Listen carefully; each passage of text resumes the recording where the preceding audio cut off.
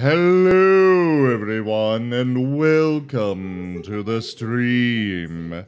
I am Razim and this is Guild Tales Dungeons and Dragons. As always, do make sure you check out the description down below where you can find the link tree, which will give you links to our Discord, our Telegram, our Twitter, and our Patreon.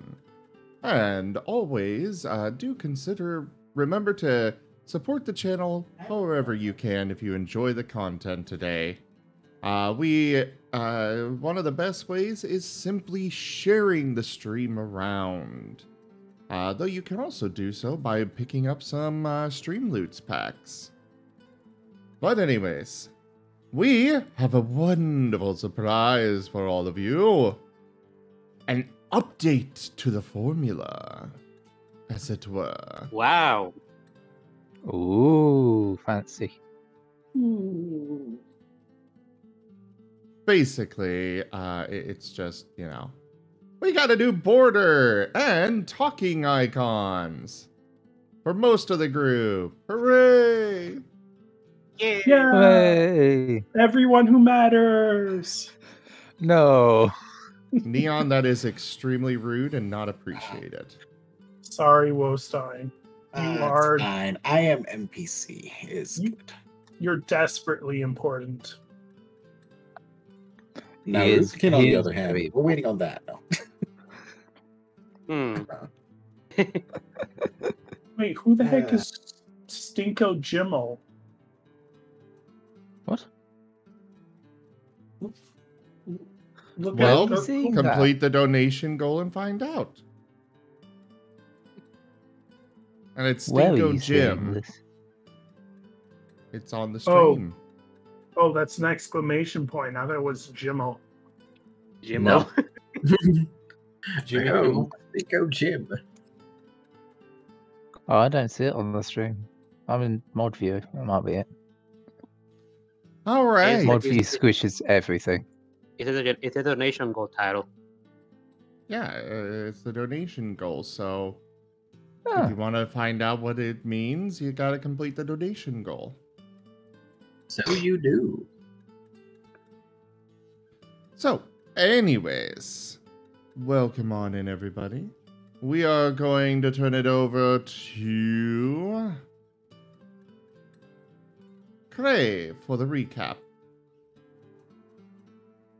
All right, so last time we had Graham coming over to Krei's house to tell him about something that Mr. Tetrahedron Head was going to be doing to his mother.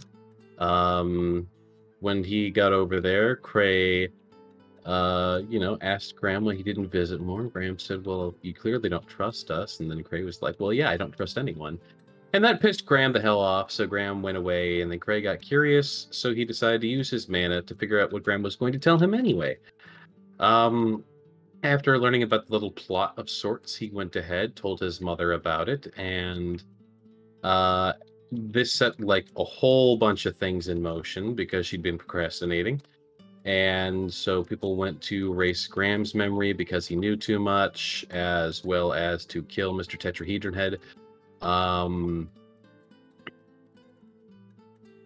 And yeah, a lot of that happened. Graham got bailed out by his daddy-o, and Mr. Isaac-a-Hedron Head also survived and was holding his own pretty well.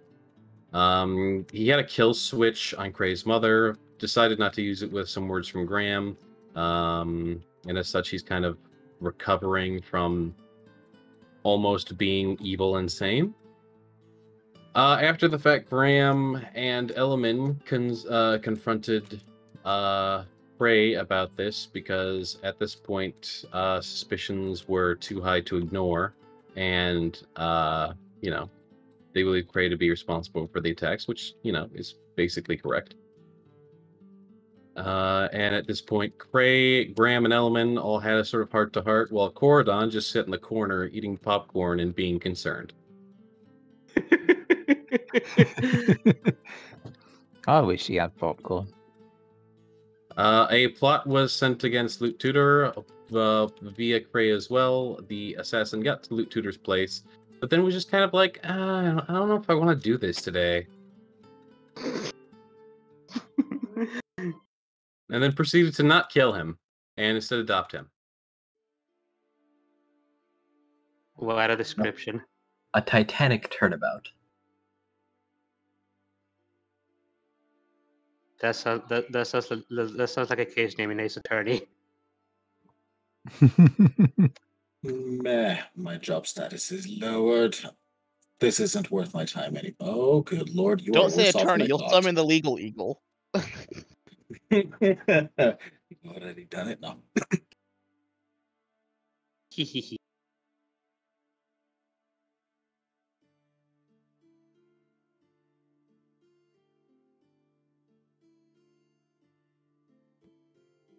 Anything we've missed or has been missed?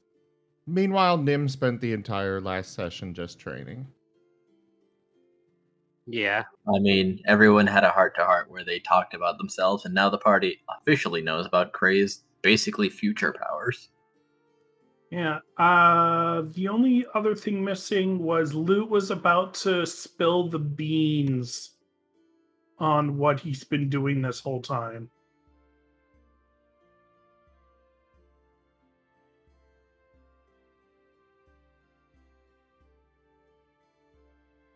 Objection! Wasn't Grandma already aware of it? What thing?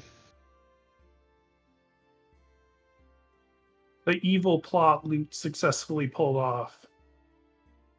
Yes. You mean with Graham suspects it. He doesn't know what the details of the plot were, but he definitely knows that Lute was basically the pawn in a plot because he's a willing martyr for the Orzhov. Fair.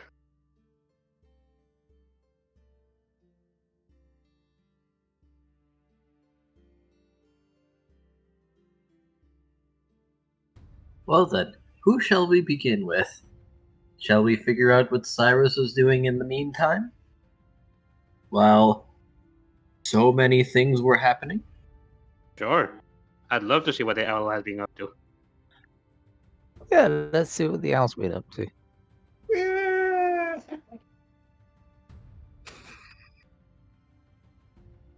Well, while all that was happening,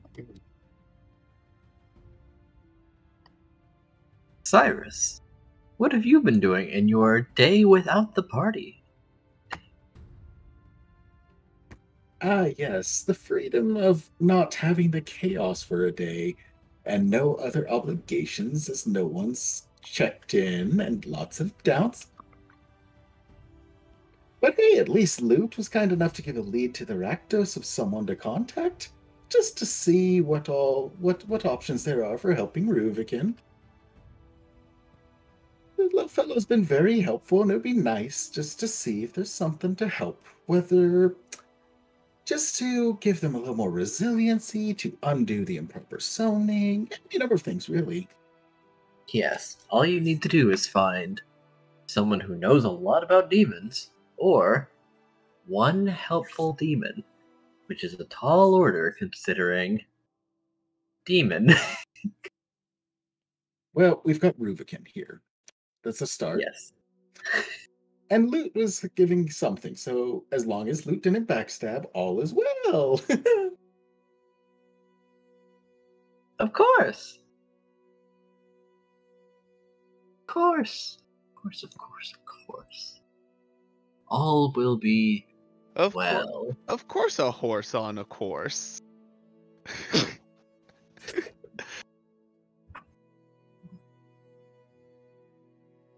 With that said, though, otherwise, Cyrus and Ruvik would likely be making way for the Rakdos district to encounter his contact. Just ask of what can be done for an improper summoning for my friend here.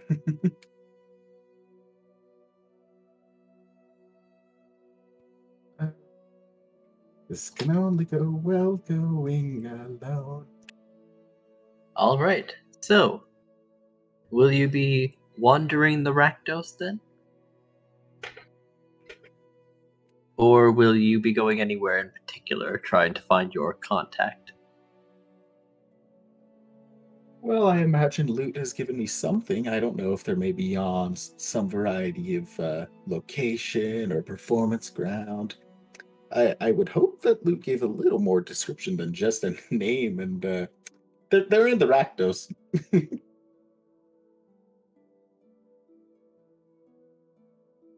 Yeah. Few other places have such powerful connections to demons than the Rakdos, but hopefully more than just general. Oh, it's in the They're in the Rakdos. Good luck. Good luck. Alternatively, you could put a personal ad in the newspaper.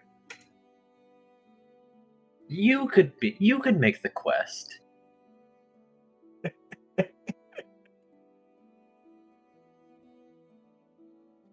Yes. And upon successful completion, you can give them monetary rewards.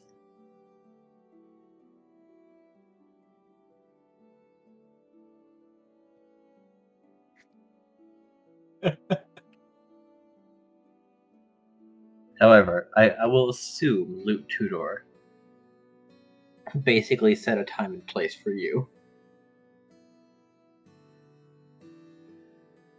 Something of the sort, I'm sure. Akin to just like directing to Krei at the library or something. Just a general area and time to check. And the ever so handy letter of introduction so that they can be quickly brought up to speed of what's requested, who's sending, and so on and so forth.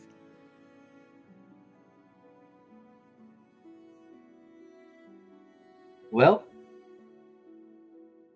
unsurprisingly, your adventures through Rakdos following the instruction take you to a campus. Oh no. A Rakdos campus. Specifically, actually, the Drama Club. Was that drama with a D or trauma with a T? Yes. Both. The Trauma Club or the Tradama Club? Tradama Club. It's with a D, I'll say that much. They're not so brazen. This is a campus of learning. It's the You gotta be drama subtle that will about that cause shit. trauma. I make no promises that it is not. This is the Trauma Club, where you can learn to minimize it to an extent if you're going outside of our district. If you're here in this district, this is how you maximize it. This is the Trauma Club. It's an excuse for therapy. It's an excuse.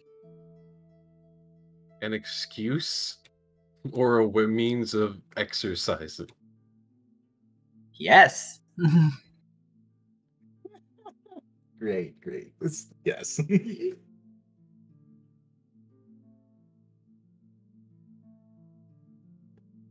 I mean, one person's therapy is another person's nightmare. You gotta find the right thing for the right person, or else. Oh, I can just imagine the shenanigans going on around this campus. So,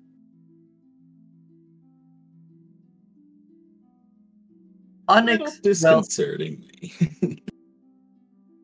So, Cyrus, what are you expecting from a Rakdos Drama Club? The owl is prepared for shenanigans on par with the party. Hopefully not too many injuries. But hey, I'm sure it's fine. Demons heal fast, right? Probably. And those associated with them. Who can say? Rubicon punched a lich. So, most people seem to recover quickly as long as it's not surgery.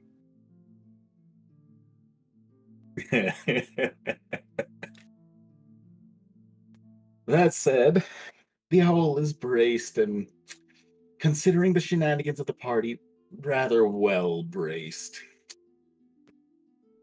Especially considering this is just something of a backup plan. All right. Walking in, everyone has a mask on. However, they don't seem to be doing any one thing in particular. They seem to be grouped up doing other small activities. But the classroom itself is rather huge and seemingly fairly well funded. Now, your contact is a dwarf going by the name, or that responds to the moniker of Honky Tonk.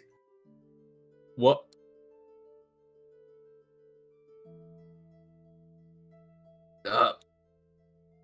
Hmm. Well, unless there's multiple dwarves in here, probably seeking the one that I can see. Well, there are a few short people, but you can probably safely guess that the one with the grandest beard is probably the dwarf. The short one with a beard. I mean, yeah.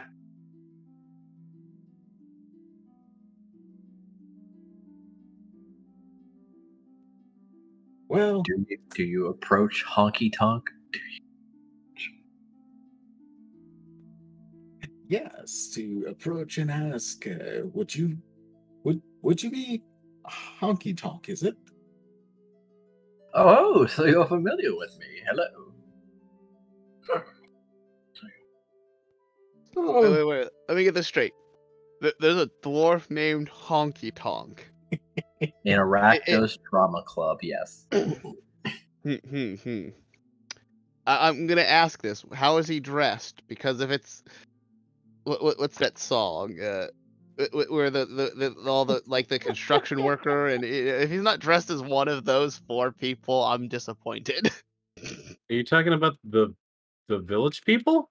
Yes. You do realize that song wasn't made by the village people, right? You know what I mean.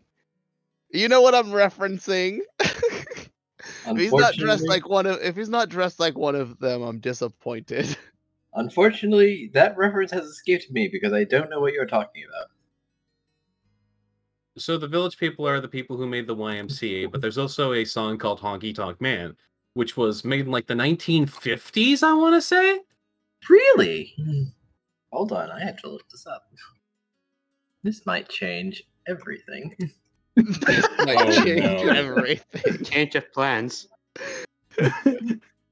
His character might drastically change. He's an angel now.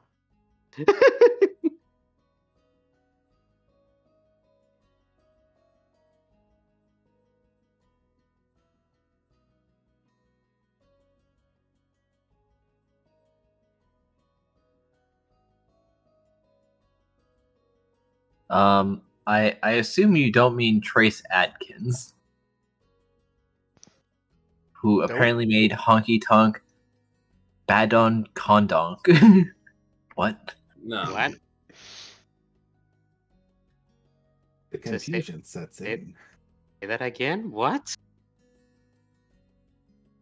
Where is Honky Tonk? Save us. No, not Jack Owens, down to the Honky Tonk.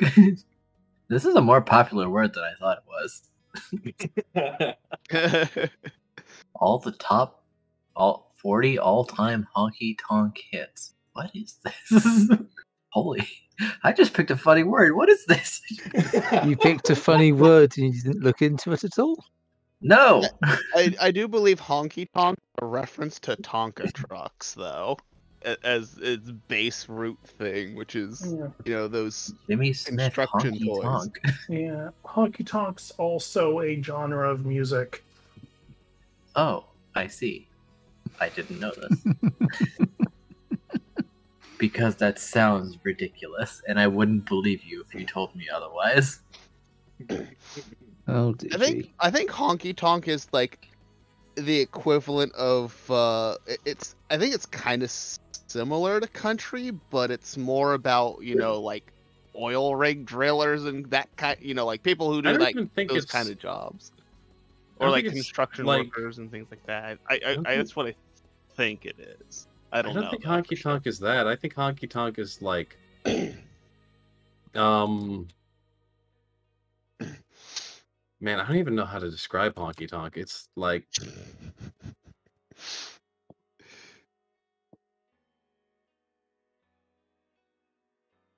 Usually, whenever I think honky tonk, I think like it has something to do with people working, though. Usually, Could we maybe get a bit more on track?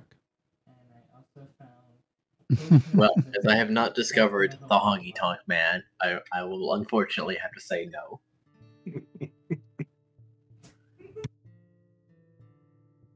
Oh dear. He's a dwarf man wearing clothes that is far too large for him, both in width and height.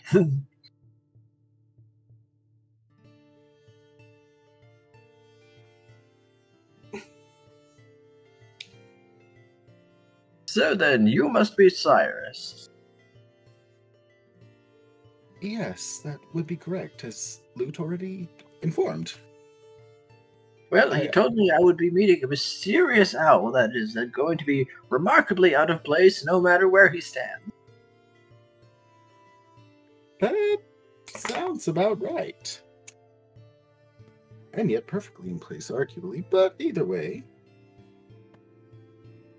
Just in case he didn't cover enough, here's the letter of introduction. I was just here to ask of a little bit of help with a friend of mine. He's going to take the letter of introduction, and he is going to fold it, open it on the wrong side, and read it again. Yes, quite.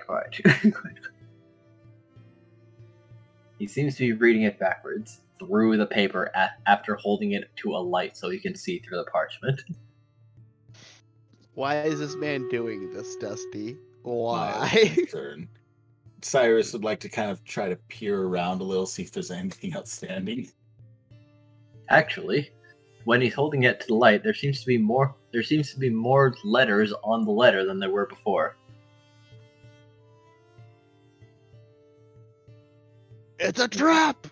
Oh, yes. An explosive room.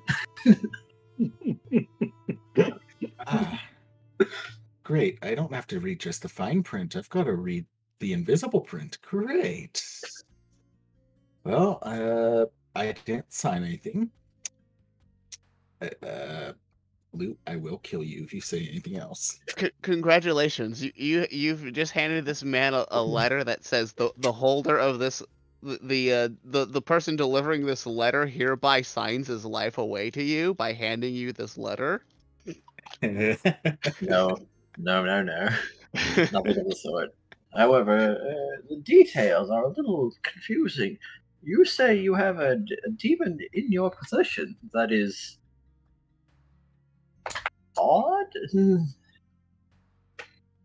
Well, they've told me improperly summoned, but yes. Improperly summoned. Unless the demon really wanted to come back, that's not normally a thing that happens. Well, that's what I've been told, and well, if at all possible, I'd like to undo it if that's possible. Well, the by most which I mean straightforward pray. way would be to banish them and then re-summon them. But unless you know the demon's, first of all, true name, true origin, and prepare a summoning corresponding to their innate worth, that's not. Well, that would be the most straightforward method. Fixing a summoning, however. Interesting. And he's going to throw the letter on the ground and then start placing other pieces of parchment on the floor around it, making sure that they're smoothly on the ground without any creasing.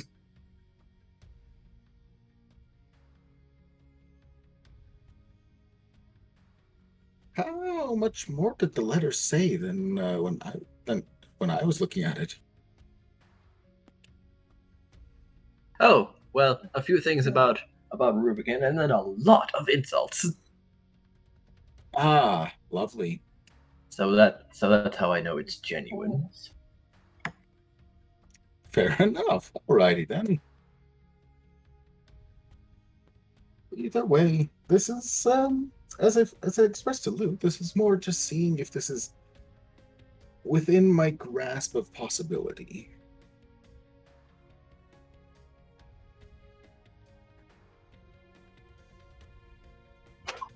Well, there's two things that I have to do first.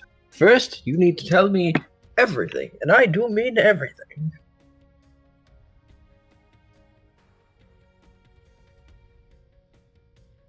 Then, I'm going to cover Rubicon in ink and press them against every piece of parchment until I can decipher something.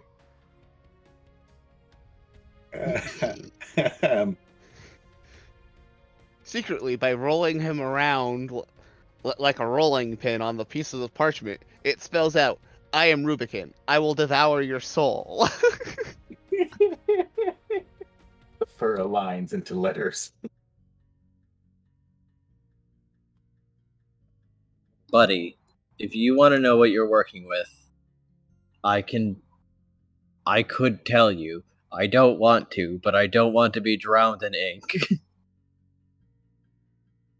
No, I insist. You piece of shit.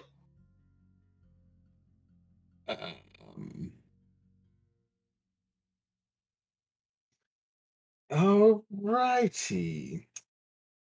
Checking for Rubicon and asking, first off, are you okay with this?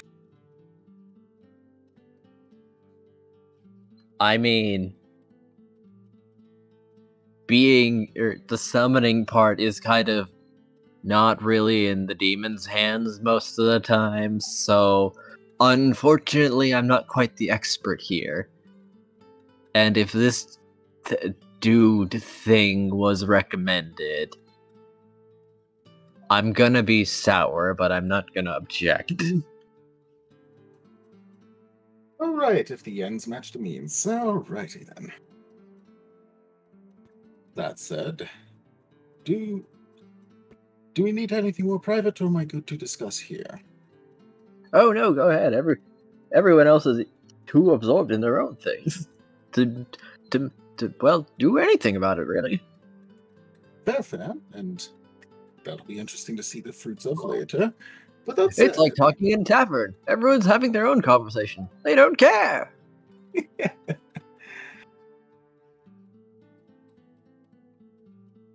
Well, either way, from what I understand, Rubicon here was summoned for oh dear, I do forget exactly what, but a fellow attempted to summon Rubicon, not myself, and Rubicon was summoned as this gerbil. I don't know what went wrong, and I don't know where this individual is yet, and I can figure that out if I have to. But from what I understand, Rubicon produces these teeth and can adjust the effects of them within the range of his ability. What we're looking at is seeing if we could try to remove some of the limitations resulting of this poor summoning. Even a few of them would be nice. Maybe something a little more survivable or more forms. I don't know. Just something to help him. He's been great, and I'd like to give him this hand.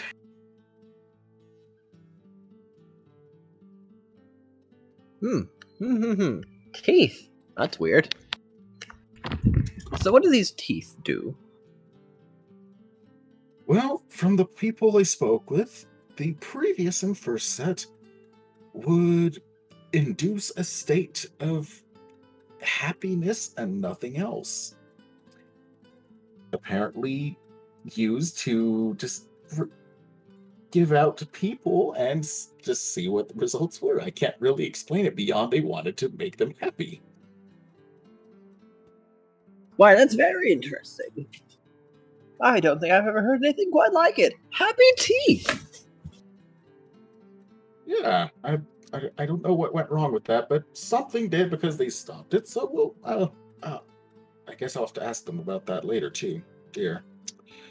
Well, either way, My first contractor was a man named Grieville.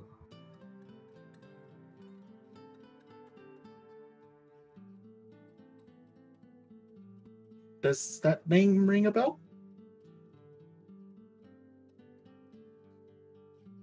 Grieville, you say? What was Grieville about? He wasn't really about anything. He was a halfling man who thought his yellow eyes were special, but he just had jaundice. Oh. Oh no.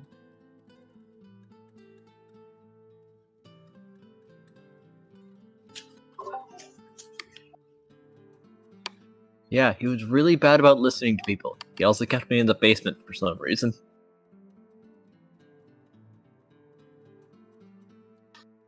Also, he sort of made his house my domain, but then the house burned down for reasons, so I kind of lost my domain.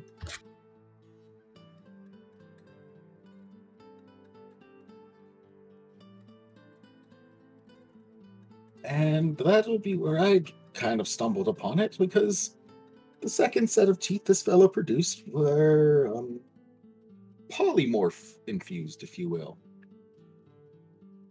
Hey, they didn't like happy teeth. I made different teeth. Yes, It's angry.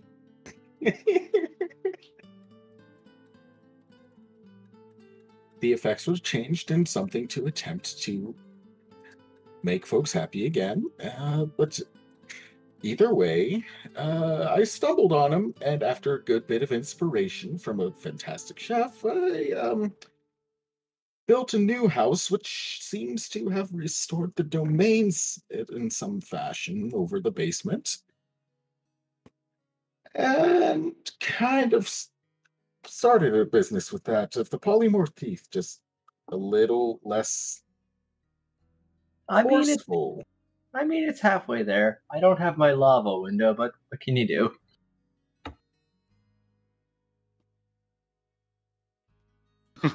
With enough enchantments, I'm sure we can make that happen. Actually, come to think of it, we'll keep that on. We'll keep that in mind. Yay! Anyway, Yes. so, dude, what else do you need? Well, You have weird powers for a demon. Yes, I do. Are you serving under anyone, perchance? Why, yes, I am. Could I have their name? Dwyrgus.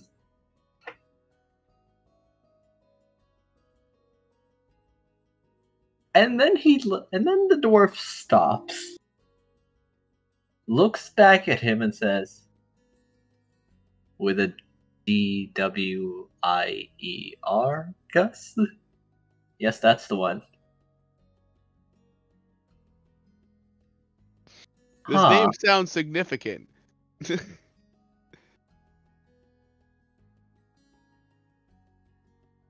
I see. So you have change powers, then? Yes, that's right. From... Cool. Cool. Okay, how did you... Did he, just waves his hands through the air and then points at Rufkin? Well, I was guarding something once upon a time, and then some people came in, wanted that thing I was guarding. We had a disagreement, and then I went back to hell. And then I really wanted to come back, so I saw someone's just opening a partially finished summoning circle, but firing it anyway. And I thought, neat, I'm gonna go there before anyone else. And I did, and that was a mistake. The dwarf is looking a lot less jovial and a lot more tense. So, Ruviken, was it? Yep, that's me. Well, I'm not going to dunk you in ink. That is a wise choice on your behalf.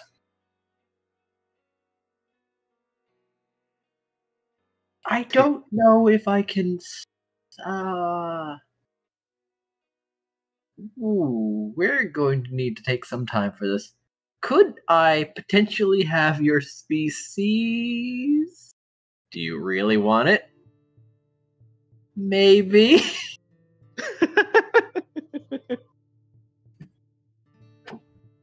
And he looks over to Cyrus. Well, I don't see why not.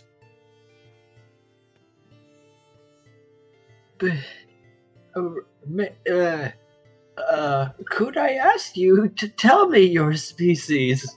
You may. What is your species? Oh, I'm a Mollydaeus. Cool! Oh, what a now? Mollydaeus. Onomatopoeia. What is that? Big, powerful fellow. Ah. Oh. What? Don't worry, it'll be perfectly fine, I'm sure, and not fueled by concern and fear of the party. Nothing could go wrong. Absolutely not. They're not a species that's feared even by Baylors. They're not It's a very interesting sort. just very interesting. Just very interesting. This is all going over my head, but I am really concerned.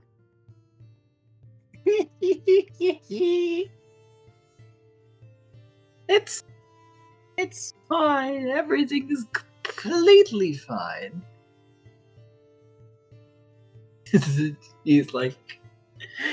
He's going to pick up all those papers that he had scrawled things down on, or that he'd laid down on the ground, start furiously writing on them, hand them to Cyrus, turn him around, Quick, and push look him out over of the there! And classroom. then whenever you turn around, he runs away.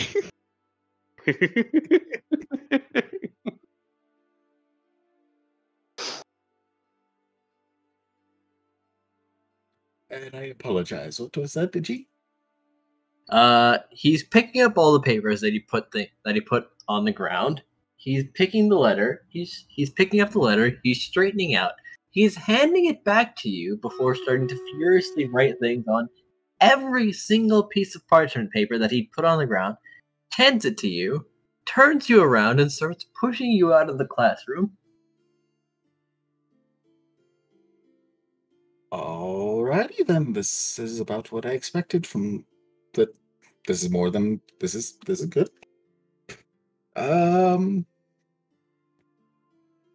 Yeah, I figured this would happen.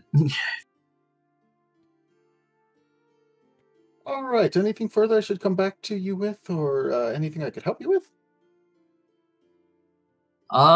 Yes. Find someone else. Goodbye. Okay.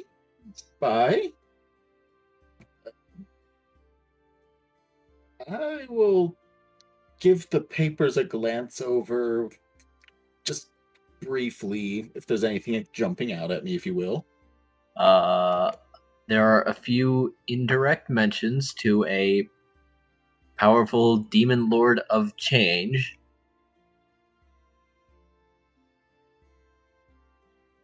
Oh, yay. Information to work with. Good. That Yep. will do. I guess Um, I'll have to thank Lute later for that, a at least. few different recommendations to apparently other people who are more passionate on these subjects, and one mention to the cooking class. Ooh. All right, Rubicon, we've got things to work with. Oh, hey, he was actually handy and didn't just go nuts. That's nice. That's why I went to Lute. I was hoping that this would be the case. All right. Well, Rubicon, does anything catch your eye around here, or shall we return home? I'm surprised he knew about the Chrysalis Prince, but hey, I'm surprised every day, I guess. Just You like should I'm be surprised more I'm worried still about alive. the things he's saying.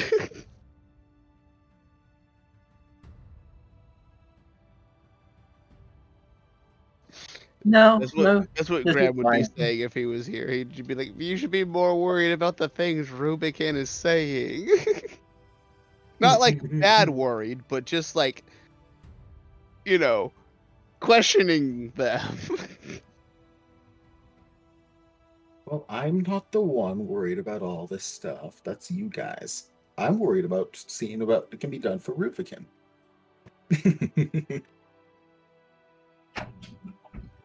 That said, if Rubicon has no further interest in the area, I'll start making my way back. Well, probably not in here, unless maybe there is some other interesting characters you want to tease for a little bit. I think I saw a mouse in there.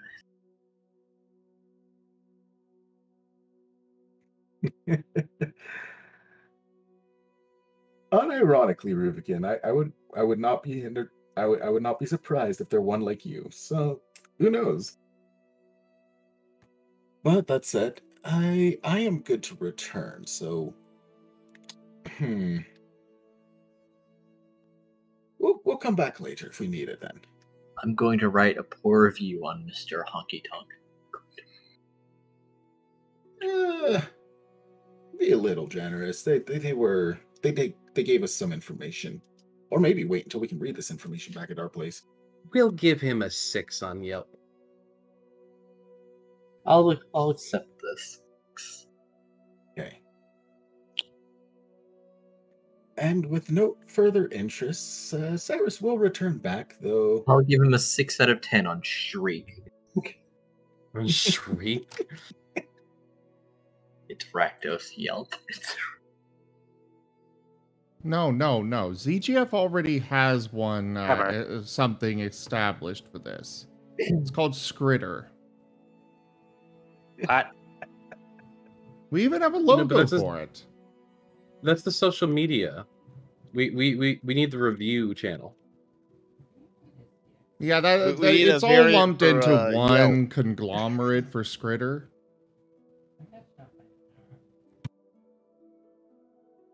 How multi-purpose. I see. So they're turning into Microsoft. Yeah, Google. More like Facebook, but yeah.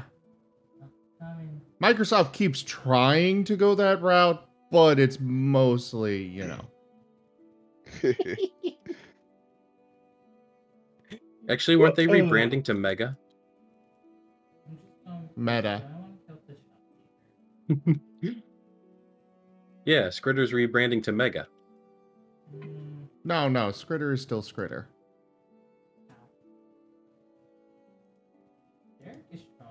That said, Cyrus will be happily on their way on back with some new information and talent and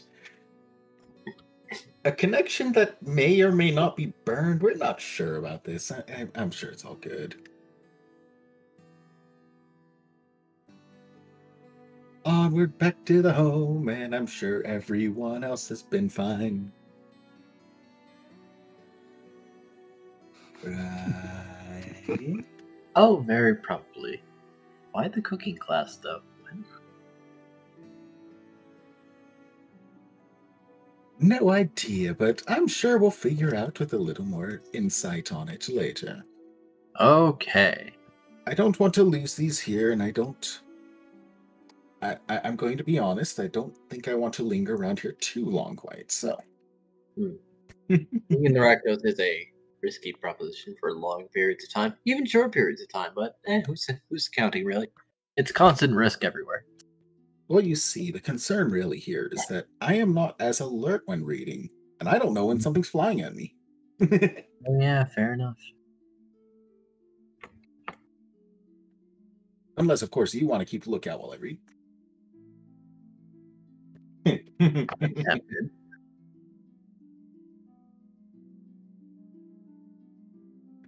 Shall we return to the others, as this would I'm sure this would take a good chunk of the owl's day. I'm sure, probably. Well, along with general browsing in the Rakdos and constant looking over your shoulder to make sure that there isn't a knife-wielding maniac just casually there, perhaps stabbing someone else and then looking for the next victim. Or practicing their knife throwing on people, with the occasional miss. No. I mean, Exactly.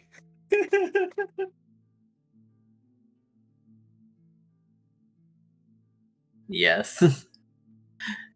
This is probably taking a grand portion of the day, as well as getting permission to enter the campus.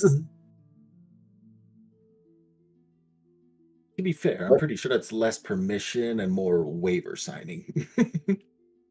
Yes. Don't do anything to the students. We'll hold you accountable. If the students do something to you, well, you came at them.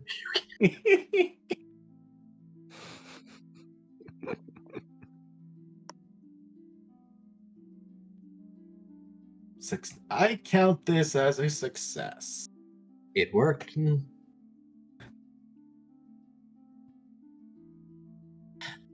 And so the owl leaves with more knowledge and deciding not to worry about all these things he's heard. Oh no, there's a touch of worry, but there's a time and place for it. Plus, the owl trusts Ruvigin well enough at this time. Yep. Especially in light of a lot of recent things. So yes.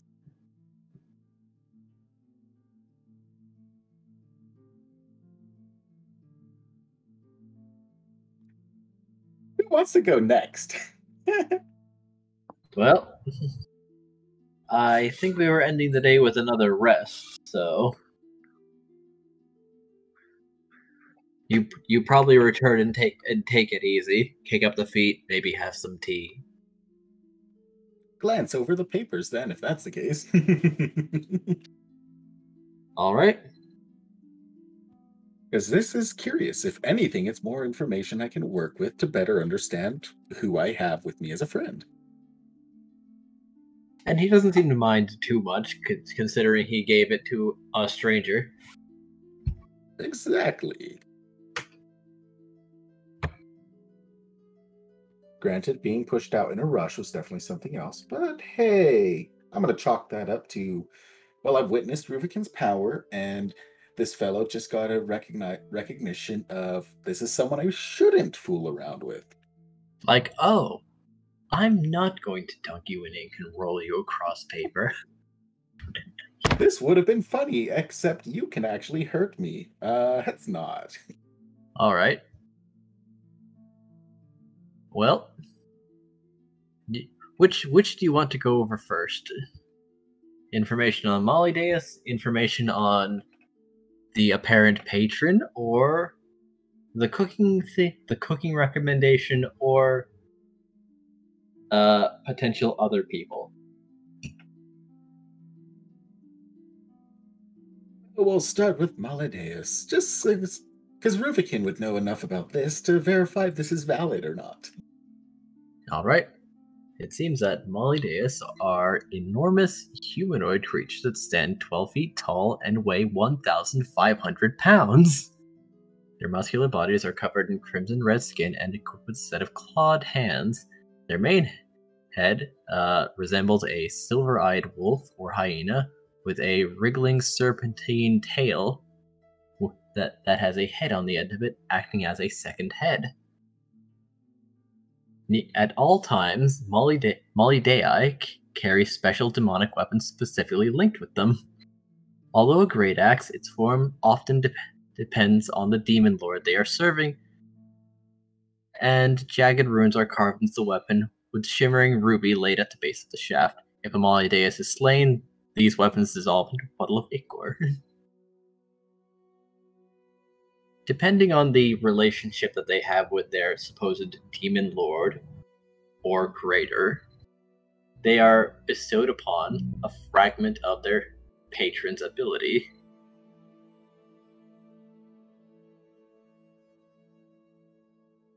Well, that so far checks out. Rubicon has no objections to this, and it makes mentioned to the heightened awareness and true sight that apparently Molly Days have, along with their numerous resistance and grand physical prowess that basically make them the wardens of hell, that generally seem to exist in a strange place outside the regular abyssal hierarchy.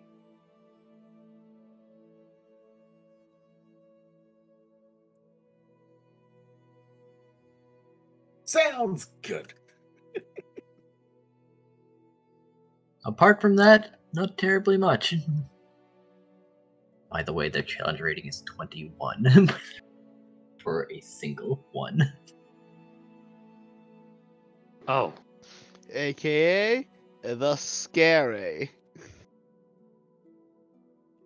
You don't get to be a warden of hell. You don't easily. You don't get to be. Sounds befitting for a guardian of was it the red mana piece you said? Yep.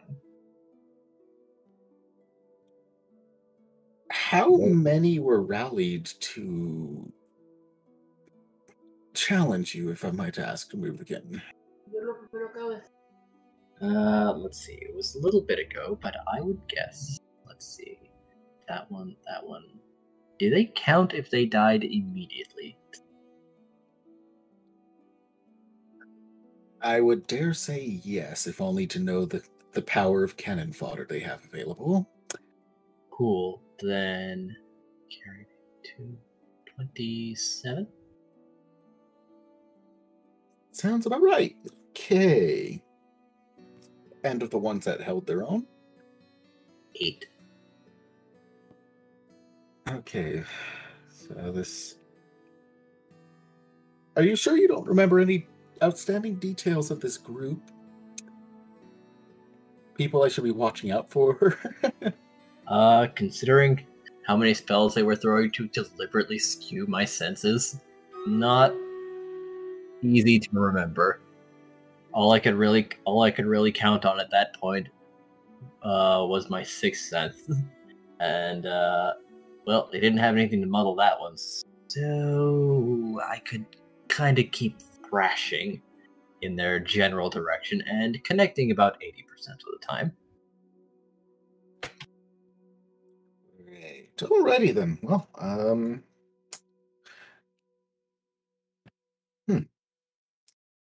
I'm mildly concerned that you say a group of this 27 and the group that I'm working with is only a handful, but oh well, I'm sure it's fine. You'll be fine. You'll be fine, probably. Besides, I can punch once. Yes, that's what we're trying to undo if we can avoid, but we'll see about that.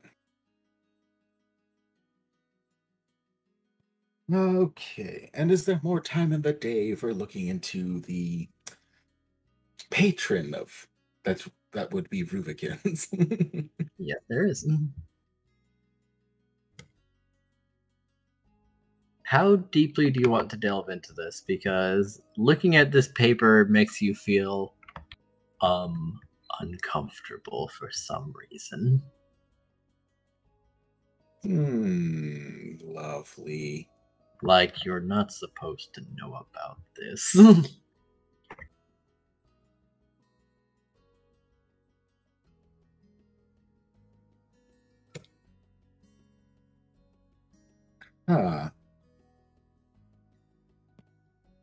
Ruvikin, do you get the sensation, or is this fine for you? Oh, well, I mean, if you know about him, he'll know about you. It's kind of a give and take. So do you want his attention?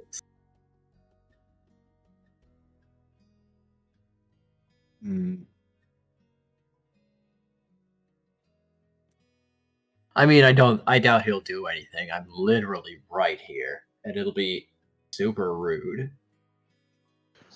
Rubicon is just the tail. He's the tail head. That's why he's so small. I mean, maybe. Why he turned into a gerbil, no one will know. cannot believe I turned into a rodent. How utterly insulting. I turned myself into a gerbil. I'm Gerbil Rubicon. Foolish, tarnished, I have grafted thyself to a pickle.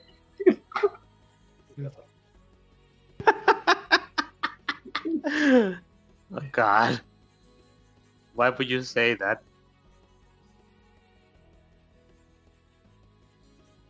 Well, once the reference was started, I have to. I am Godric the Pickle! I'm Godric.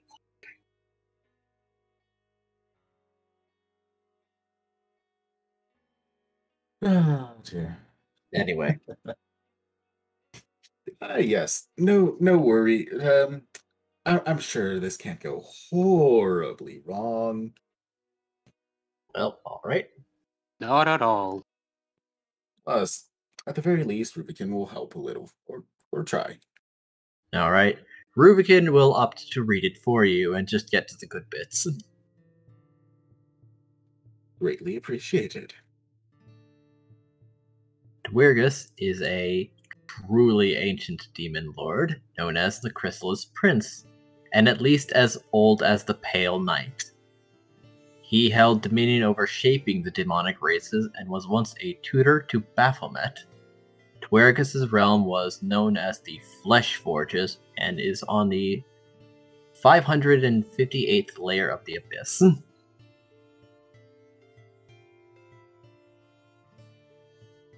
So yeah, he's responsible for all their shapes. He is also a constantly shape-changing, basically tub of flesh.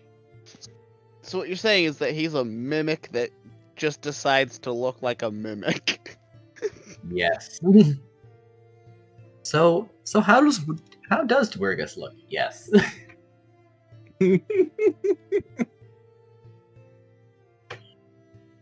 I can't tell you. It's changing literally every second.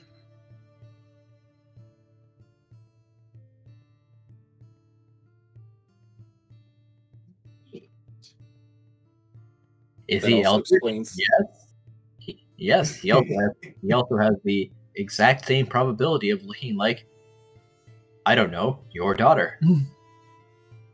How does he know what your daughter will look like? Well, I don't know.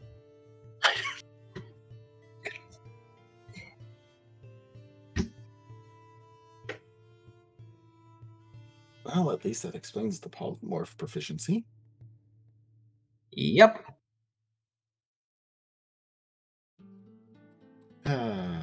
Okay, well, we'll see.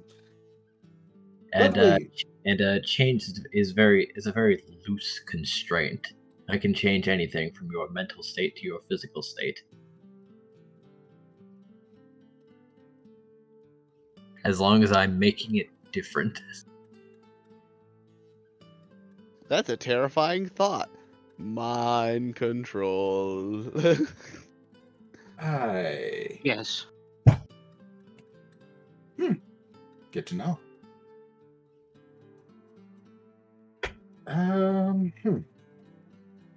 You know what? Why not? Let's give the cooking class a look. It's so out there. I'm mildly curious how this would be.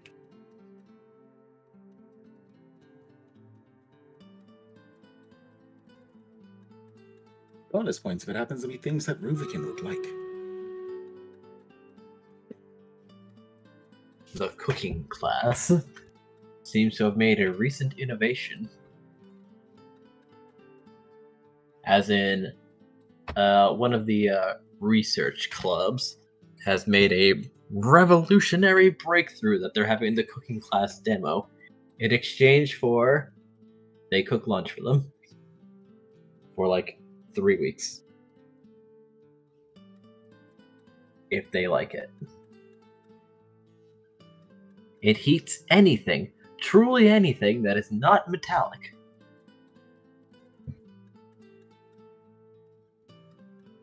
This is interesting yet concerning.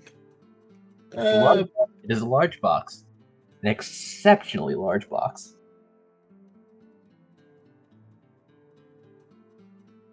Oh no, they've created a microwave.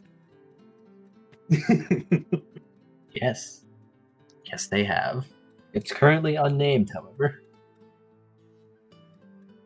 And the Microwave function is, potentially. well, they're not going to tell you, because then you could steal it.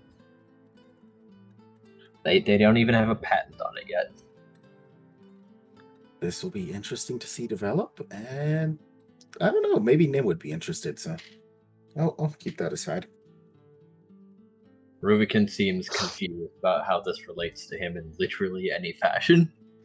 You use the microwave to bribe Nim, but for some reason, Nim just senses deep hatred for the microwave.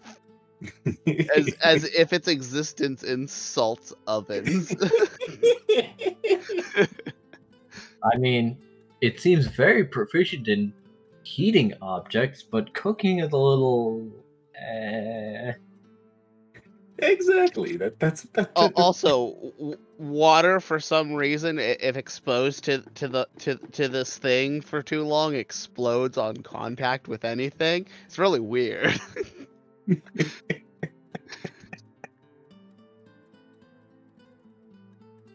And test results from putting anything metallic inside have gone poorly.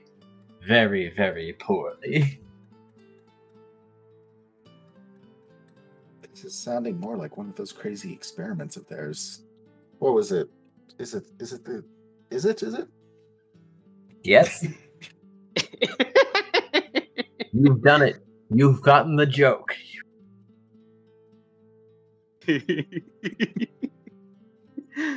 Amazing. Congratulations. It is the is it. This should be an is it experiment.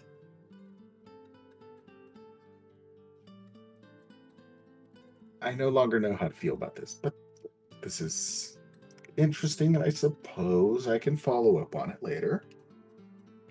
Oh, let's see what else. Oh, right, those I can contact. Let's see what they wrote down here.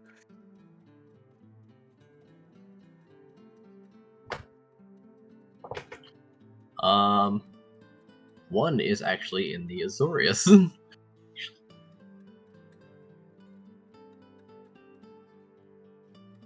And it recommends you to see if you can't buy the check out a Demonomicon. Demonomic. Ah, yes, playing with all the things that are unknown.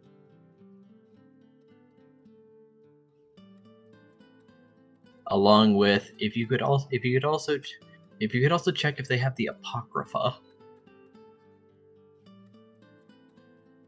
That could be very good for cross-referencing.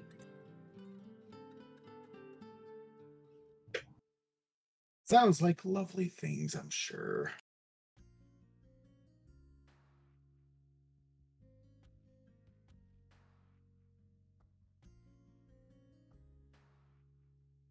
The second thing is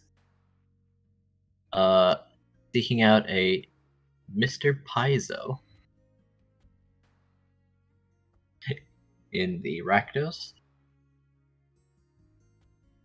as he seems to be a more professional demon summoner, but he tends to be expensive, as he will charge for labor. He will charge more for labor than he will for materials.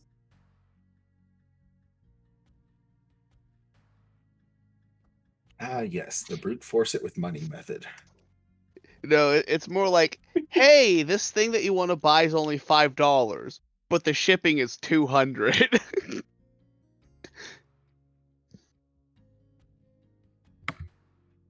Yes.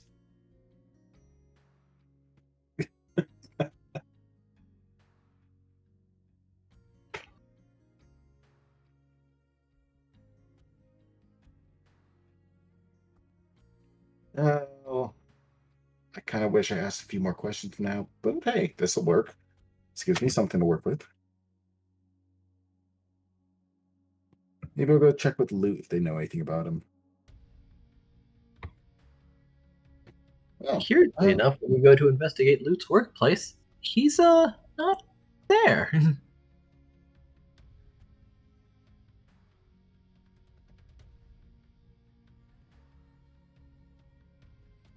He seems to have been taken by his most recent client.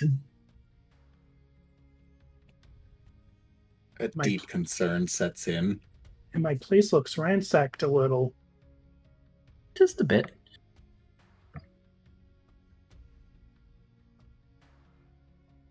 Just a smidge. And a cup of undrunken tea on the table. The owl, yes. Concern. Just gonna wander off, find a nice alley to drop into, cloak, and take off away from the area now. Keep an eye out on the ground for anything resembling anything suspicious, but not really anything I can do there.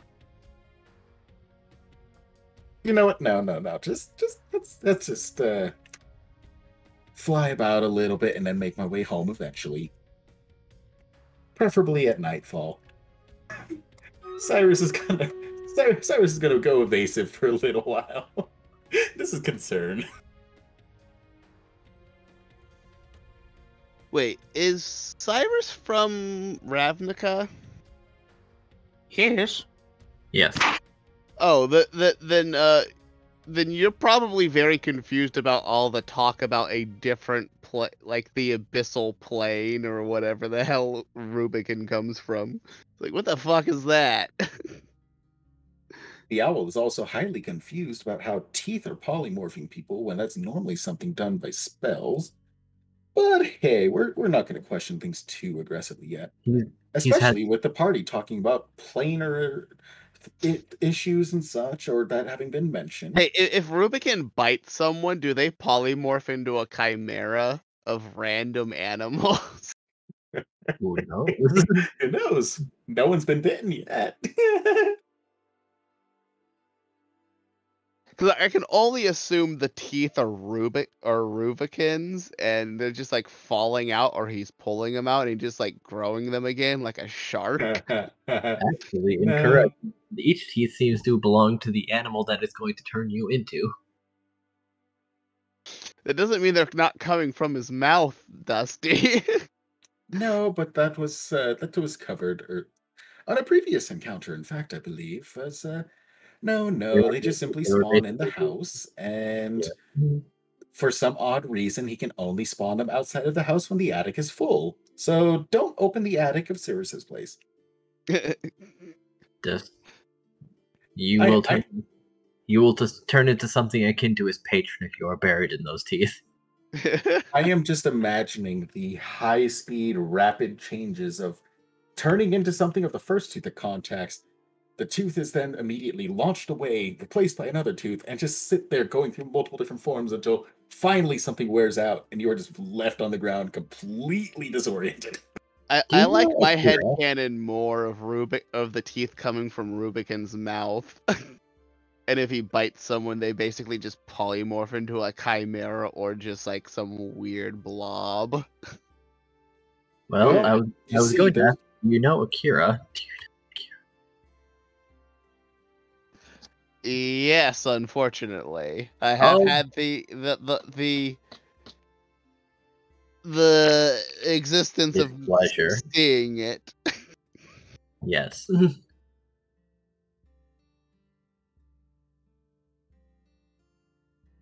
Well, with your desired canon, I ask you one question. How do you think a gerbil with a Tarrasque tooth looks? Oh God. Hilarious is my answer. Always remember Markov. Probably more like a Tarrasque tooth that has like a gerbil biting into it. Yes, exactly. Again, it's why I like my headcanon for where these teeth come from more. Well, you've only heard stories of the owl's background. I'm sure you can imagine some fun nonsense like that. It'll come up someday, I'm sure. Their way. Cyrus will make their way back to their house at nighttime and just kind of try to just very cautiously enter and go up to their room, make sure everything's in order, and then go ahead and get to rest. Await the next day and hopefully awaken. Yes, you awaken just fine. No one seems to be headhunting you today. Yay! Isn't that grand? Heck yeah, another night for Cyrus. Whose problem am I becoming today now?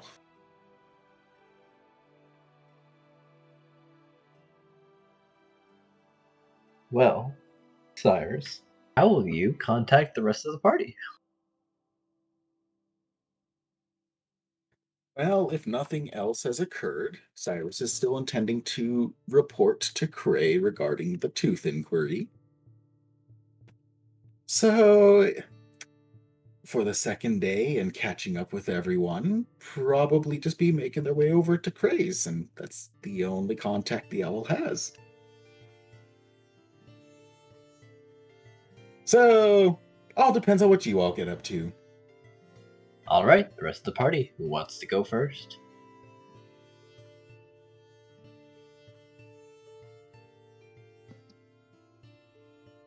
Well, if no one else wants to do a thing, then I'll have Graham do a thing.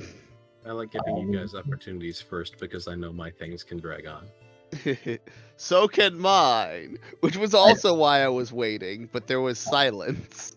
I can, Yeah, al- but you're- I can also volunteer Lute, as you have been adopted and are now in a very strange situation. Ah, that's a good idea. I would like to hear more about this.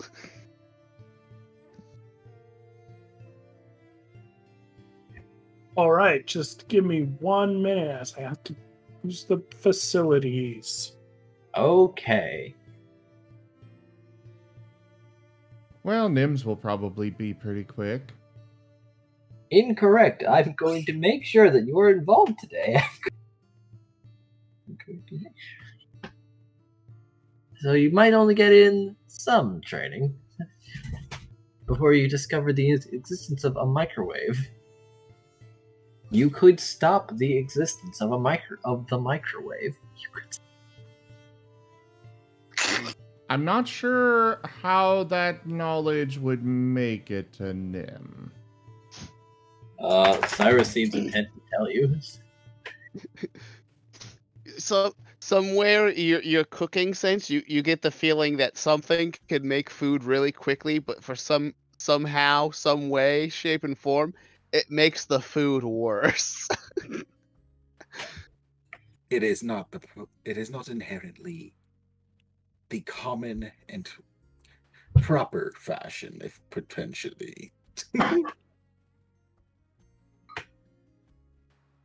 Maybe. Who knows?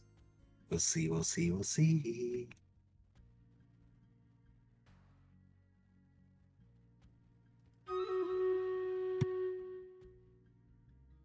I'm back. Welcome back. Welcome back.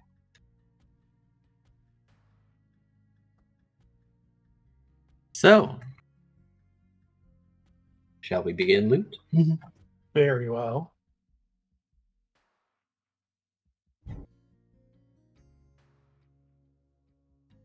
You wake up in a,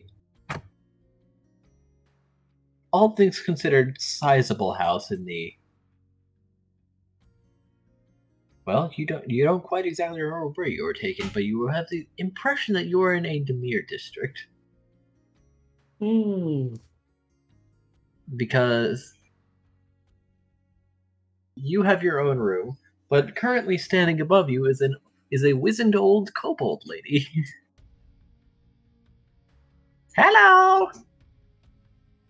Hi. Hello. Oh no! It's Grandmama. It is. You're in for a treat. Or death, one of the two. You and the new boy. Yes, it's the first time I've had a father. What? No. I'm not your father. Am I? Hold on.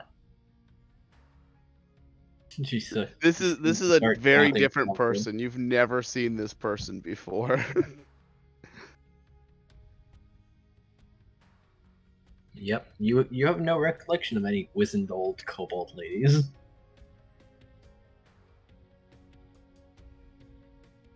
Yeah, I'm pretty sure this is a new person. She seems to be checking something before saying, like, no, I'm not your father.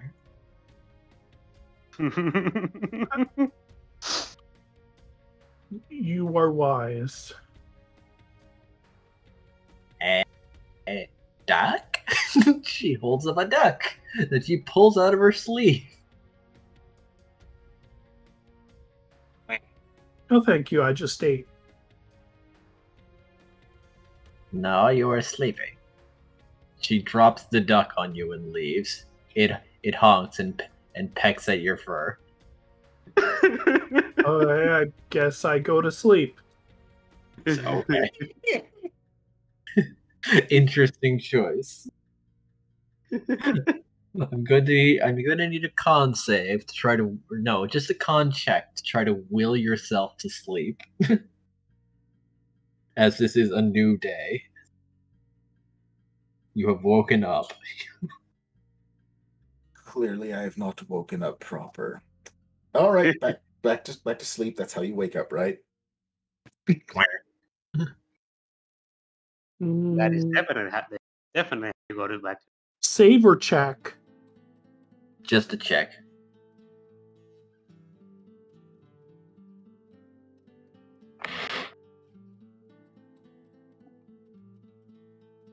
Your effort is mighty, but there is a duck pecking you. I could probably deal with the duck. Which in my inventory could deal with the duck? I have my It is magic. quacking very loudly.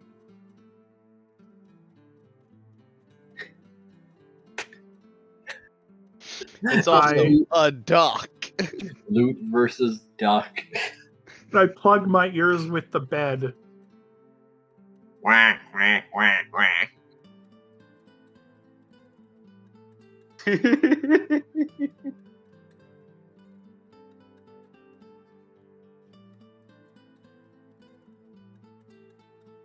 It settles down and sits on you. All right, that's good. Now I sleep. Okay. Congratulations on your duck roommate.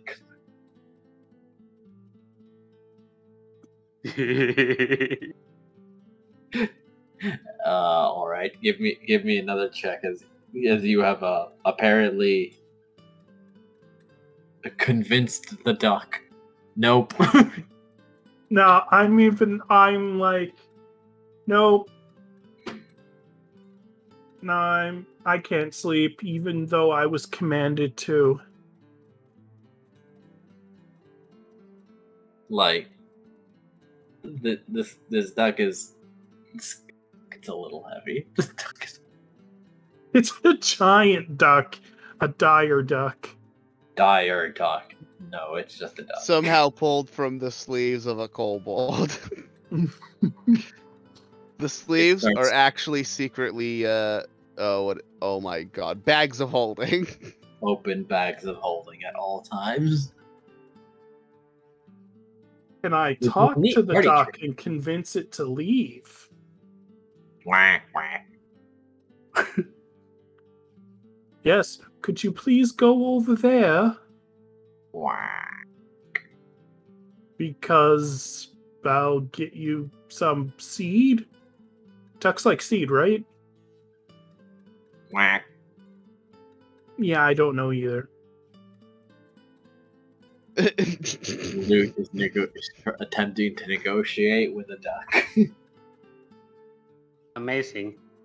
He just joined the party. And he's already going insane.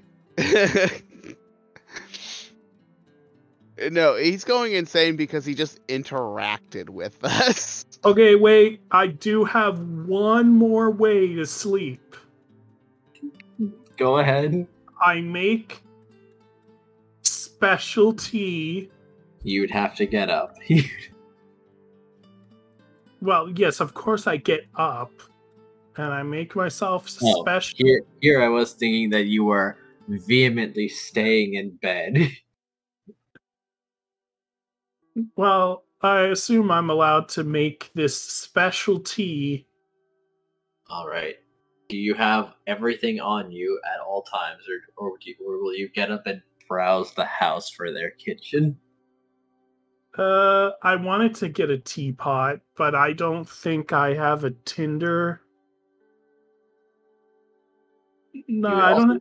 Be making a fire in your bedroom. Yeah, I don't have like a magic tea kettle right now. I'll have to get one in the future.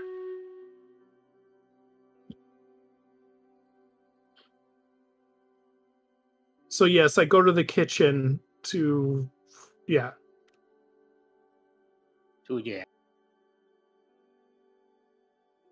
Because apparently I have to go back to sleep. Yes, sleep so you can wake up for real.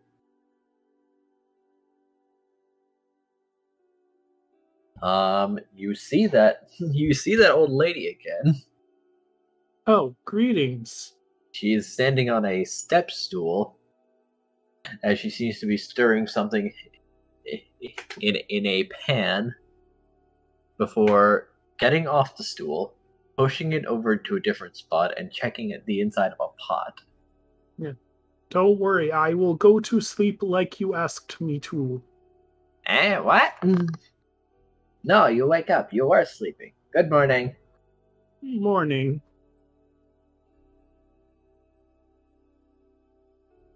Wait, she snuck into my room while I was in bed? Yes. Oh, I didn't catch that part. No, you woke up and there was this wizened old kobold lady basically looming over you. Oh, in my head, I woke up, went downstairs, and there was this wizened old lady. Okay. No, that makes a bit more sense. That was in your room. Sorry. Yes, I'm awake. I put away my specialty that I don't need to make now.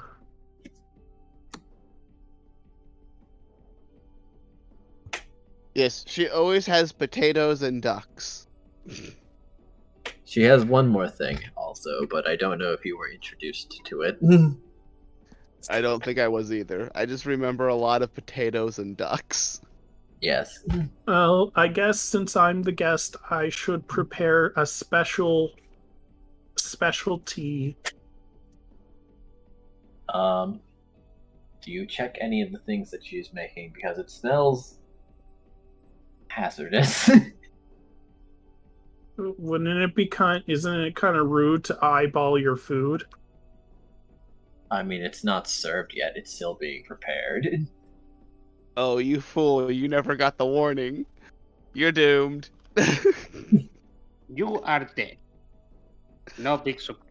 Congratulations. You found death. Okay, while I'm aware out of character that it would probably be a really good idea for me to check this pot of poison. In character, I think he's treating her like a woman servant or possible grandmother figure. So yeah, that makes sense. He's just going to make tea for both of them. Here's a question. Do you use any of... Actually, you know what? Just using your character probably wouldn't know this. Probably just using a pot that she's used is probably even a bad idea.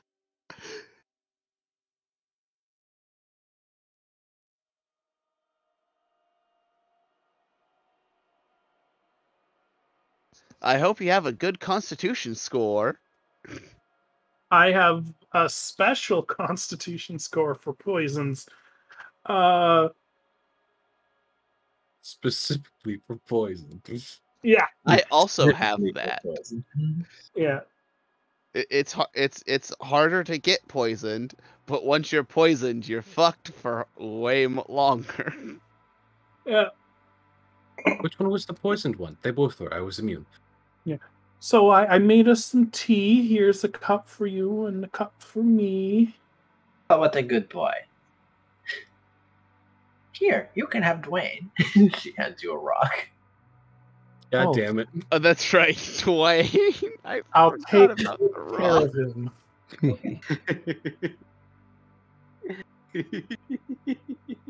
Lute's kind of wondering why he is being taken care of. Son, who's a little out to lunch, but he's also in the Dimir district, so she could secretly be a spy.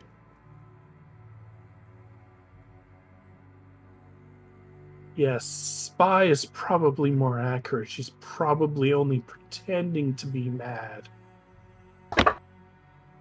Yeah. Let's go with that.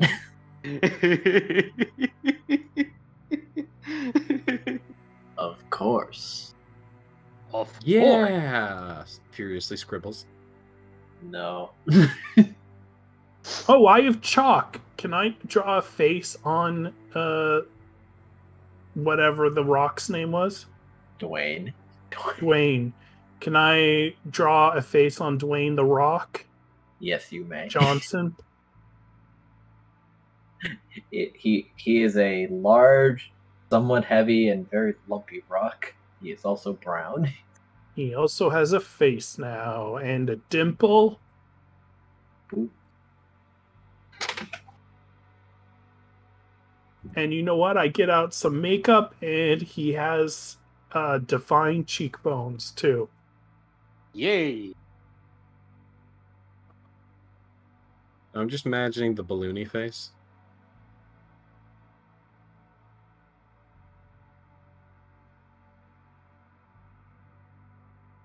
That's the best. That's the best I can do with the situation. Ooh. Pretty up, Dwayne. Yeah, I hand her back Dwayne. The pot is on the top of the pot is on fire, but It could She be a doesn't- flambe. yes, it could be. She'll look back and say, "Oh my god, that's pretty good. You're Diana now." Oh my. Excellent. Perfect, I guess. Is the food supposed to be on fire? What? Oh my god. Oh no. I'm sure it will be fine. Until your nose starts to bleed from inhaling the vapors of the burning pot. I mean, That- she's getting a face full of it, and she seems fine. But that is Right. also potentially not a good sign. Who can say, really? I'm pretty I- sure she is immune to all poison. There's no way that she's not. At this point. I don't. In fact, if you touch her, you're poisoned. Unfortunately, I don't know how to cook according to. Oh wait, no, I have a high enough charisma. I could probably get away with cooking. What? Charisma? I Yeah, have a and high this enough is a- charisma. I can cook. That's not a wisdom-based thing. No, I just No. gotta charm the food into making itself. No, and in fact, Excuse me? what I do now is I sous chef and transform this stone soup, called the stone, into actual soup. Considering it's on fire, I'm very sure it is not cold.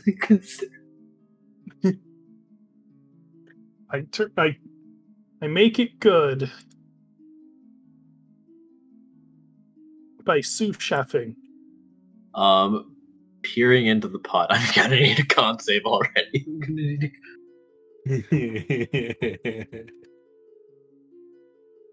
Is it poison? It's something, because the fire seems to have created a crust on the top that she is mixing back in, and the contents of the soup are putting out the fire. But would my poison resistance count for this? Yes. Was this the poison lady? Yes. This is poison grandma. Oh, This is Morath's grandmama. 16. You passed. Okay, so I'm like... It feels like 2 entire peppers were just shoved up your nose.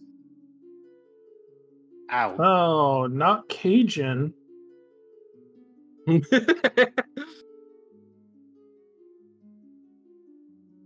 Briefly, your eyes water and your nose burns, as well as a portion of your throat. Grandmama, I think you added too much spices. Why don't we try this again? And I sous chef her brains out. What? Oh no, it's almost done. Look, see, it's turning blue. Can I charisma to see if I can special it?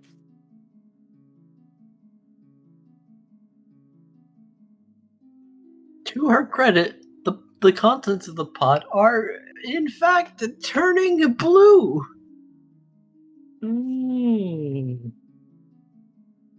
Okay, what do I have in my inventory that would fix this? Pitcher of syrup. She's pushing you aside to get back to the frying pan by moving the stepladder to the side, where it seems to be fried potato wedges. Swishes? Wedges. Fried potato wedges. Oh. And I season them correctly, or I try to. You're pretty sure that the insides of a potato shouldn't be tinted purple, but I guess that's fine. That could be a purple potato. Those exist. Of course. Oh, wait, no, those are called blue potatoes, and they're purple. Amazing. Purple is just a degenerate shade of blue. So, from what I'm gathering from all this evidence, is that all this food will kill me if I eat it. It's not a guarantee. And it's being served to me. She seems to be making quite a lot, so it's probably more than just you. Considering she has made a whole pot. Whole pot of greed. My god. No. A whole pot of blue. Okay, here's what I do. Is I make a special blend of tea. And it will be sleepy tea.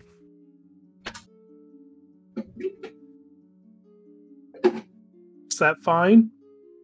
That would be fine. All right. And I sit down at the table. Knock yourself out.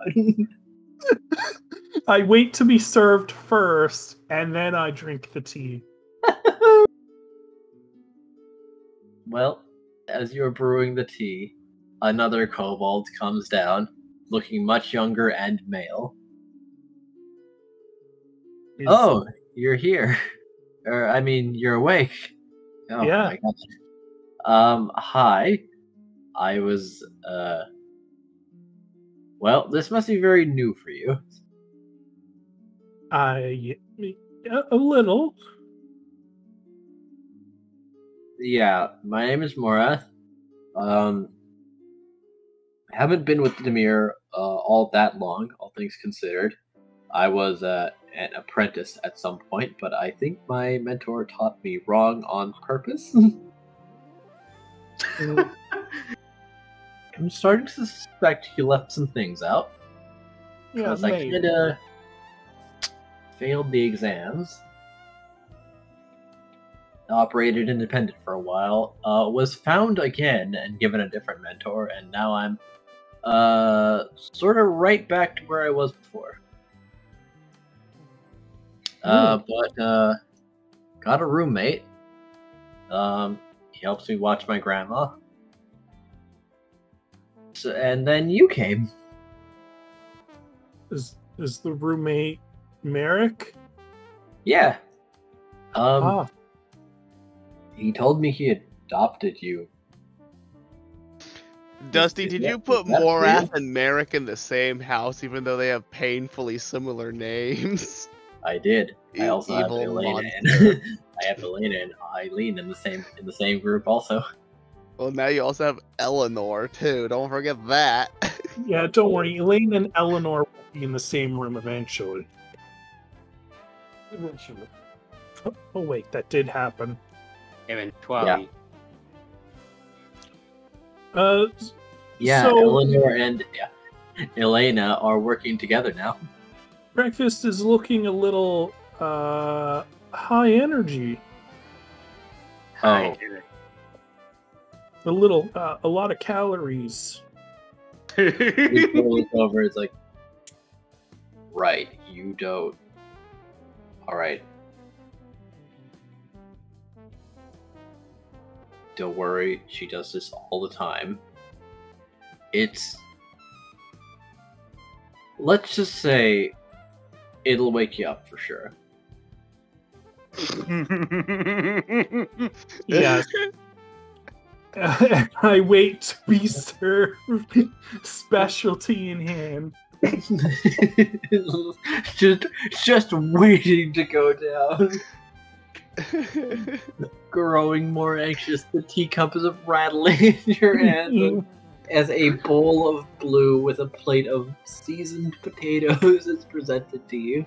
I look at it in sheer horror, a sweat flowing down my face, bringing the tea to my lips as I purse, trying to nonchalantly end this for myself as I take sips and then gulps quickly. Fucking take a shot of NyQuil. I still have advantage on this roll, so I could be really unlucky and resist my own tea. I resist my own tea! No! Yep. Oh no. Is your tea the antidote? No, his tea is to knock him unconscious. This tea would have knocked me unconscious, but no. Yeah, I get a little bit drowsy. Now watch as you fail the other one. Yeah, I get a little bit drowsy. I fall face first into the food and then immediately wake up. Fuck! Oh no! Merrick comes down. He's a little late and says, looks at your face covered in blue substance. Ah. Well, you're certainly a lot more braver than I was the first time.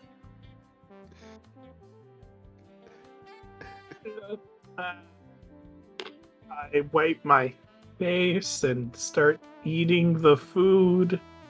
Your napkin is beginning to turn rust-colored. And that's a paper napkin. It's deep frying my napkin? No. Your napkin is turning rust-colored. Deep frying the napkin. Do I have to roll Constitution for eating it now? No. Yes. You have to roll Constitution for everything that this woman does. I'm going to count It this won't, as it won't necessarily kill you, but it'll do something to you. It's a poison, so 13. Uh-oh. That's the you have failed sound. Well, Uh-oh. where do I begin? Lute puts a In the best place, the effects. Lute The puts a spoon in his excruciating, terrible death. That's where you begin. Well, for starters, placing it in your mouth, this is both soft and gritty at the same time.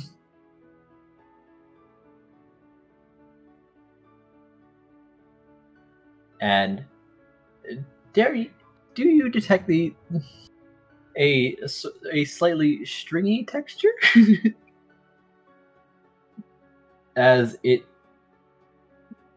you swallow, your entire body is now a cold tingling, as one spoonful has terminated your hunger, all right. Oh no! As your entire body begins to shake, and then it's very hot. You're really sweating. You can really feel the blood flowing as, like, your body seems to have kicked off into something of an adrenaline rush, probably realizing that it might be in danger. And then it stops. You feel fine, actually. Oh, yay. You have gained 5 temporary hit points. Yay. I like the heart attack haste one more. Oh, well, he's only had 1 spoonful. Lute is happy. He almost thought he'd have to drink the killer tea just to make it end. Putting it back away as he looks at the meal and finishes it out of politeness, knowing that he does want to kind of stop eating it. Nom.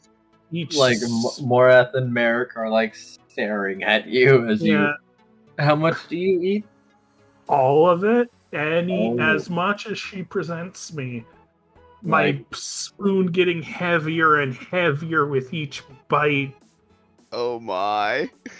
I'm gonna have to ask you to roll 2 more. Oh no. Bearing in mind, this is also the fellow who was prepared to perish the day before. 11.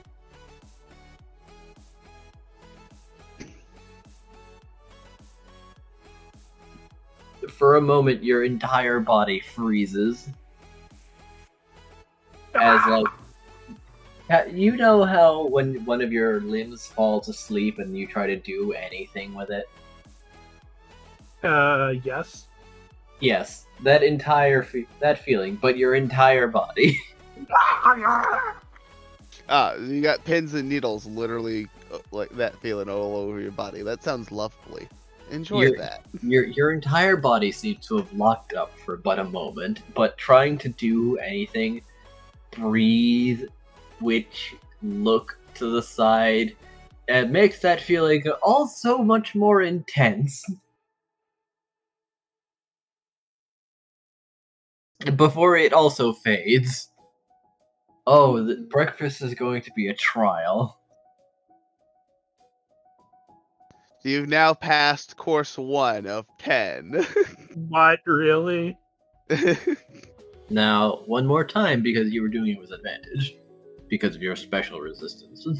11 was the with advantage. Was it? I rolled an 11 and a 5. Wait, yes, that's why I asked you to roll twice. Oh! Sorry, I thought you meant... Yeah, okay. Okay. 6. Oh. This actually makes sense. My character's, like, resistances are being broken down. He's on the verge of death. Yep.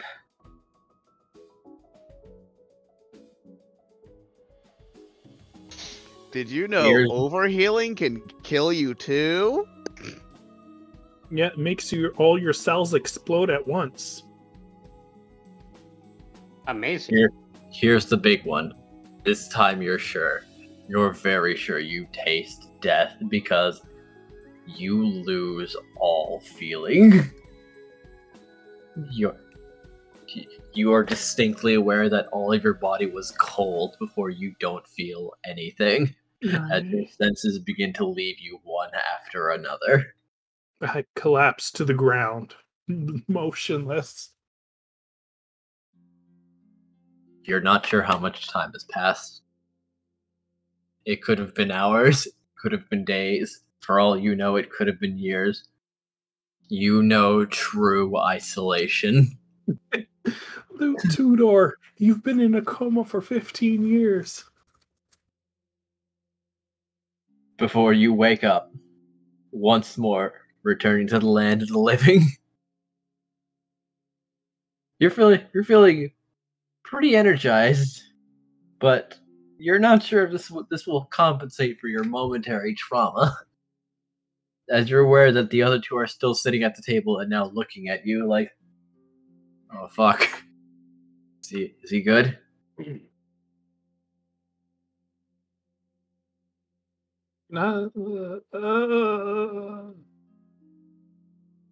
He just I forgot his juice. She puts a cup of orange juice next to your empty plate. I reach up and while still on the ground, and I Oh take my the juice. god! And Please, I can stop. barely.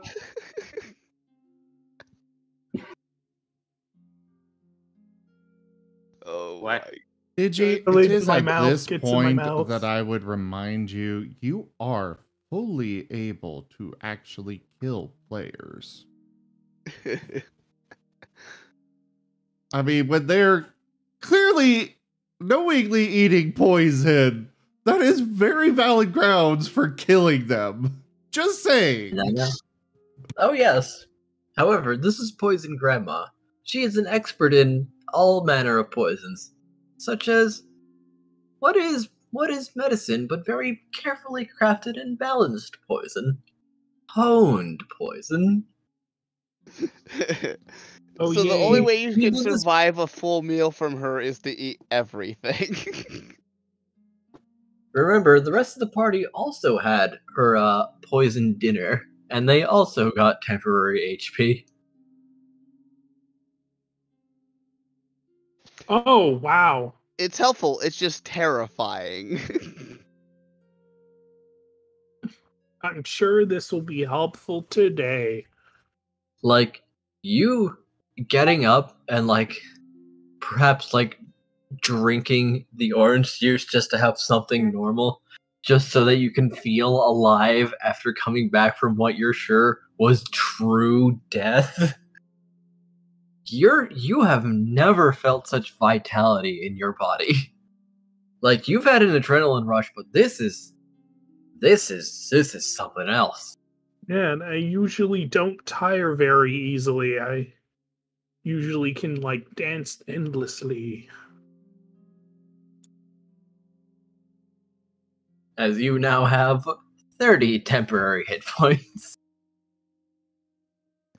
And I crawl off the ground, getting the chair up, wiping the chair off. Why are none of the other two stopping this crazy boy? Wiping They're my also face. eating.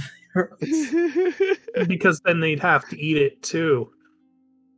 No, they're also eating, and while their symptoms do vary, they seem to be having a very hard time. Morath, however, does seem more used to it than Merrick does. My face. It's like, thank you. It was delicious. Okay, I packed your lunch. Have a good day. I know exactly who would love this. Me.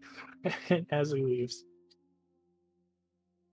Oh wait, we can't leave. He doesn't know why would he be leaving? He doesn't even know where to go. He doesn't know where he is. I don't know where I am. I don't know what I'm doing. Poor. So Merrick, or sorry, Papa Merrick. Yes, boy. It's like he seems red and he is sweating as he is like partway through his own bowl. I still prefer Daddy Merrick, but you say you know for some reason. That one, not considering where you worked. That's why. Uh-oh. So, what are we going to do today? Well, after I... Oh my god, I can't breathe. I'm gonna, drop you off by your friends. Which ones are your friends with again? He's tugging his collar. The one who tries to look tough but is extremely cute. White Rabbit, got it. Yeah, that guy. Cool. And his friend Fox Dude. And Element. Birdman. Oh, great. And Mask Man. Who? Coridon. Merrick doesn't know about Coridon. Oh, okay. Well, you'll meet him eventually. Right. Got it. Before he picks up the bowl and just tries to chug it. The fool! Lute smiles. He intentionally gave that description on purpose.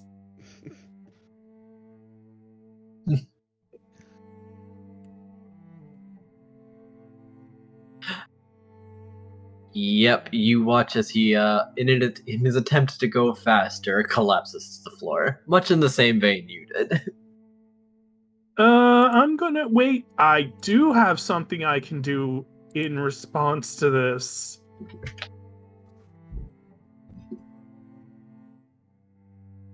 Sucker chase. I do a quick monkey dance. And Merrick gets to attempt another save to throw off the poison. Let's see. Hey! Well, with the second attempt and encouragement from his boy, he doesn't black out.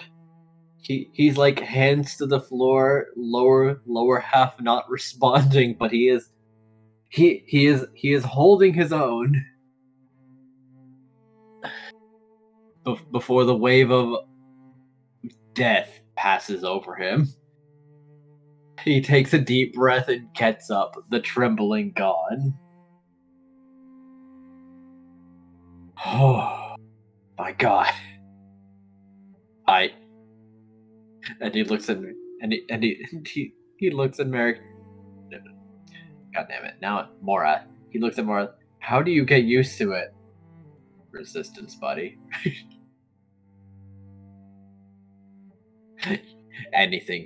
You can get immunity to anything with enough exposure. Look, she's fine. And he points at Grandma, who is on her second bowl. And it's almost as bad as torture training. Besides, it really gets you up, doesn't it? Merrick does not want to say anything, but well, he is certainly more ready for the day. As he takes Lute outside and says, "So whose house do you want me to drop you off at?" Before going to what looks like a very tall yet well, it's a layered stable, so to say. Probably Krei's house. Cool. A glowing comes down, and if I were to compare it to anything, it looks like a giant manta ray made of shadows. Yeah, if I don't come home, it's because I was murdered. Don't don't get murdered. No, today's the day I tell them what I did.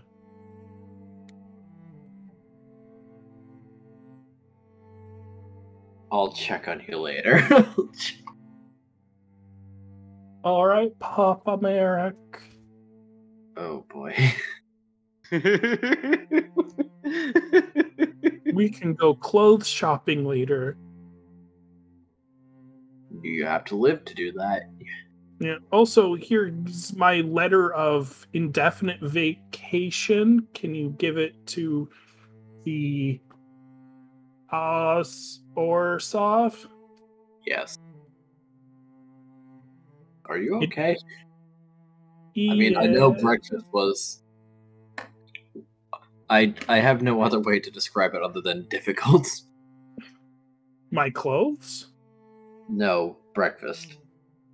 Oh. No, I'm traumatized. I'm just fighting through it. Good lad.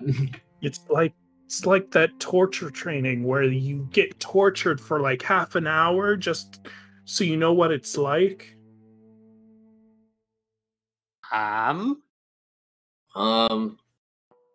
Just consider that a medicinal breakfast. It makes you hearty. It makes you...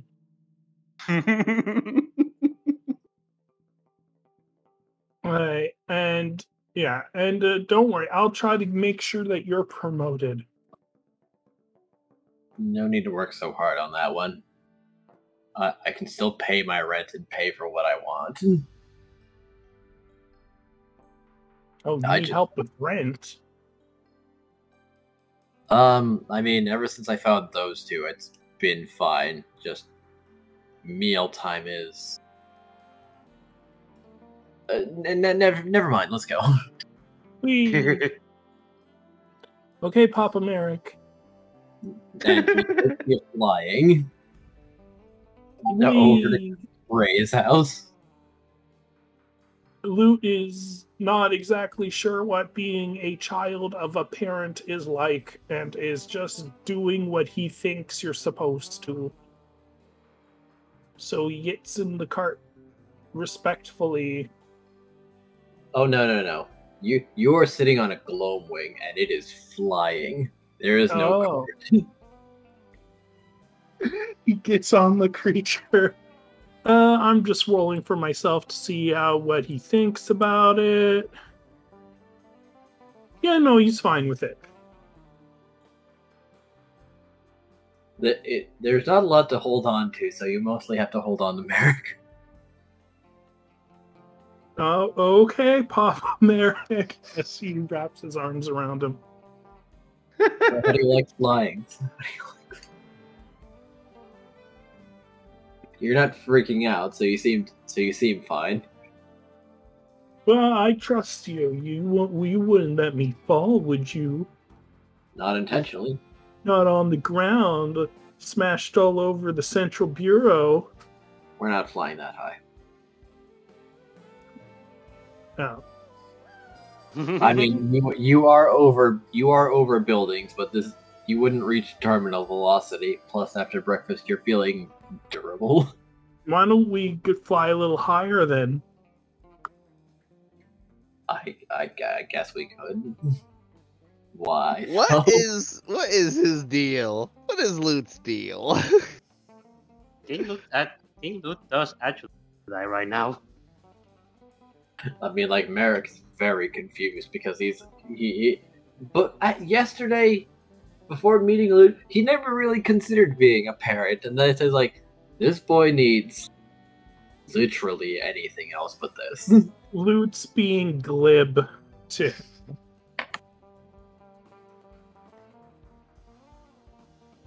Lute's being a shitty kid. just to learn what it's like being a shitty kid. Well, there are worse ways. It's not like he misbehaves. Or doesn't listen. Oh, I think that's Krei's house. Yep, that's the house, alright. You can tell because there's so many people sneaking into it. No, I've already updated security. They're about to get a very unfortunate... Yep, there they go.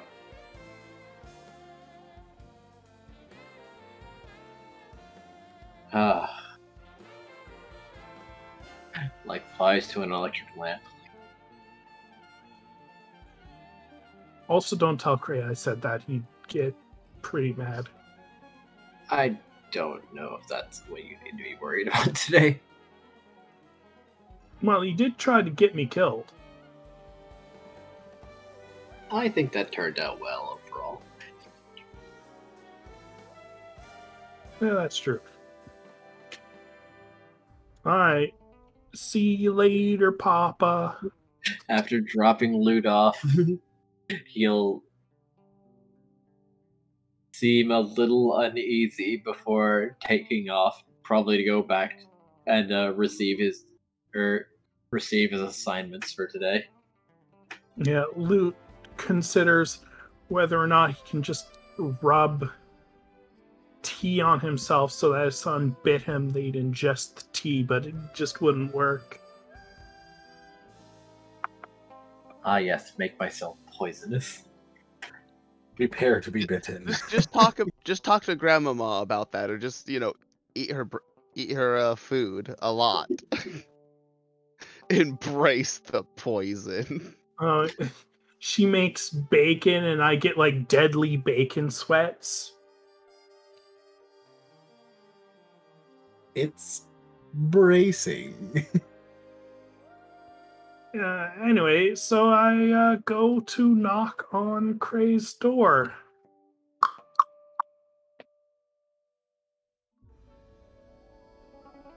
Doot, doot, doot.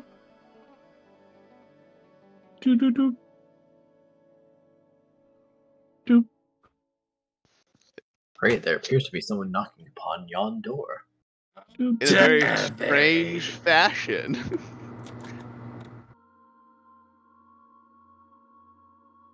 I did not give them permission to do this. How dare they?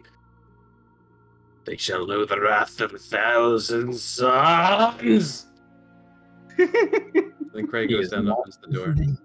He has not had his morning tea today. Hello, it's me, the guy. Hello, the guy. And I come in?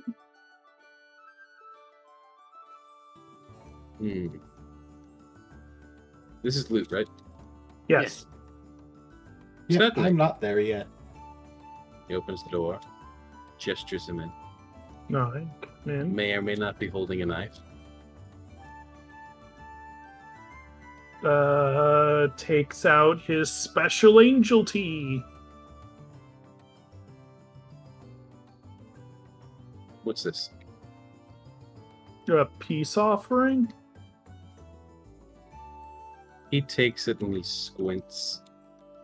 And then really quickly, like mentally, he's going to ask his mana if this is poisoned.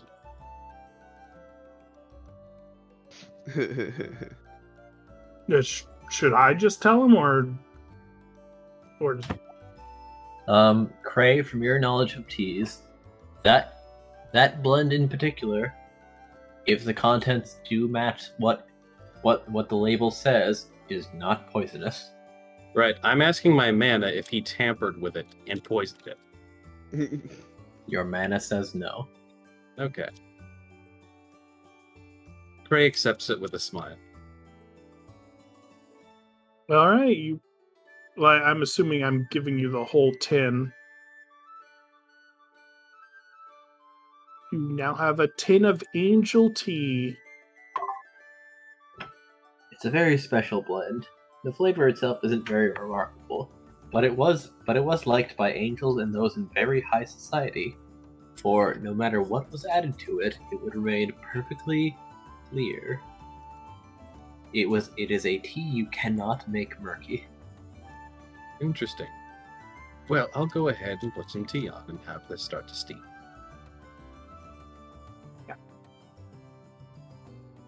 And I'll make myself comfortable in the lot of pillows that you have around here.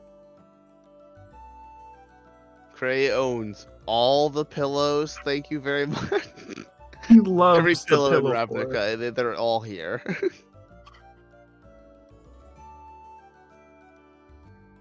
Isn't there a kitchen in this house? Yes, he just gestures to the back of this room, which is a kitchen. Mind if I sit there instead of on the pillows? You will be lost by the pillows. You will become one. You may. Alright. And he hesitantly walks to the kitchen and takes a seat.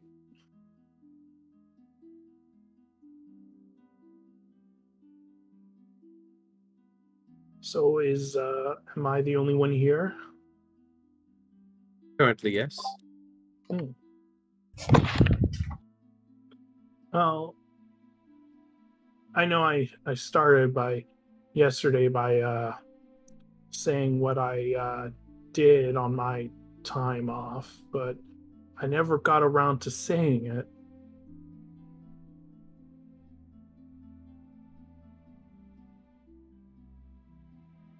Okay. Well, I mean, I guess I could just tell you, and you could tell the others.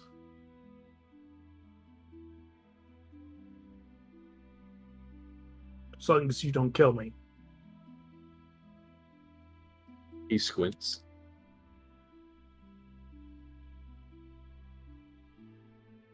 I'm serious.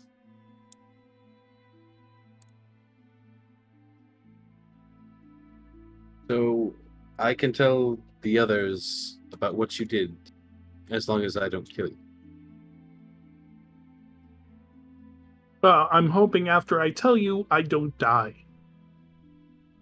Right?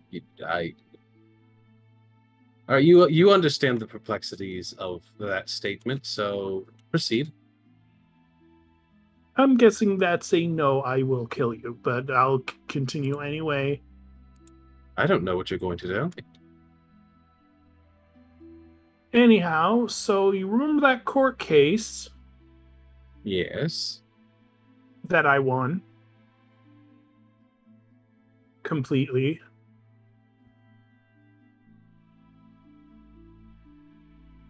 Well, yeah, it might have been a distraction.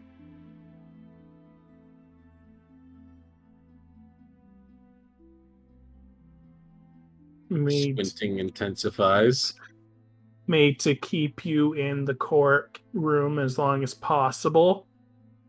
It might have also been as beneficial as possible to stretch out those negotiations behind the scenes.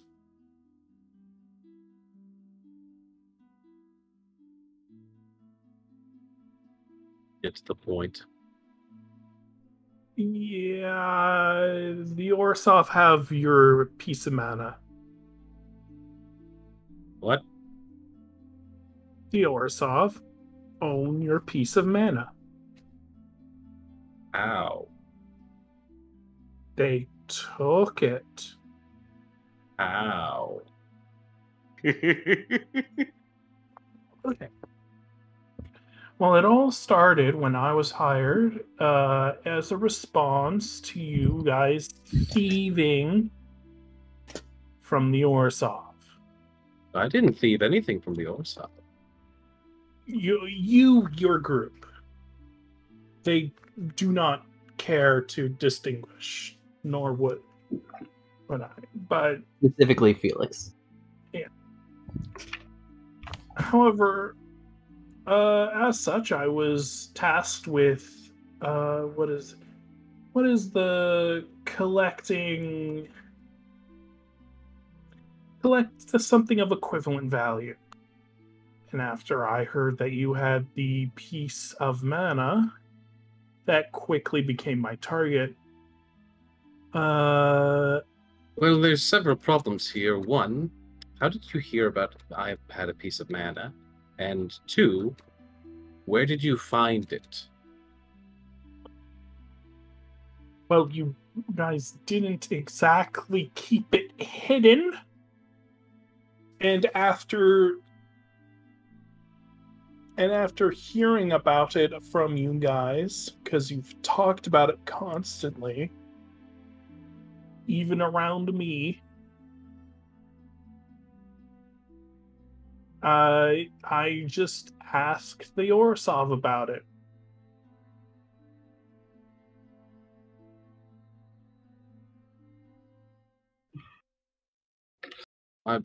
So you just asked the Orsov. Somehow the Orsov knew that I had.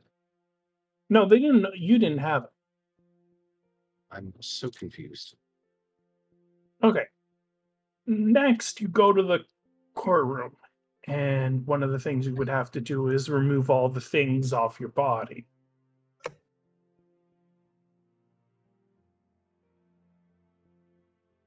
One of which would have been the piece of mana.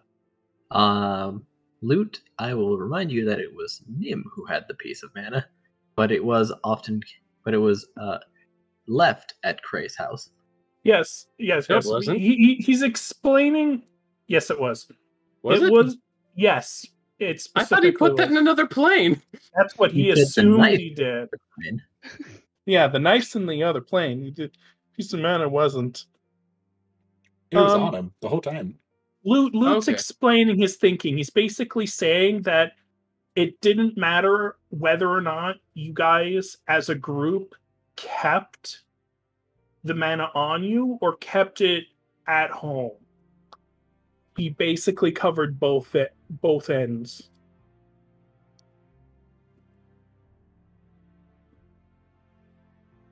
However, when the big takeaway was that Nim did not have his bag of holding on him. And as soon as that was obvious, then it was clear where it might have been hidden. Which I was also privy to. Basically, they scried for Nim's possessions.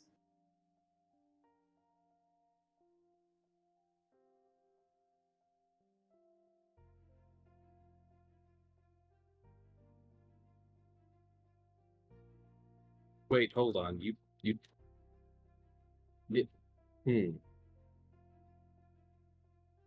Krei rubs his chin at that and is like,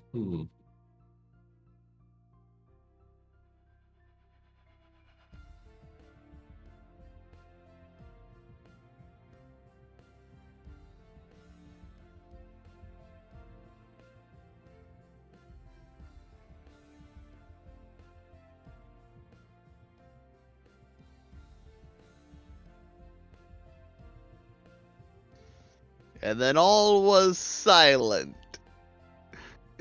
I also altered my memory during the court case just in case an inconvenient question would come my way. Because he has to tell the truth as he knows it.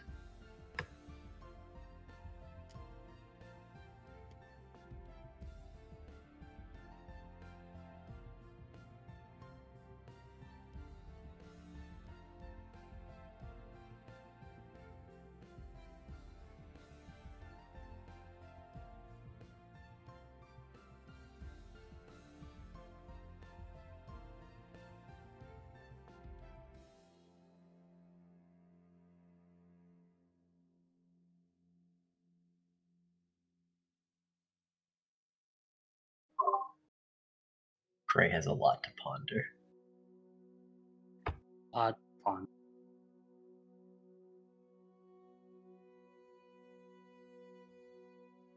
All right, well, we're going to have to get it back. Why antagonize the Orsov that way? Oh, quite simply because we need it.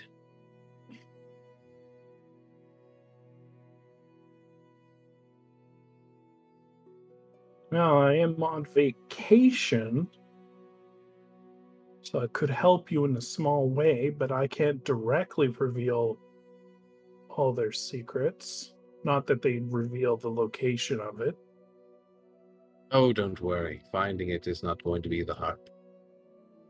He says with a smile.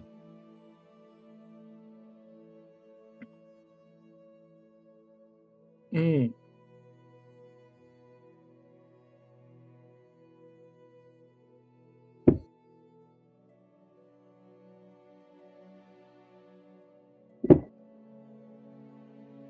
It did get you a nice promotion, though, Lute. It did. It got me a very nice promotion and lots of money, but I'm not going to tell him that. He'll ask for it back. But you are now in deeper with the Orzhov. Yeah, well, I don't think I could convince the Orzhovs to give that back. No, probably not. In fact, even the suggestion might get you murdered.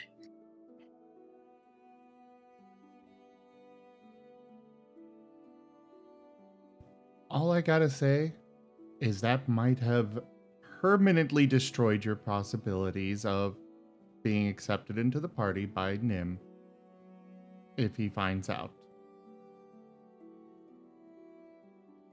That what, you don't have your piece of mana anymore? That you caused it to be stolen.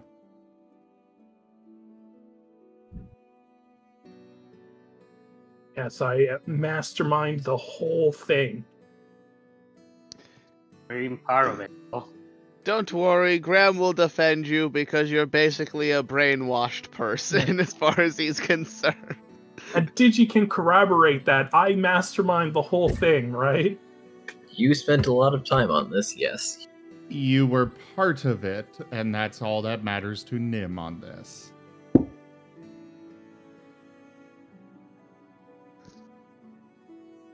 Boys gotta advance somehow. However, he is now revealing it to Krei, and probably Krei, hoping that Krei will tell him what to do from here. Yeah. Depends on how things play out from here. As Krei might not tell everyone.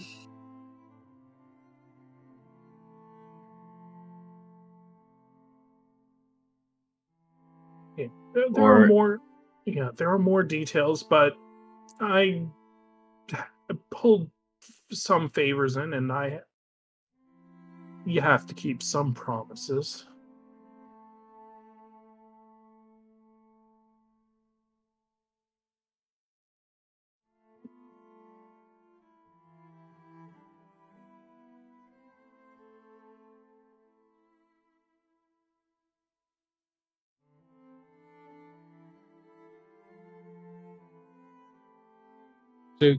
So you're willing to aid us? Yes.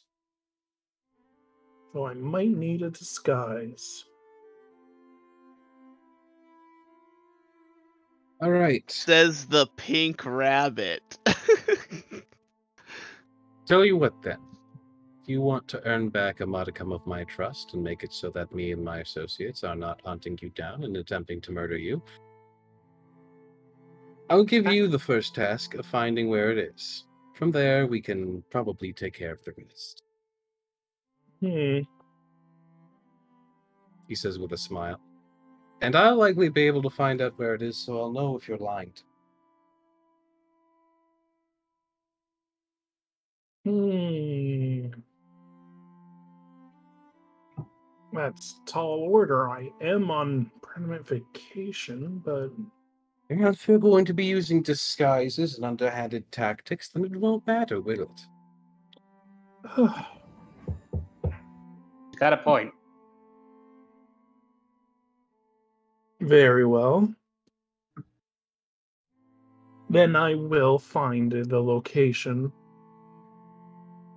as said. What's this knock? There's someone at the door. Krei, are you there?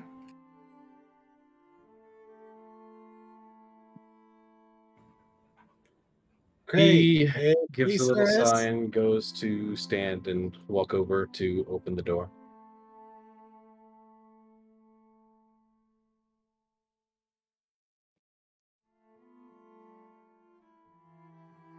The owl.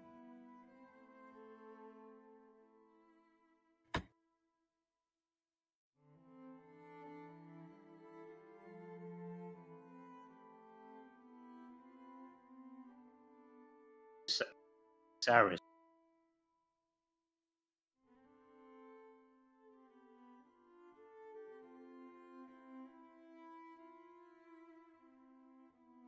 Just gonna stand at the door waiting patiently.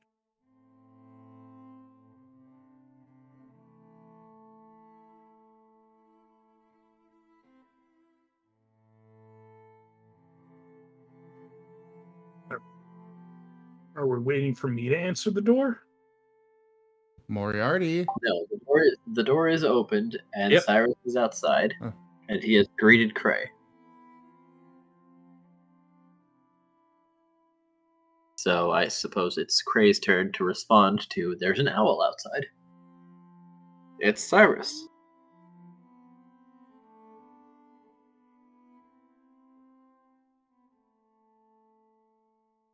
Will you let him in? He opens the door and steps aside. Welcome. Thank you.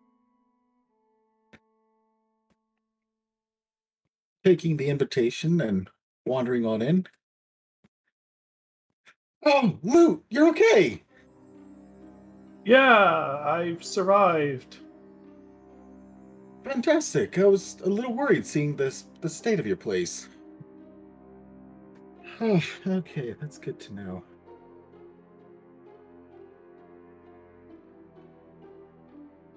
Yeah. Oh.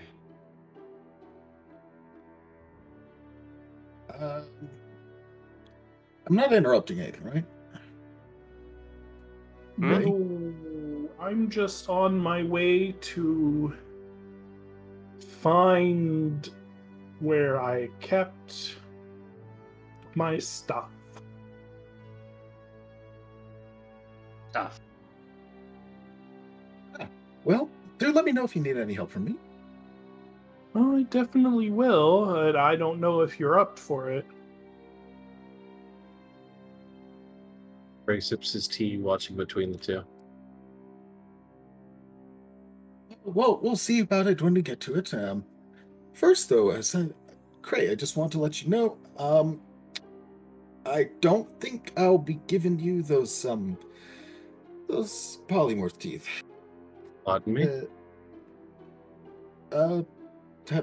Have you forgotten? No?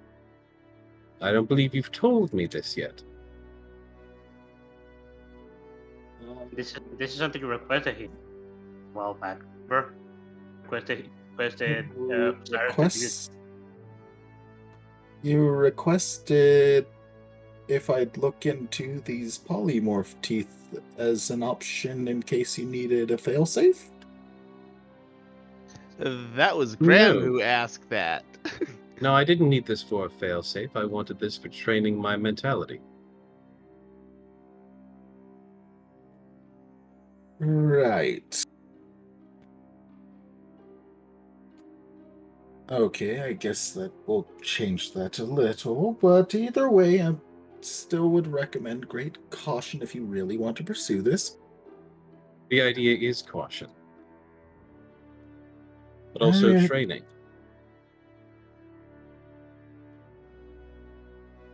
Oh dear. Okay, fine. I'll set up some, and I'll let you talk with Element on whether or not you want to, because Element is the one who had to help me earlier. So, we'll see. We'll see. I'm sure it'll be fine.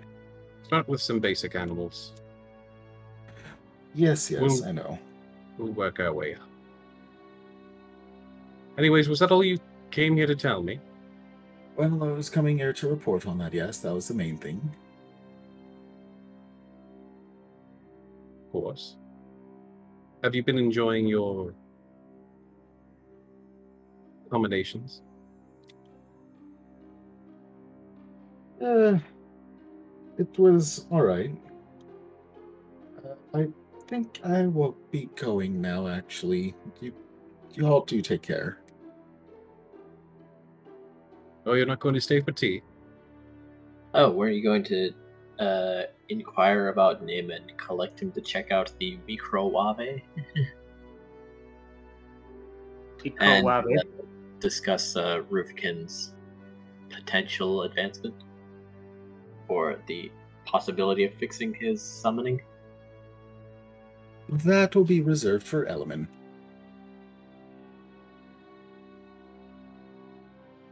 Cyrus is still cautious and doesn't want to take too much time. Is more than happy to just finish from here and. Oh wait, no, I'm still gonna wait with Lute. Never mind. Scratch what I said. Yeah, I'll stay for some tea. I'll see what Lute has after this as well.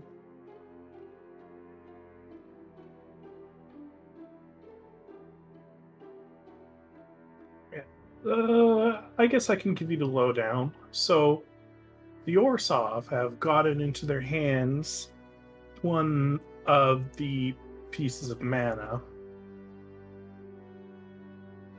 And I'm trying to track down where they're keeping it. While the most likely location is a bank, I don't want to leave it up to chance and just find a more specific location. Fair enough. The goals for this is to do it without putting blame back on me or burning bridges. Good luck. Well, considering your work, I imagine that would be important. Yes.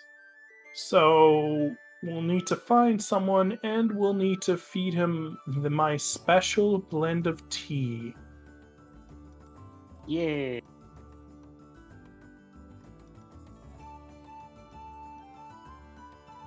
So maybe an Orsov underworld contact, but I don't know anyone in the underworld.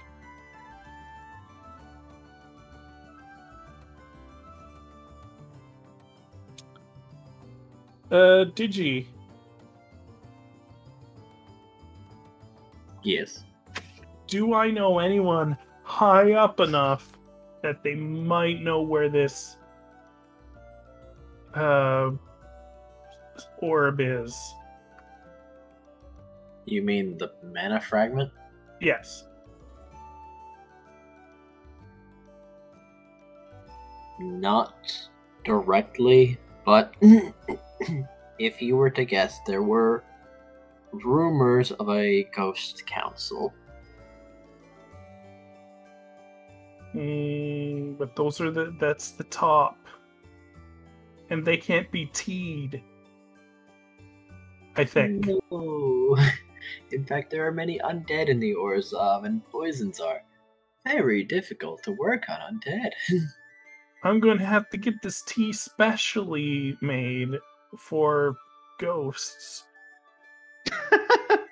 Technically, however, there is one avenue. Someone who has been apparently mastering poisons for a very long time now. Me?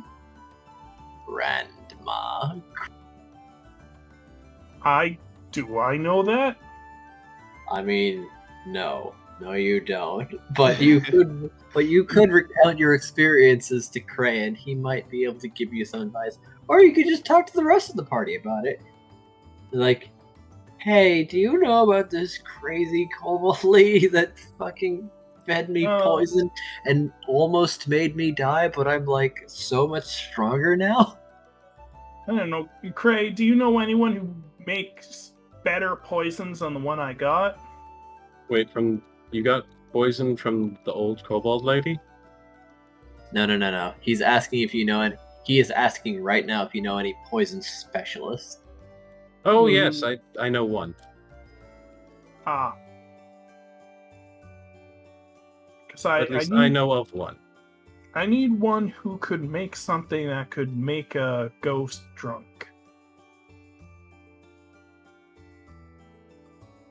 Well, the most likely candidate is going to be a relative of someone who I know.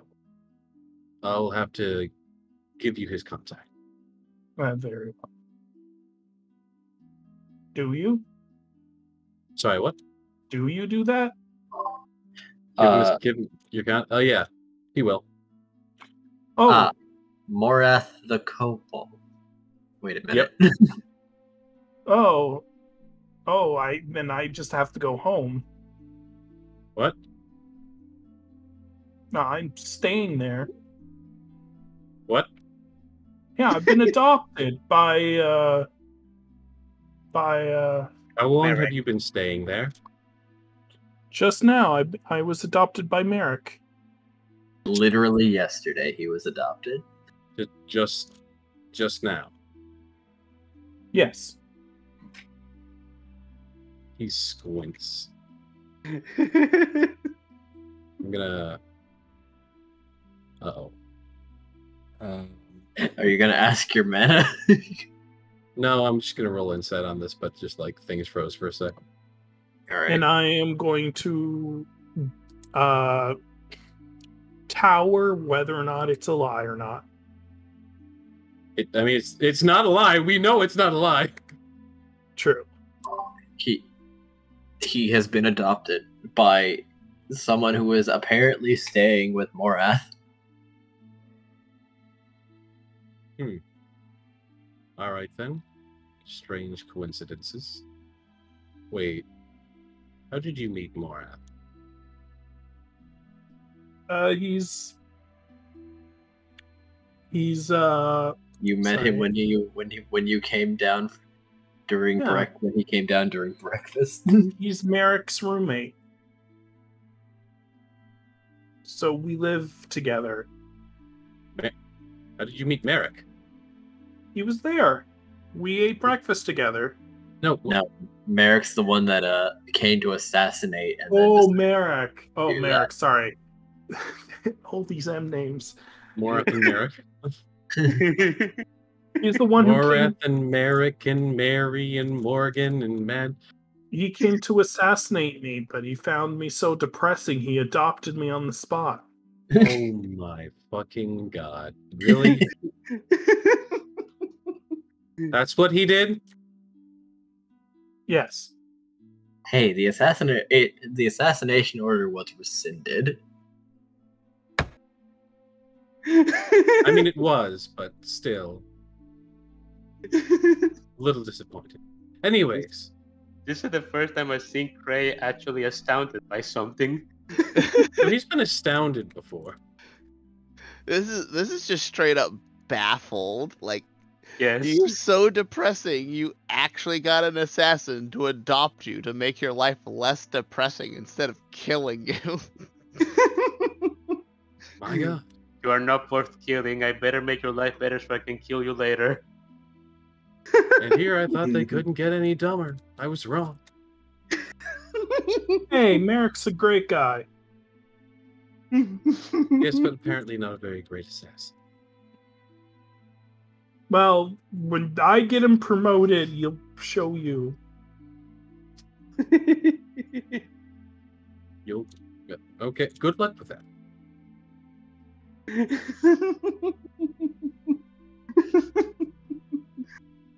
Still a confounding situation. Absolutely baffling. I can't stop giggling. Do I even know the way home? Probably You not. know the general direction.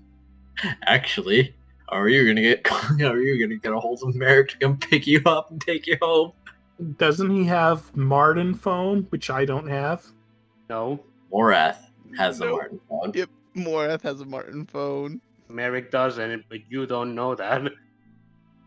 Okay, well, I don't think Merrick thought this through. can you guys call He's not things used on... to having a kid. Can you guys talk on the Martin phone thing? That animal you guys always talk into? It's actually kind of creepy, really, but The Martin phone is a mental thing, so you just see us stare. You just see us pull like a Martin out of our jackets and then stare intensely at it for a couple minutes. Insert Occasionally Oh. talk laser out vision loud meme. to it. oh, so I don't know you communicate with it, other than it's probably well known at this point. If we haven't mentioned it, you wouldn't know about it. But we talk Yeah. about the Martin phones all the goddamn time whenever whenever we meet people. We're like, here, Martin phone, and and True check a enough. Martin at someone. I do know Sure. you can track people with the Martin phone. Only Hey, only- Lute, they're talking about a poison specialist. How do you feel about this? Well, no, sorry, Cyrus. Cyrus You is just came watching silently. Okay, problem. I don't know how to get home.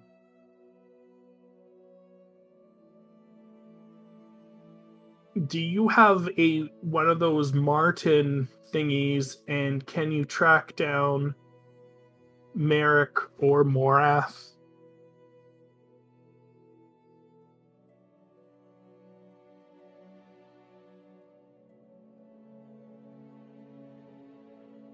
I'm surprised Lute never got a Martin phone. No, he only has Martin mail, which is with an I. We were. He has to officially become part of the party. That's true. This initiation test is going to be tough because for more than one reason. Oh, I can't believe that the obstacle in my way is I can't get myself home. yes. Krei, please Martin me up. Well, you're going to have to sign a contract or something with the Martins themselves. No, can't I I just use yours? don't think that's how it works, but you can attempt to, and he pulls out his Martin. Do I have permission to use your Martin? Nope.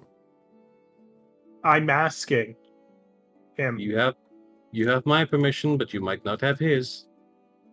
Okay. Hello? Hello? As he holds it Actually- up to his ear. No, you would be able to. Yes, Alrighty. hello. Oh, good. Can I talk to Merrick or Morath? One of them? Or know where Provided they Krei are? is willing to take all responsibility for your actions while you use this phone, then yes, you may. Sure. And the Martin is looking directly at Krei, waiting for an answer on that. Yeah, he totally is. Can you just I am set not him up with a asking new you, Martin? thank you. Can you set him up with a Martin at the very least? His own Martin, so I don't have to deal with that. Yes, we could absolutely get him signed up. There you go. I'll Go have ahead my and- lawyer look at the papers later. Can you send the papers to my lawyer? Why are you I don't speaking know like why that? you're talking like that to me, but yes, we can have the papers sent to whoever you wish. However, gonna it take a must be while. your signatures on the paperwork. Mm-hmm. Have my lawyer parse through the contract. That's going to take a while. Good luck on it, though. So anyway, hello? Sorry, you have Hello? not signed up for the Martin Talkie and Talkie Network yet. I hang up. Which means I just put the Martin down.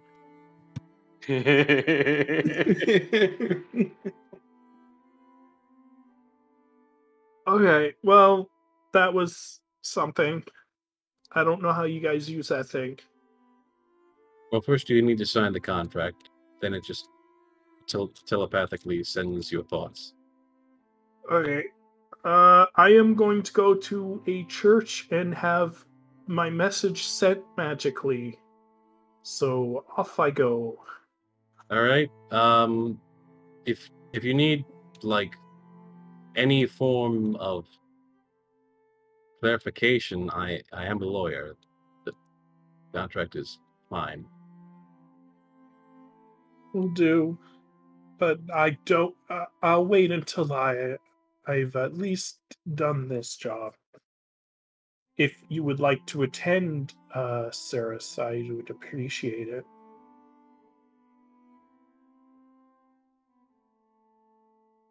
Saris. Yep, I'll tag along with you. All right. All right. Well, safe travels to you too. You sure you don't want another spot of tea before you go? If you've got some left, I'll take a little bit then. He nods Oh. and Also, for your trouble, he'll give him the boxed lunch.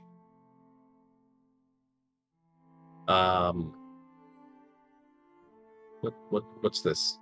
If you're in dire need, eat it. Why? It will fortify you. Oh, I believe Nim makes cooking like that. Interesting. Oh, neat. I suggest maybe doing it over a soft floor. He Wait, squints. Oh, when are you in dire need over a soft floor, except at Krei's house? also, it will also detect as poisonous. Bye!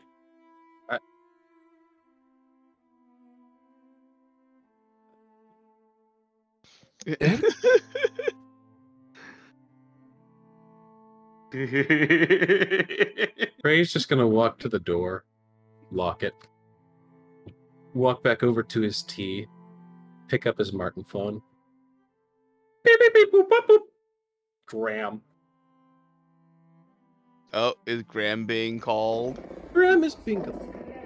Graham shall answer the call of Martins.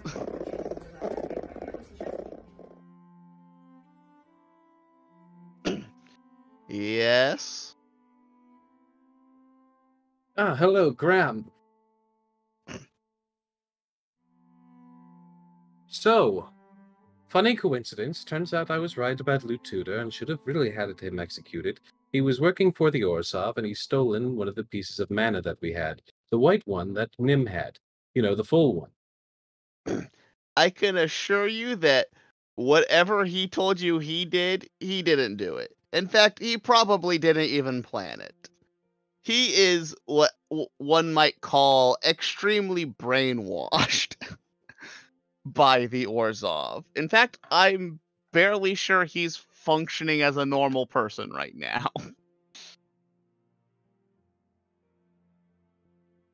I would likely say he's probably got you fooled then. He seems much more autonomous than he cares to admit. Anyways, to earn our trust back, he is attempting to locate it for us. So,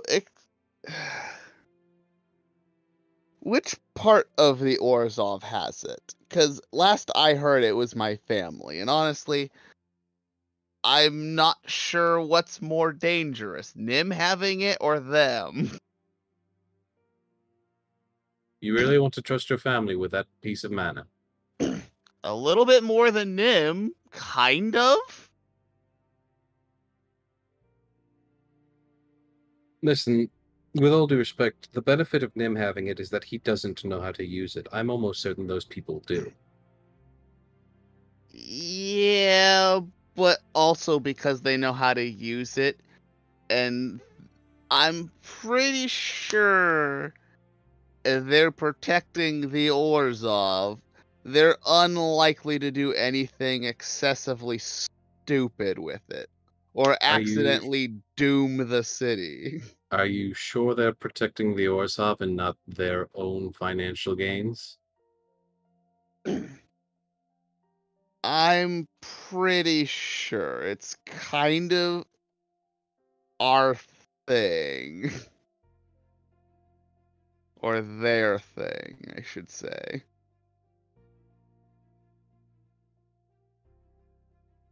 Let me put it like this. Would you rather trust it in the hands of an individual who we may be able to influence, or one that we absolutely cannot?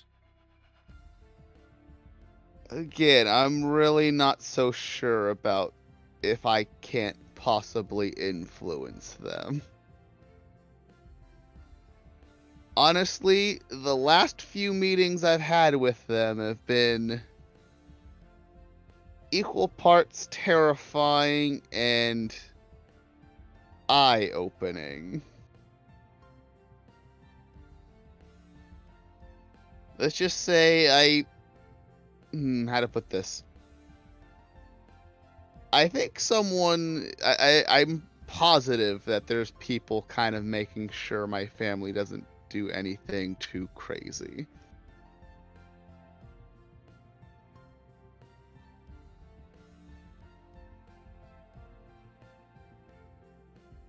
Well, at the very least, we can use this as an opportunity to try and reestablish his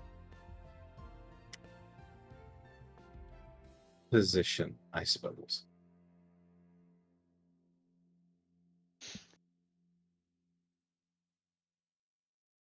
Reestablish whose position? Lute Tudor's. After all, he did, brainwashed or not, essentially just admit to betraying us.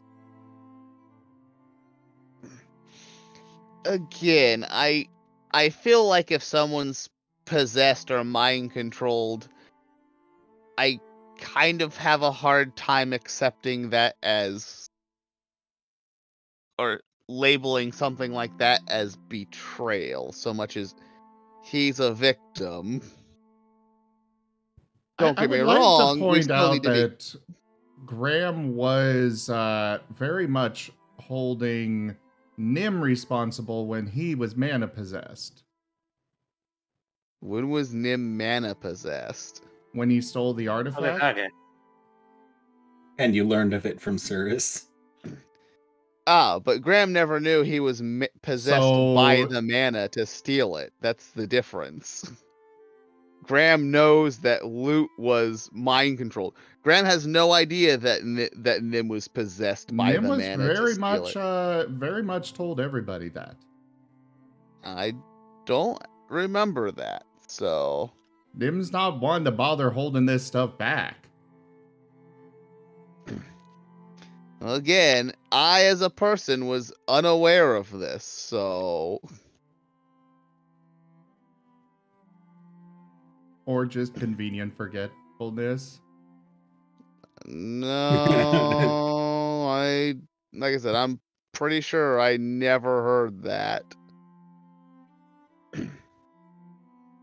Could be I zoned out.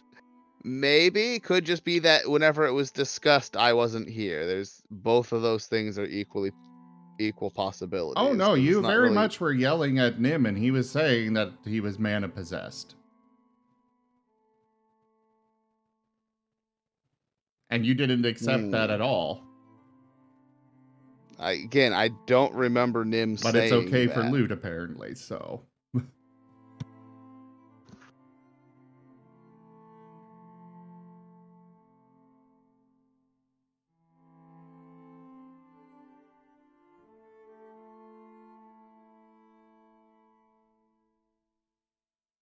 Anger memories.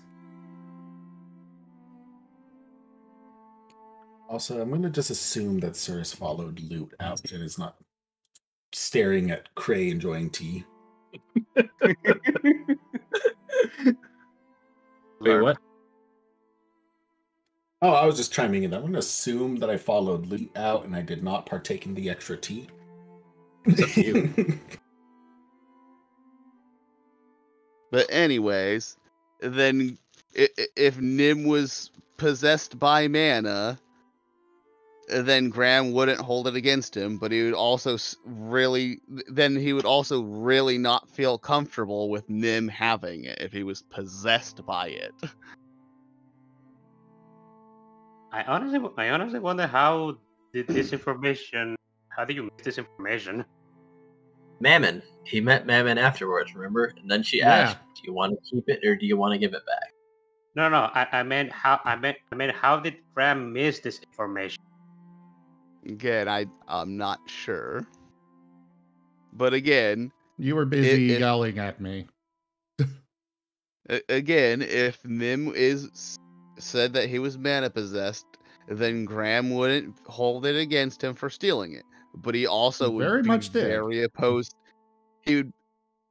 My fucking god.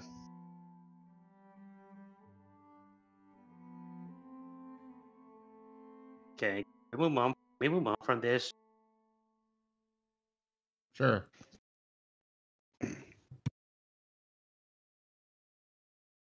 But anyways, Graham will say, I'm really not sure that we should be getting it back.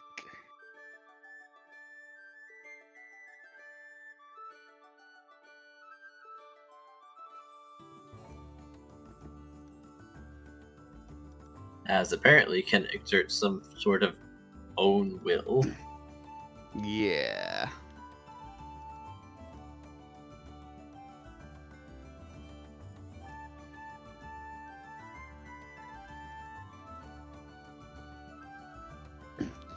So I'm kind of opposed to that.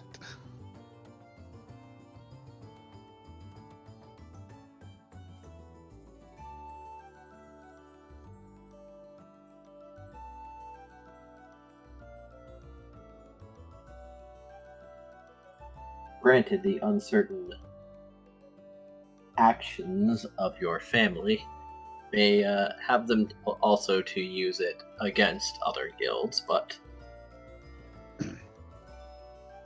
who can say? Yeah, Graham plans on kind of dealing with them though. So, and again, if it can possess people, then he's pretty sure his family has a way less chance of becoming possessed by it.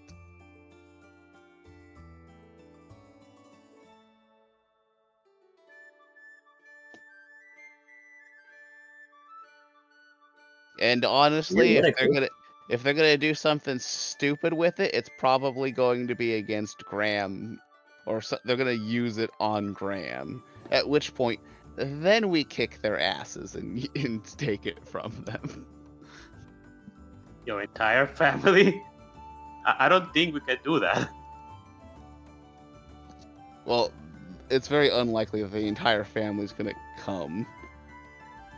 But again, if we have it, they already know that we have it. So if we do steal it back, we'd have to steal it back in a way that they wouldn't know that it was us. Which is kind of hard to do. Sneak into an assassin's den. That's an easy thing to do.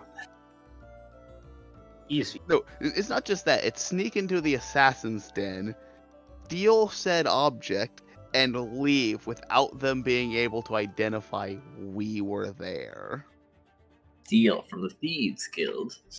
Because if they know that it's us and we steal it again, instead of just happening across it, they're gonna come after us, like hard come after us. They've largely probably been ignoring us because one, we haven't really been using it, and two, quite frankly, we didn't really steal it from them. We kind of happened across it. And ironically, by it being unknown to pretty much everyone, kind of keeping it safe in just the respect of no one knowing that we had it besides them. Well, the thing is, you returned 2 white pieces to the Orzhov. You just kept one. Because each guild that has a white color has 3 pieces of each color.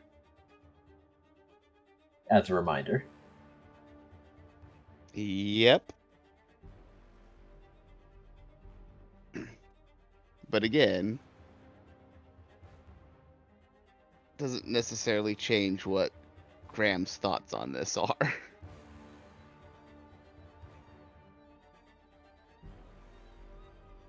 Besides, unless we can unless we're going to give it to the Ensemble, I have some real problems taking it back.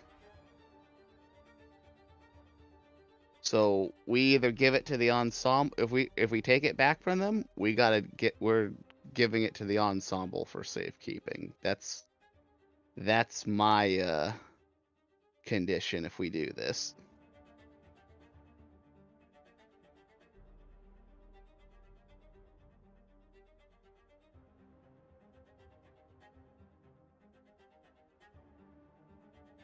Do, do, do, do, do, do, do.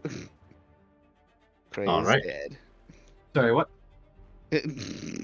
Krei wasn't paying attention at Yeah, all. I spaced out a little. What's going on? Graham said if we we either leave it with his family or if we steal it, it goes to the ensemble are going to be in charge of keeping hold of it. That's agreeable. Because Graham is very opposed to the party, like anyone in the party, like having it anywhere in their possession if they can't control it or keep from being possessed by it. To be fair, you're not aware of his possession. It was just that it was convenient forgetfulness.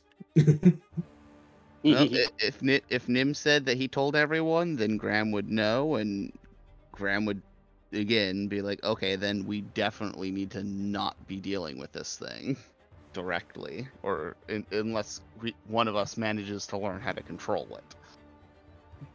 Meanwhile, He's pretty Nim sure off it'll be- trading with Malt to make sure that he can control it.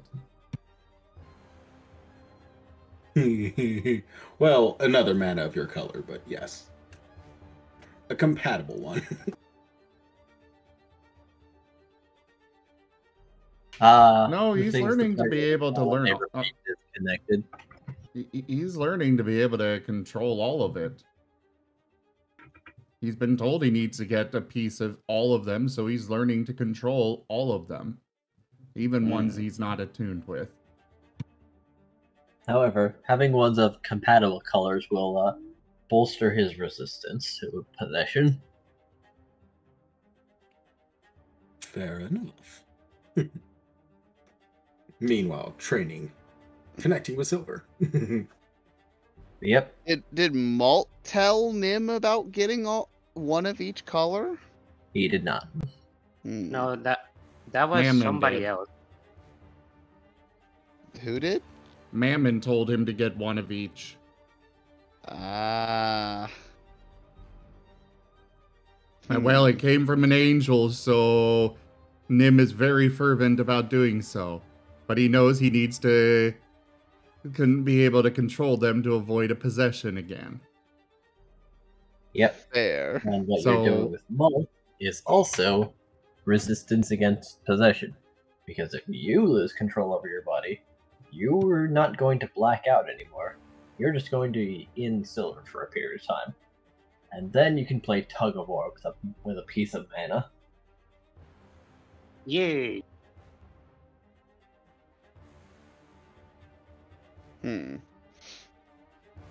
So, if Nim was mana possessed, did Nim elaborate on like what happens when someone becomes possessed by mana?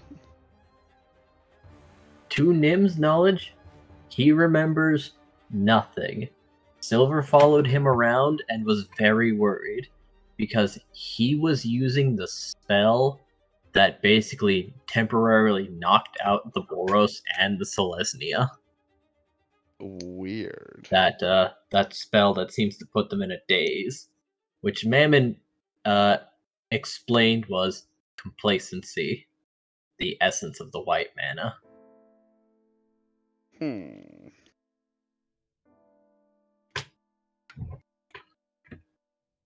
Graham is a little worried what the black mana is. He's pretty sure he knows what red is. Red's probably aggression. Probably why a bunch of people in the Boros were about ready to start a war with each other. No. It was the Gruul. Because wood was stolen from the Gruul forest and coincidentally brought to the Boros. Then again, those two don't really need a reason to fight. Fair. They were just given one.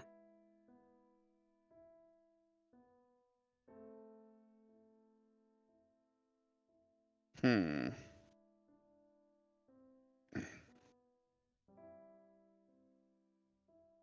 All right. I guess we'll let Lute try to see if he can find something out. And worst case scenario, if Lute at least finds out that they're going to be doing something asinine with it, then I could kind of go undercover and pretend to be see the error of my ways. I think that'll only work once.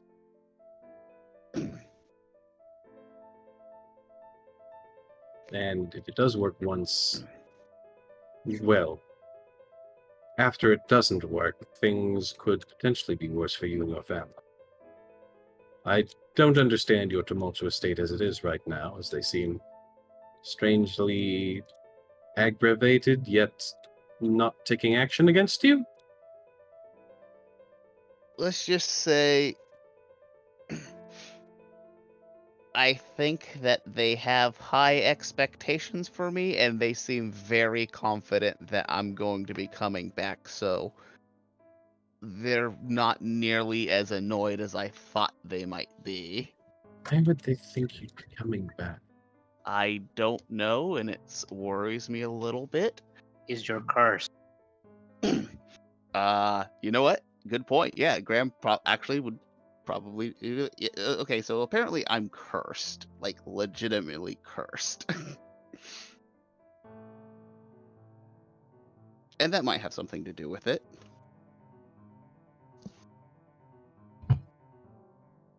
Who would have thunk it?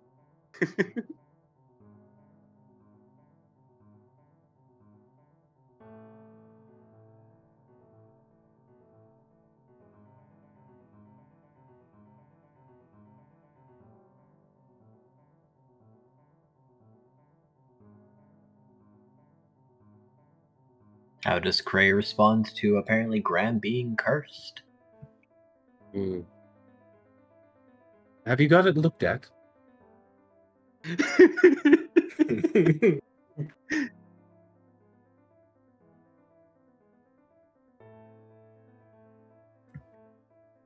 Have you been checked for the spooks? No, wait, I can't say that word. I forgot. The oogly wooglies. Sorry, I think I missed some stuff. I had to take the dogs out. Ah.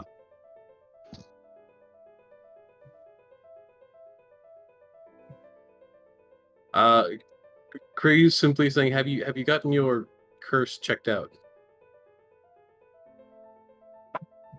No, not yet. Well, I think it's imperative that you do that immediately if your entire family's like, Graham's coming back someday soon, and they've decided to divulge to you that you are cursed. Like, that kind of feels connected. Let's just say it wasn't really that. It was my family, but it wasn't the ones. It wasn't the Ashfells.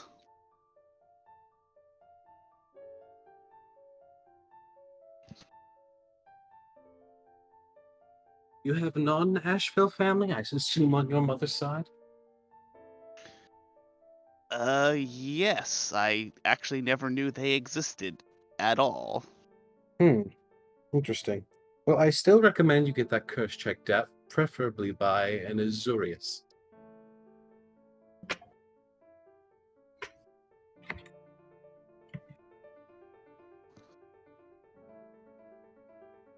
If I can find the time, I will.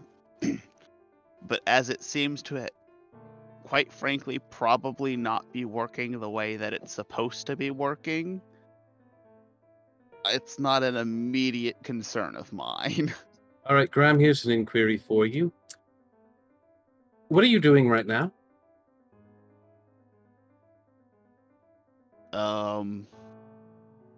Not much. I haven't really started the day yet. Go get your curse figured out first, then. And the party remains split. And Just because I'm not doing anything at the moment doesn't mean that I didn't have plans, Krei. All right, what are your plans? To continue working on my little project to help the ensemble. All right, and exactly how urgent is this little project of yours? Considering that we almost lost one of the ensemble, you almost lost your mother, and we would have had to deal with a powerful mana corrupt monster the other day. Very important, actually. Is there still a risk to us? Yes, there's always a risk. And again, I don't really necessarily know what will necessarily trigger these events. All right, I'll have to bring one of the Azurias to you then. I'll get it set up. The ensemble have an Azurius. Is it an Azurius who can look into this potential curse of yours? Because not everyone in the Azurius have the same skill sets. It's why I don't just do it myself. Potentially. I don't know what Starling's skill set is, and also... Starling? Oh, I doubt Starling has what you're looking for. It's my understanding that... There is another... Like I said, if I could even just find the other part of my family, I could probably find out a lot about this curse. Sure. But, you know, you can also just have it identified. You don't need to go after some hunt for your family. If I'm being honest, Krei, I don't think this is probably a normal curse. All right. And that means that someone can't look at it and diagnose why? It might not. It might take someone who is. Do you know anyone in the Azurius who happens to be pretty adept at mana? Because this might be a mana thing. More than likely. You know, Graham, I went off to go and protect the Azurius Council, not just for the sake of my own skin. Didn't they also not really need your help? Does that count as saving them? I mean, to be fair, we found out at that point that the Ensemble aren't exactly the bad guys, so yes. But of course, I didn't know that until I had run in there and spied on them and watched the situation go down. I'm just saying, I don't think you can call in the favor of help of rushing to save the Azurius Council if they didn't really need your help. No, but that's not a favor. That's simply I have stance within the Azurius. No, I know that. So if you can find someone who happens to be good at mana and has knowledge of curses, then sure. I will find some time from my little project, which might eventually need to include the rest of the party, by the way. I can come over and assist right away if you need me. I can send a few letters and make contacts, you know, outside of things. Look, honestly, I think the issues are most easily dealt with by people who are closer to each other, which is why I'm trying to get to know most of the ensemble and get a little bit of rapport with each of them. And getting the ensemble to also help me do this.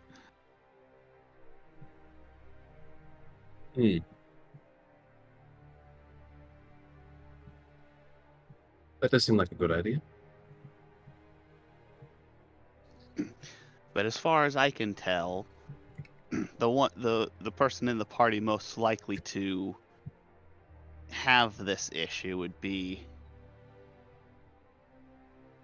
probably me.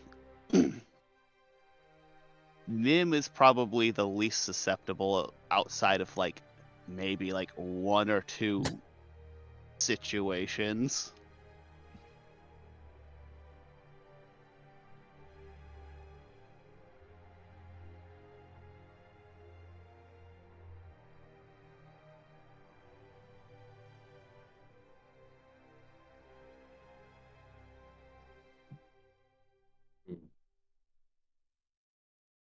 All right, then.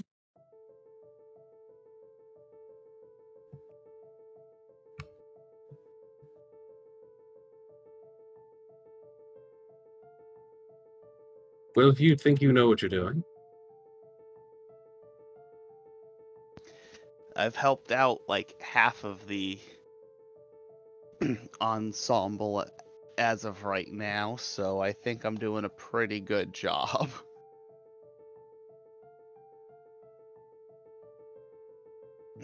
Anyways, like I said, if you find the name of an Azurius who's probably like Bolcasa level and knows about mana, then, like I said, I'll get my curse checked out.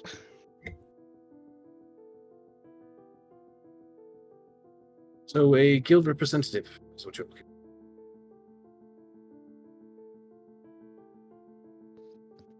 Essentially, yes.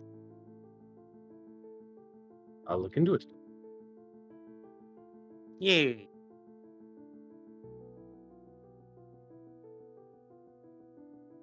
Anyways, business with Lute aside, I believe that's everything. Full disclosure. You know, it's kind of nice having these conversations where I'm not getting that nagging feeling in the back of my head that you're hiding something. It makes our conversations far more pleasant. Indeed it does. Oh, speaking of which, I'm likely going to be making contact with my mother and trying to usurp her. Huh. You know, we seem to have very similar ideas. Well, I'm going to be completely honest. After the incompetence that she has shown to this point, and the very fact that there's just been so many requests I've put in that I can't believe that the Azurius have dropped the ball on. I'm sorry, not the Azurius, the Dimir. It's weird saying that out loud. Anyways.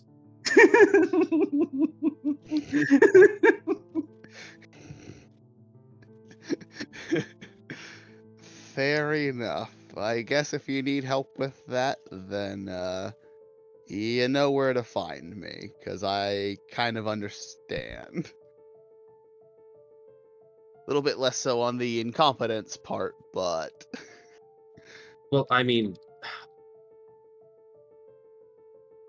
You know I've already had several jobs directed towards you, and failing at every mark and insulting you in the street is exactly not how we do things. That's not how things are done.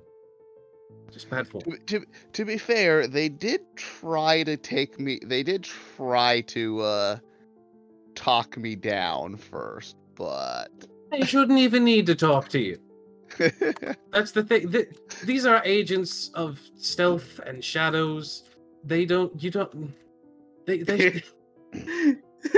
mean, to be fair, would a thief need to talk you out of giving him your gold? Like, that's not how no.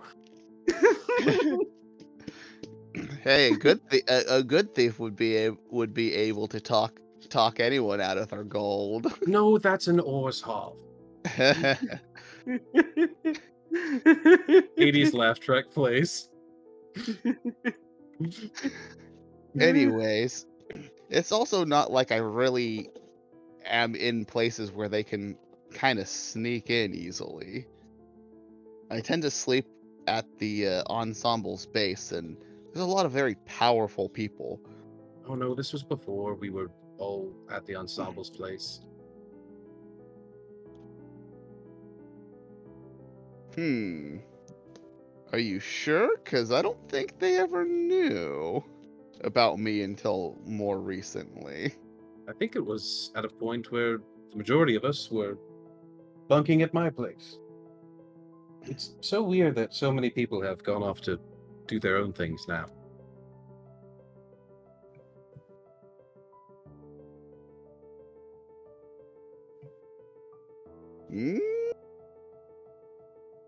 Probably because you always kind of seemed willing but reluctant.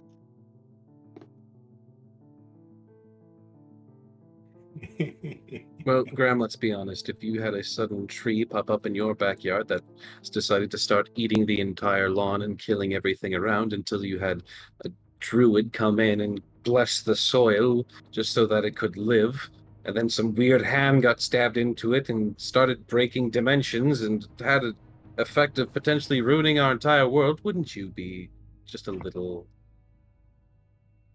reluctant? I mean, yes, but I think everything you just said had a common denominator. Raylel and Nim and their weird relationship. Talking about Raylo, we haven't seen him in a while. Yes, he's been very absent. Is he dead? So do we need to send someone to go talk to Raylel to find out if he's alive or dead? Because if he's dead, we have problems. Well, he's missing his apprentice all of a sudden. He's probably in 7 parallel dimensions. Trying to look for him. Where'd my boy go? Fair enough. Where'd my... Unfortunately, he cannot move through time. And as I did initially state, I had a purpose for keeping them around at the very least. Fair enough.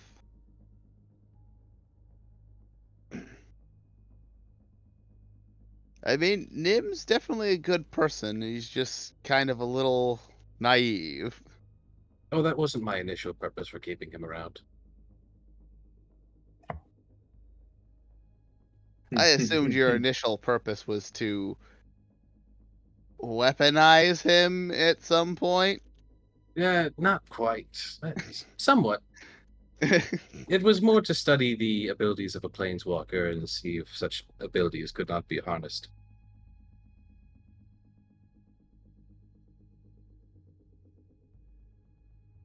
When I had first met him, he went on and on about this place that didn't exist, and, well, he didn't seem to be lying, which brought me curiosity about his position and situation, and upon the realization that there are other planes and realms, what potential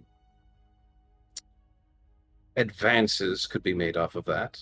You know, there's really just a lot when you're suddenly thrown this magical thing that the possibilities seem endless, and then you slowly learn over time that it's a wolf who has a very interesting mindset. That he does. I can at least say that as long as Nim's around, nothing will ever be boring. Indeed. It might be frustrating, but it'll never be boring.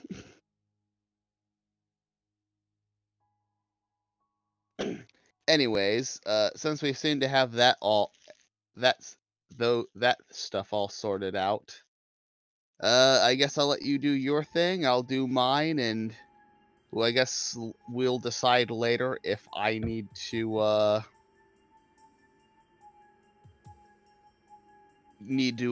burn my probably one deceit into gaining insights into my family on getting this mana piece back.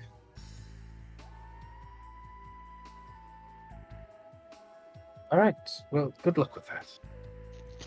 Also, if the curse does need to be removed, we're almost certainly going to need to do that.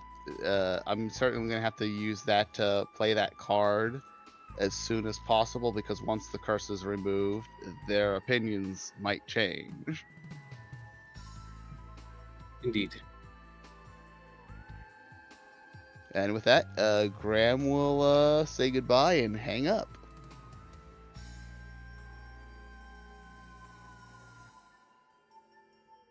And he's going to go check on Pluto. All right. Go into the ensemble. Element, how are you doing? The last thing that Element did was he left with Cordan to go and visit Nim. Yep. That's right. I guess we'll get to that then.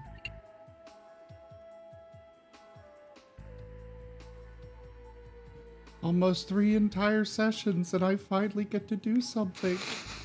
Yep. Aside from playing one of the Martin phones. Element, Corridon, you're going to the Selesnya. Yay!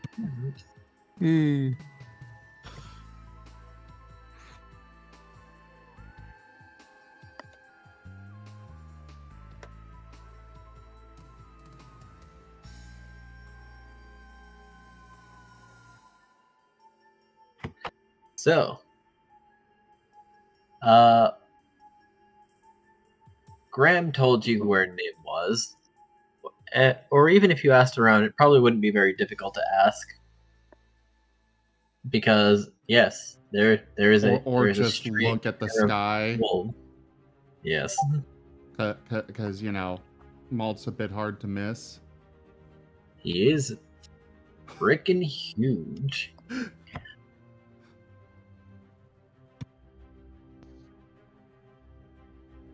He also creates an earthquake every time he steps, because he's like several tons of living stone. He is. Well, that better be a lot of tons.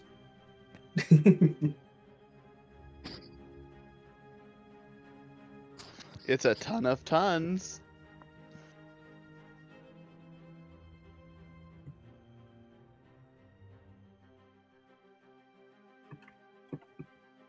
So, Element, Yes. Named. who is this one who is training Nim? Ah. Well, according to Graham, is this this creature named Maul. He's a bit of an unusual creature. You won't be able to miss it once we actually get in. Whatever he is, he's a giant Toro looking. If you know what a Toro is. The Wardle.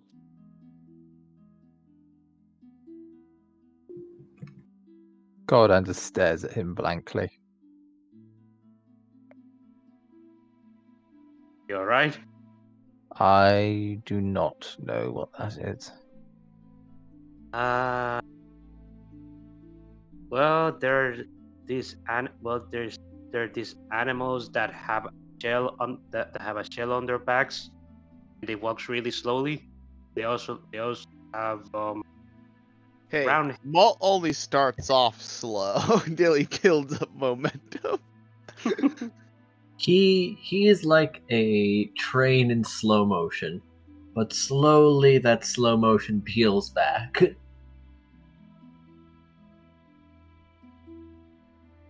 A ship.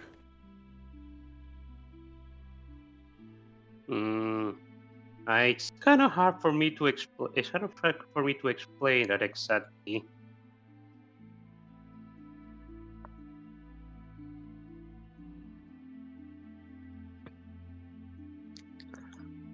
Well, if I were to put it, I believe he is a gargantuan category.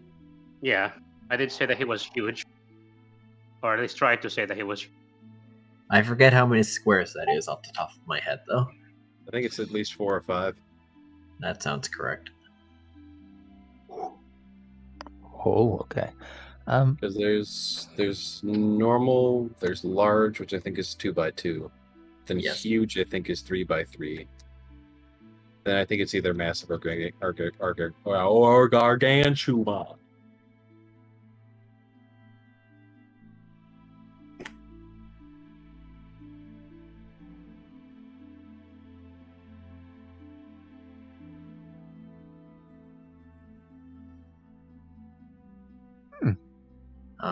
Let's see.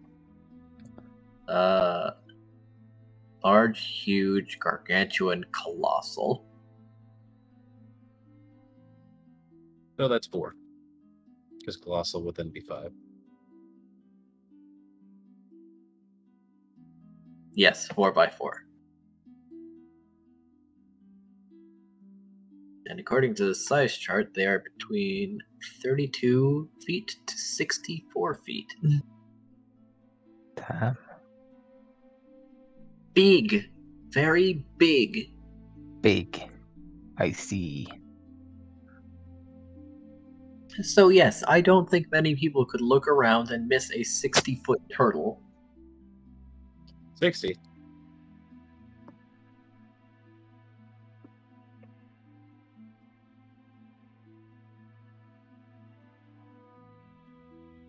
Well, I do have him written down as gargantuan, not colossal.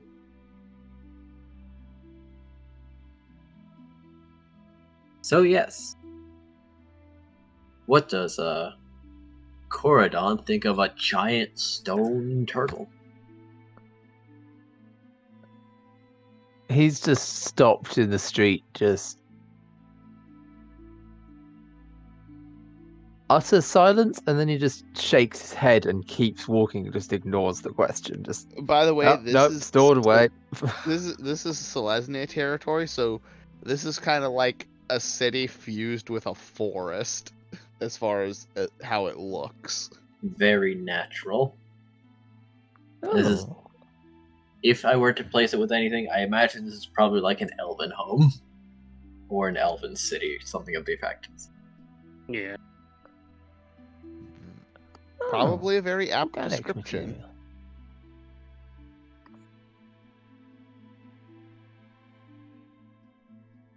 Graham's rarely used home is in a giant tree.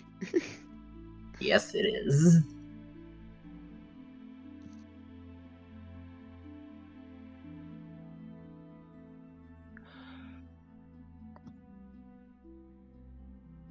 Honestly, I think Cordan is just slowly taking every alarming thing he learns and hears from this group and just storing it away and compartmentalizing it until he can take it out and observe it later. Yes, He's that's my Calm folder down. marked as evidence. internalizing it so that way he can scream for hours on end later.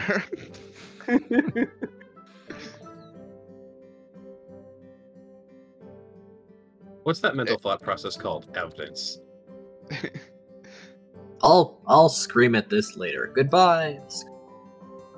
Ah! I'm going to very carefully repress this now.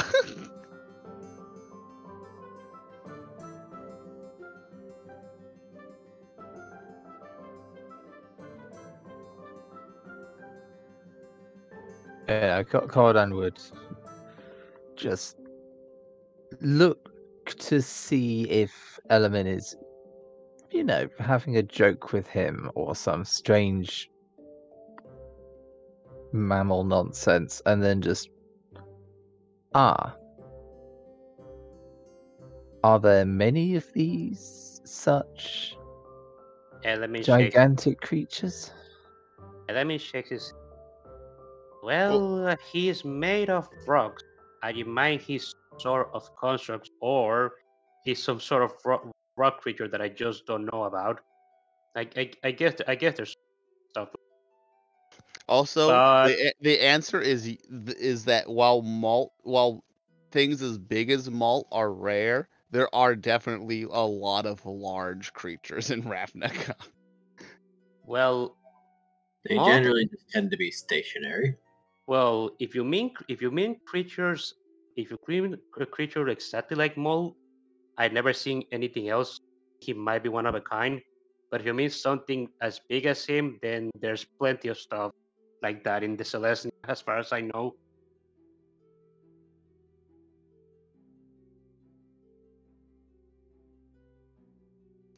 Like dire wolves that people use as mounts. He just stands stock still for a moment and then sighs. This is why we build underground. Huh? Don't worry. Underground belongs to the Golgari. And the is it to a degree. Don't worry, the Golgari are just a bunch of necromancers. Perfectly fine. You're fine.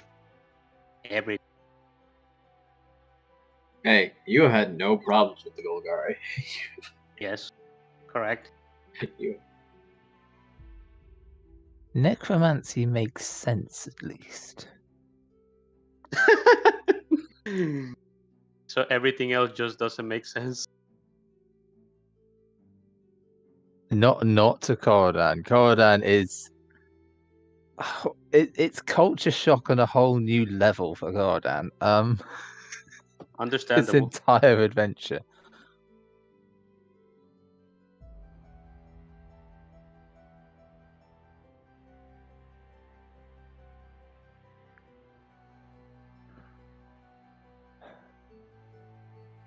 Let's get it over with then. Are you all right, Cordan? Your voice sounds kind of low. It is quite a lot to take in. Guess you're a bit overwhelmed by all the stuff you've been seeing in Replica, huh? I can't even imagine what stuff are in your world plane world.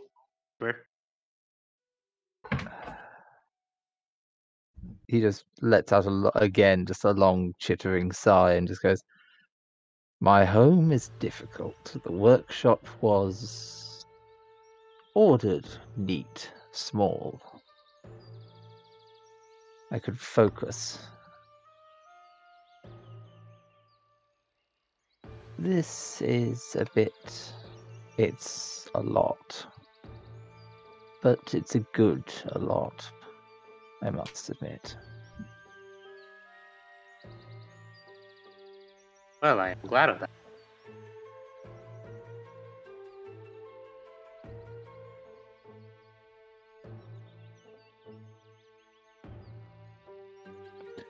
There's a great deal to see, there's a great deal to learn.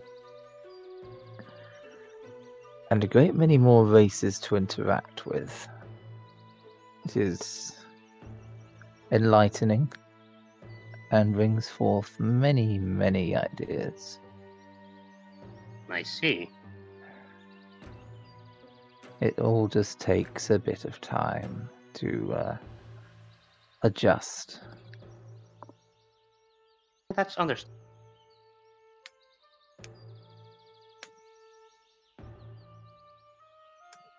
He's just fiddling with his gauntlets as he's standing there. Okay. Well, Element is leading him to the location where Grant told him where they will be at. Walking over, you see Nim, who looks to be sleeping, and Silver, who seems to be focusing, and Malt, who's just sort of staring at the pair of them. There's also a moth lady with blue and black wings and a white uniform.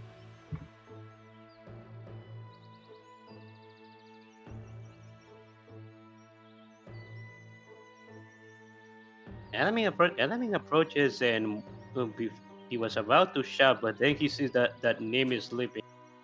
Decides to refrain from it. He's going to look at Mol, who's just staring at Nim. Hello? Have I come at a bad time? Malt looks over. Oh, Element, one of Nim's friends. Yes, what do you need? I just heard that Nim was with you. Came here to see how he's been. I haven't seen him in a while. Well, he's been very determined to get a bit stronger, so I thought I'd lend a hand. He's been training for a very long time, you see. See, this entire time he's been training with you.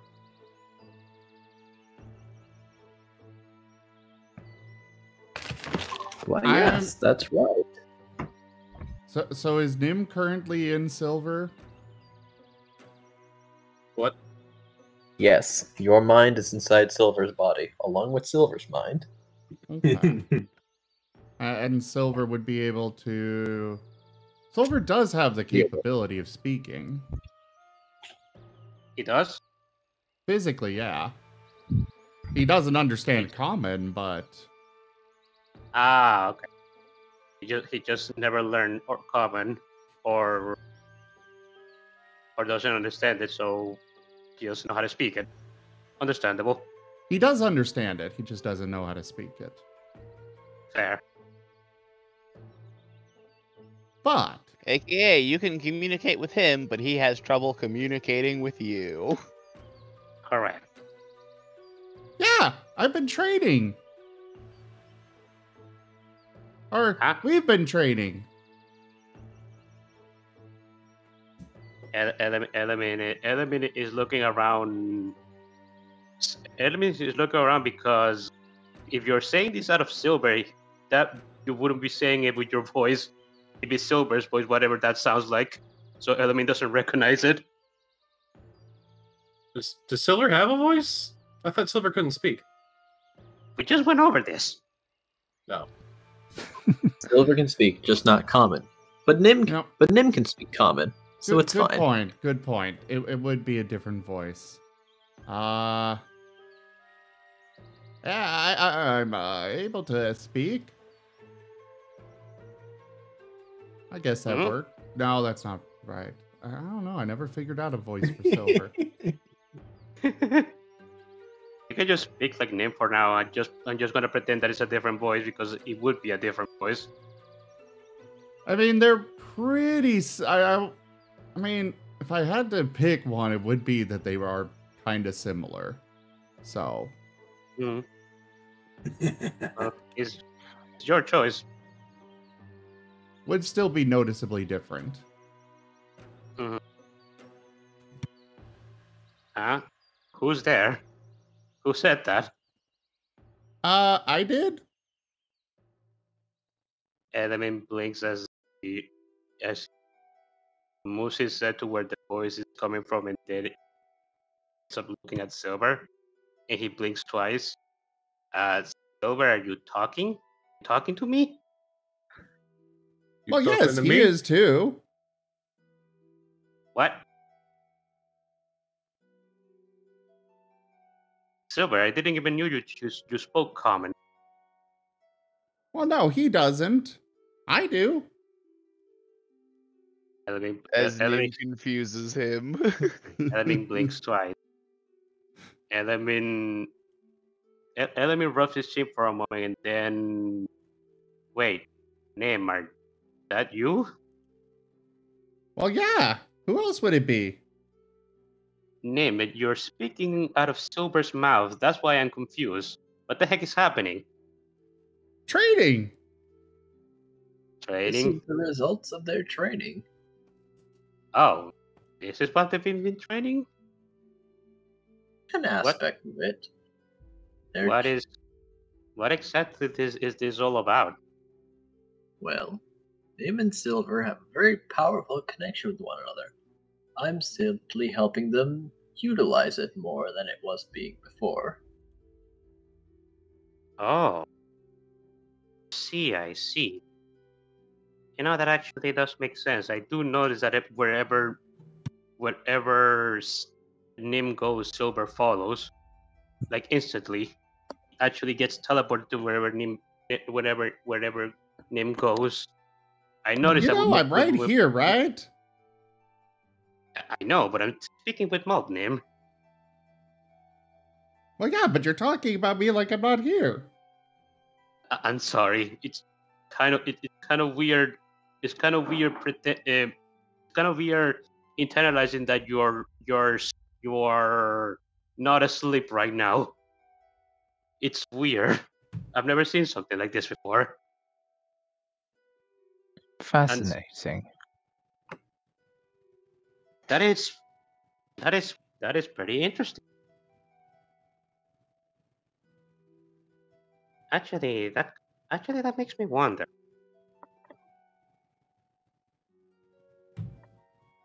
Wonder what? Why? How come you two have such a close bond? If you don't mind me asking. Well, back in Faerun, I needed a companion, friend, and, well, Silver answered. And we've been brothers since. Oh, no, that's actually kind of adorable.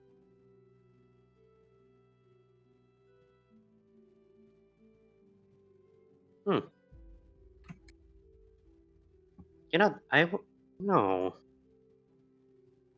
That makes me. I wonder if me and Calcero could do some. Could Maybe. I don't know.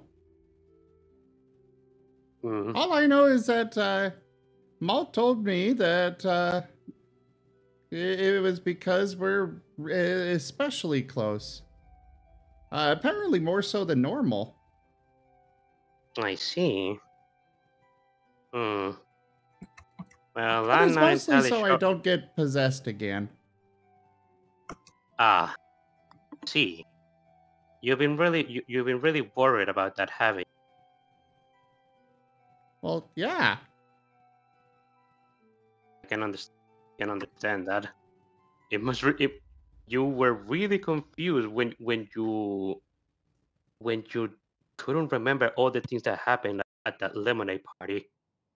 It must be awful not being able to remember awful stuff you did.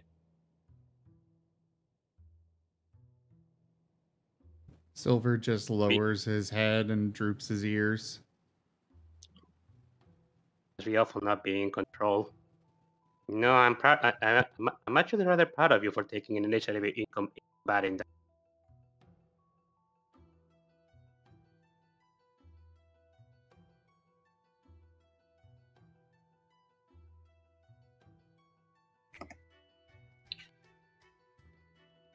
Well, I want to get stronger and be better and maybe keep my friends. Understand. Well, you know that the one of the reasons why I came here was because I wanted to check on you. You've been gone for like 2 days. Is this what you've been doing this entire time? Has it only been 2 days? Huh. Has it felt longer? I've been having to sleep a lot. I see. Huh. I get up, I run around, tire myself out, and sleep again. Have you been keeping up with your flight by any chance? No, I don't know where Cyrus went, so I went off and did this. That's fair enough. That's another reason why I did want to continue that. I'm not entirely sure. I'd like to continue it soon. Yeah. But this also seems like it's really important. Yeah, I think this is something that we do have to take care of because we don't know. This mana position thing is something that we don't know about, and we don't know if it happen again. It's better. Is better if we take care of this before the wings. Actually, you probably would have been around, Element, for Graham talking about mana corruption too, even if it was just in passing to Krei. I I think you may have actually not been at that place.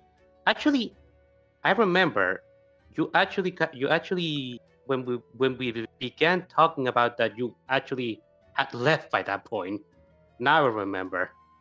That Yeah. may be why you don't remember about it.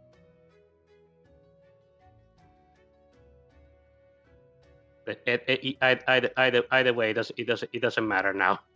That's what happened. That's what happened either way.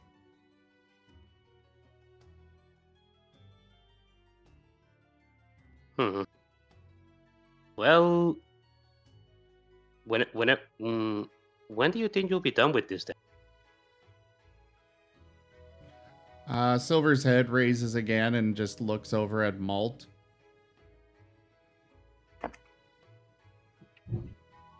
Well, he's had quite the aptitude for it.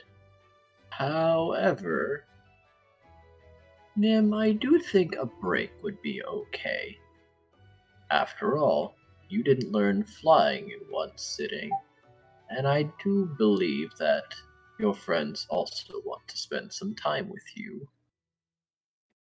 It's good to give yourself breaks.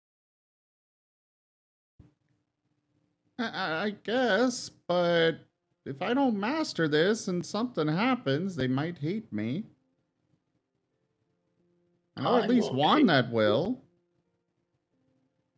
Well, then we'll have to have a talk with them. You can't be responsible for everything that goes wrong.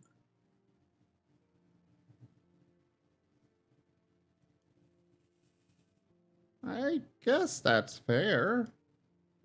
I also promised to have that discussion for you. Or rather, the mediator. I promised I'd be your mediator. Okay, it has, like I said, literally been 3 weeks, so remind me what that was. Nim was worried that he kept getting in trouble for things that he didn't really have control over, and people kept getting mad at him for reasons he couldn't understand, even though he was sure he was making the correct decision. Right. Malt said that this is probably because things are getting lost in translation. You and every other person seems to come from very different backgrounds and has very different perspectives. But some words may have different weights behind them also. So I think it would be a good idea if there was a third party who could listen to both sides and try to translate if things were getting mixed up.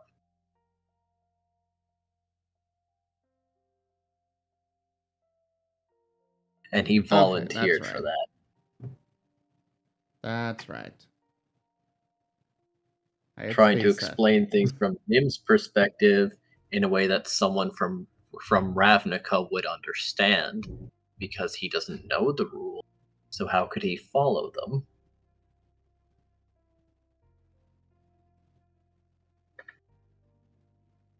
Well, yeah, I guess that's... You did say you'd do that. Of course. And a promise is a promise. I also don't want to do anything bad again, though. Well, I think that's what she is there for. And you'll gesture to the moth. Oh yeah, them. Actually, who are you? I know that you were standing there for a while, but I haven't acknowledged your presence. I'm sorry, madam. My name is Sasha Julie. I'm the Azorius instructor assigned for Nim. Oh yeah, that thing that happened at the end of the trial. That is correct.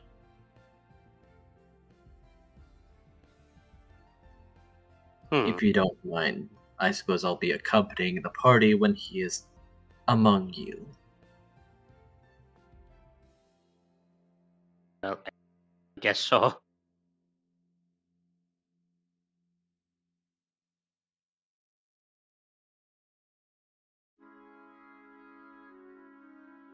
So then, I suppose we'll be moving now. I suppose so, yes. Fantastic. I'll see you when you get back, Nim. Nim is free. Nim will be with the party again. Hooray. Yay! For now.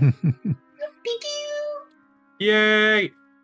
Nim is also, you know, very persistent with training stuff. Very. Yes, you'll be having your flight training pretty soon, too. Granted, not like they need it at this point, but yes. They can do basic flying. I don't know about you, but a dead hover straight up an elevator shaft, that's something.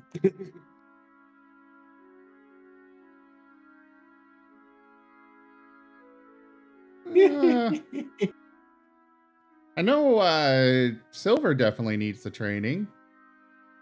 So Silver should be back up and full strength Oh yes, again. no, they have fully recovered, mostly thanks to the vest.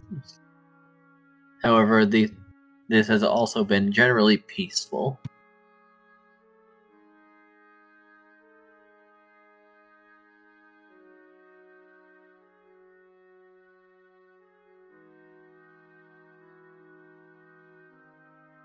This has been very light for them. Yeah, that was part of Nim's objective with the doing this now. Most excellent. But yeah, I guess we will head out then. Silver kind of closes his eyes, and then Nim blinks and stands up. All right, so where are we going?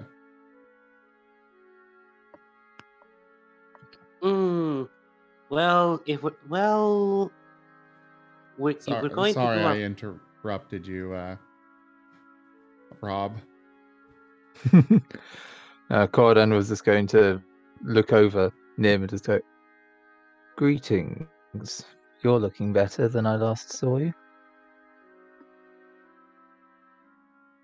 Oh, right. Well, I wanted to get practice and do better.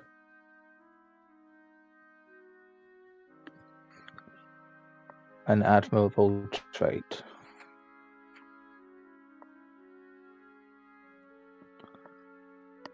So, where are we going?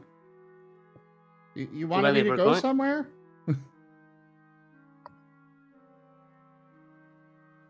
Well, you wanted us to do the fight, right? We're gonna have to find Cyrus then. Oh yeah, we need to go find him. Yeah, the first thing we could look for is his home, and I don't know if he has completed his contract with the Martin. Like, can I ask my Martin if another person has a Martin phone? If I know they're about to get one. Probably. Yeah. Okay, if they're established as an ally, you can absolutely ask if somebody's on the Martin Talkie network. Yeah, let me gonna go ahead and do that. He's gonna pull out his Martin and asking if Cyrus has completed his contract. Cyrus has made 2 attempts. Didn't you succeed on the second one? Nope, and Cyrus has since held off and given up at this time. They are not getting an assistant. Granted, for other reasons, but yes.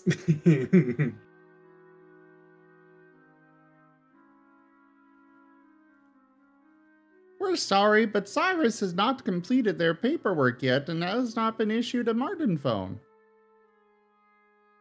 Well, They that's declined unfortunate. the assistance to fill out the paperwork.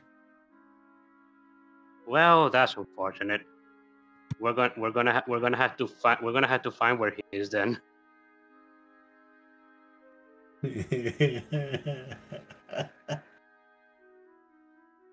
Cyrus was last spotted in the presence of Krei. Oh. Let me gonna go ahead and give Krei a call.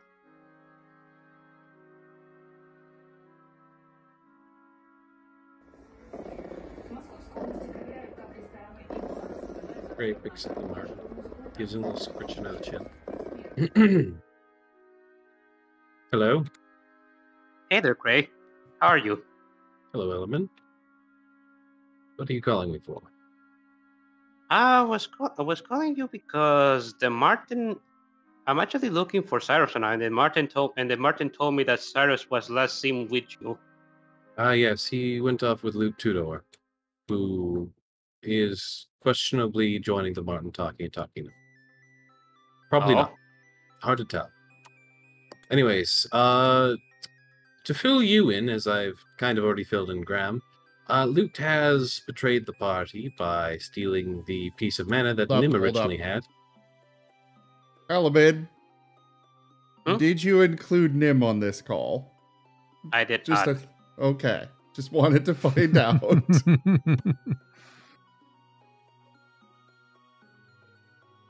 Anyways, Lute betrayed our party, or was commissioned by the Orsov to do so. Hard to really tell. Either way, Graham believes that he was under some sort of hypnosis or something of the sort, but I honestly don't believe that fully myself. Anyways, regardless, Lute has conspired with the Orzhov, stole back our white mana piece, and it is now in the clutches of the Ashfells, I believe. Element is just blinking in the air for a moment. He's really stopping himself from screaming, what? Anyways, out loud. so Lute, in an effort to really realign himself with the party, is going to be attempting to find the location of, said mana piece, so that we can retrieve it. I see. I was not expecting to hear all this when I meant to call you. I just wanted to know Cyrus's location. Well, it is with Lute Tudor. Oh. And Lute Tudor, I believe, is on his way to the Orzhov or getting some disguise or something of the sort, so that he can, as I stated, realign himself with the party. I see. You wouldn't happen to know where at the Orzhov is headed at, would you?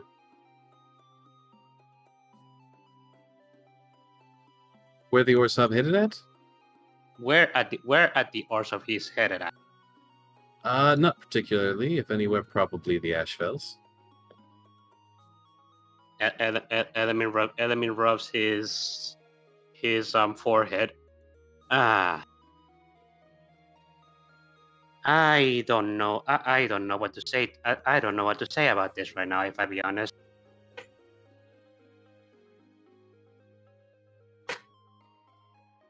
Well, it is the truth, I can assure you. I don't believe you're lying to me. I wasn't expecting to hear all this, but just when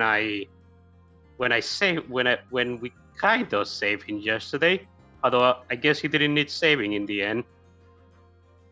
That was why the weird situation that I ended up witnessing.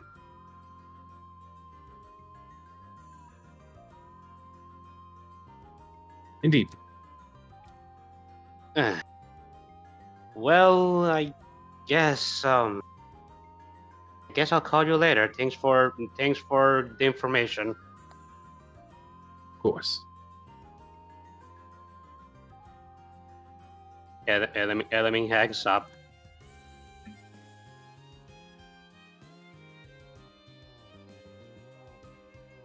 Um.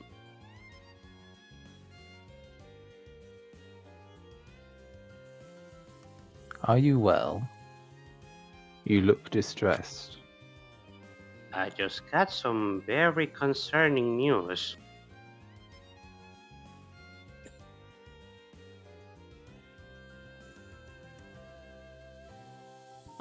What's up? Uh. Do we need to get Nim, over to Krei's or something? Nim, do you remember? Do you remember the piece of white mana that you've been keeping to yourself all this time? Yeah. Do you know where it is? Nim is going to attempt to pop it out in front of him. And then try again.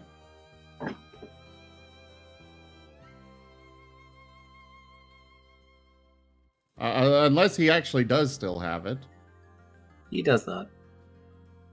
Question: do you know when there's something in your bag of holding that wasn't there beforehand? I don't believe so, but I thought I'd ask anyway. I don't think so. However, after it doesn't work, Nim is kind of upending the bag onto the ground. Everything spills out. To be fair, most of it is actually in the bag of holding, so at least we're not getting 1,000 bars of soap littering the ground. Yes.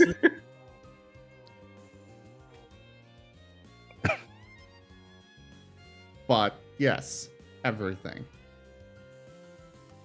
Element looks at the looks on as the contents of the bag of holding are just spilled onto the ground.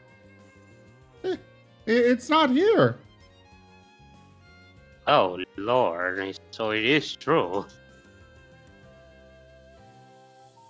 What's true? I just got some information. I got some information from Krei that whatchamacallit, The Orzhov. the Orzhov stole your mana piece. How did they even know Well- I had it? I don't know.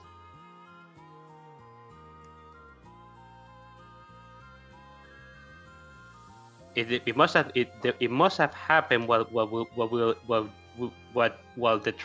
that entire trial was going on. That's the only time it could have possibly happened. Nim is letting out a very low, very angry growl.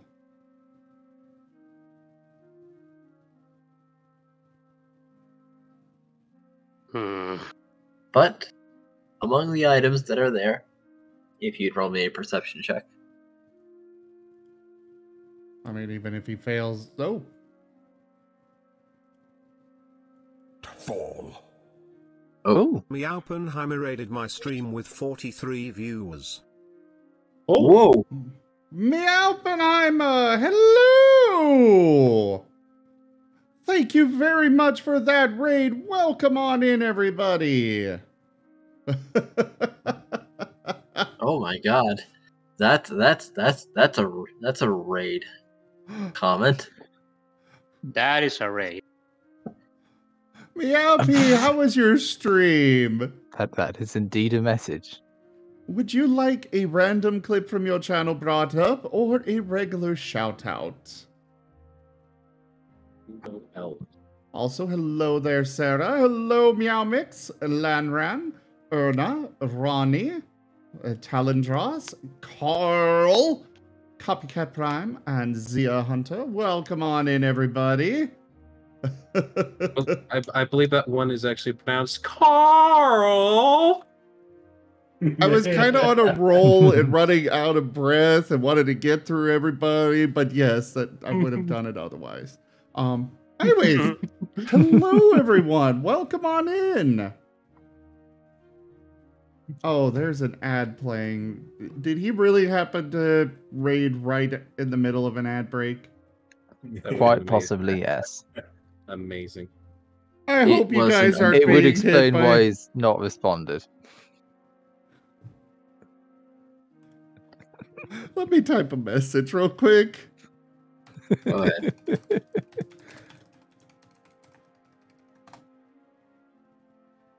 It's a good thing I'm subscribed. It was already going when the raid came in, but... Or at least based on timing, I think so.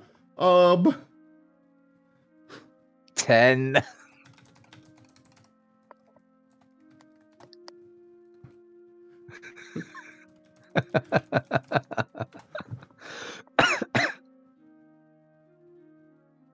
Can you guys hear me now? Yes. Yes. I am so... Well, not you guys. Oh, I'm at no. the chat. God dang it. Also, I just realized the donation goal. Ah, Surprised it hasn't been met yet. No, it has Well- not been met. that Toshime is probably not here. Hello, everyone. I am so sorry. I am so sorry about that timing. Apparently, you raided right before one of the scheduled ad breaks. I am so sorry about that. I swear, I put this to my viewers. They voted for the ad breaks, 3 minutes once per hour. That was the vote.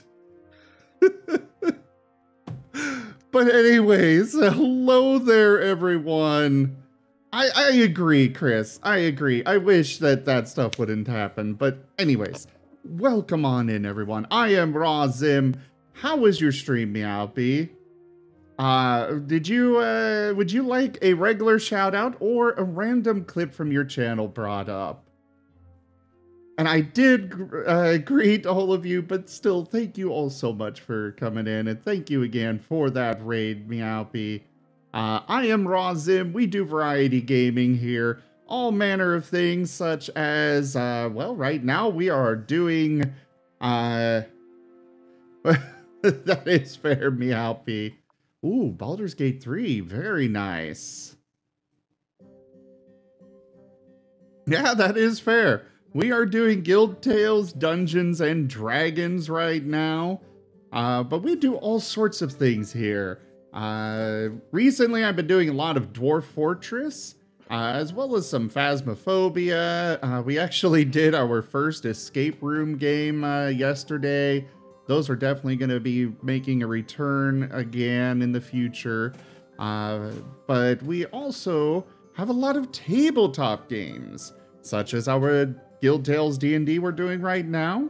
And we also have Pathfinder, World of Darkness, both Werewolf and Mage. And we've got a Exalted and a Pokemon Mystery Dungeon tabletop game, which has started on Saturdays. So everybody, do make sure you hit that follow button, stick around today, and come join us again in the future. And for those already here, make sure you go check out Meowpenheimer. He is a wonderful, well, wonderful in the loose sense. He's a little maniacal just between us, but he's a cat, so it's enough said, really. Anyways, I'm gonna be in the chat. Let the game continue here. Sorry for that interruption. Wasn't expecting it.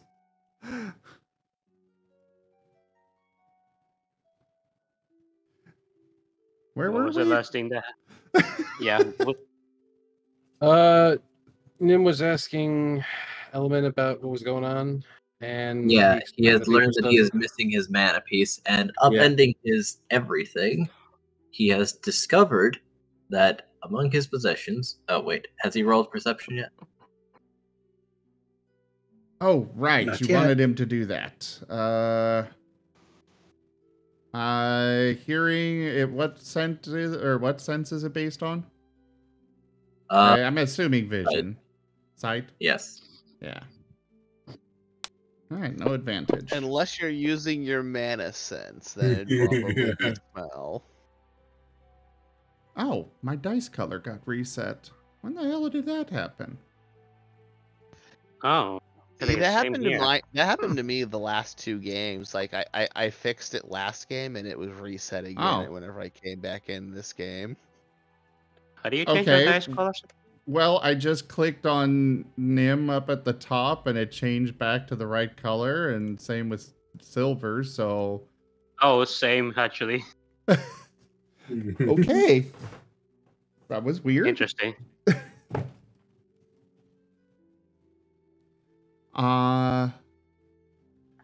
But yeah, there's your roll. Anyway, yeah, it's a pretty good one.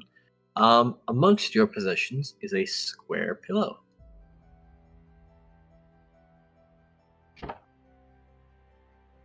And I don't mean it's like square shaped. It is a cube of a pillow. Okay, so it's different from his normal pillows. Yes, as in it's a very tall pillow also. So it's a rectangle. He's going to sniff at it.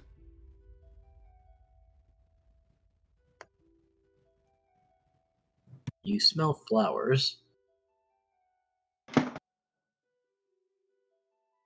And Unfortunately, all you smell are flowers. Tulips, specifically.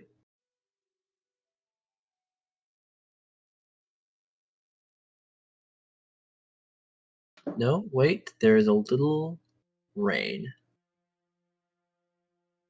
rain? Yes, like rainwater. Rain does have a smell. It does. What? I didn't have this before. As Nim's It- nose is practically right next to the object. Yep. Did whoever stole the map is this behind? By any chance? Why? What the heck is this place? Evidence? Evidence? Calling card. Giant pillows, a calling card. I A mean, it would be sleepy something I bandit. could see Krei doing. Calling card? Someone stole Krei's calling card and left it in Nim's bag. His eye, the sleepy bandit. Let's face it, if anyone's calling card was going to be a pillow, it'd be Krei. Yes. I have too many pillows. Yeah, accurate. I've stolen from you, but here's a pillow. Here's this unique pillow. Enjoy. Yeah, let me touch it.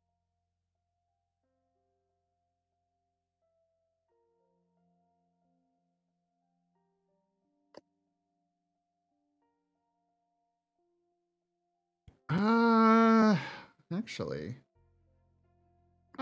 Give me a moment. Nim is going to cast Identify. This is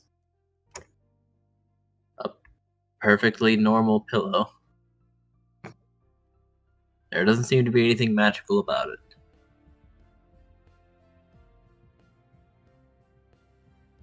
However, the inside is filled with a more spongy material rather than plush. Memory foam.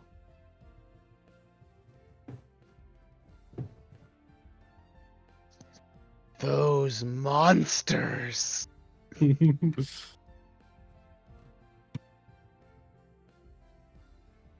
They're taunting me with their softness.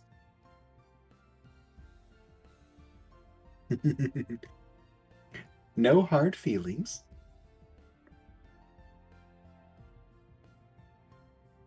How big is this thing?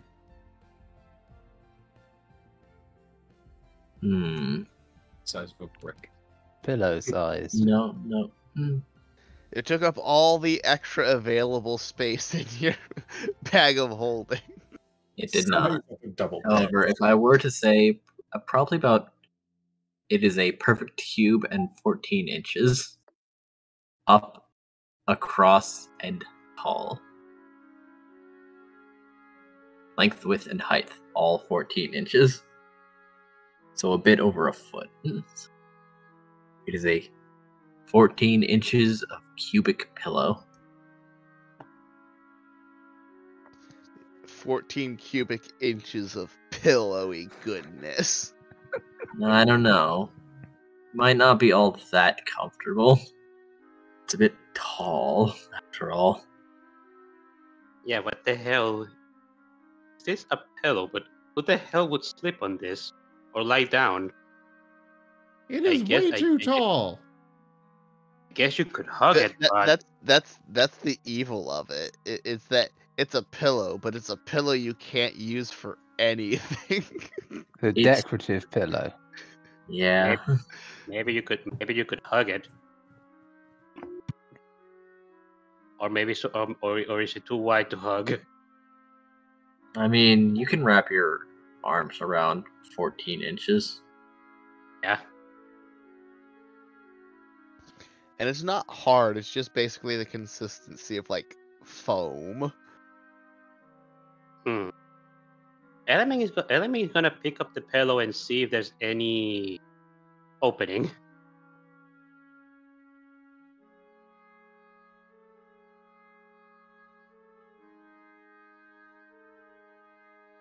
Hello? So you pick up the pillow. Or rather, the cube. The soft cube. Yeah. And I'm gonna see if there's any opening, like for putting stuff inside. There is a zipper. Real quick. Element is gonna... Everyone in chat, I have posted a couple of free Streamloot pack links. Do feel free to grab those. My little way of trying to make up for the ad break there. You guys up to each one's got 5 uses, so first 5 to grab it, congrats. And also, would we even know what a zipper is? I don't think Ravnica zippers had might been have zippers.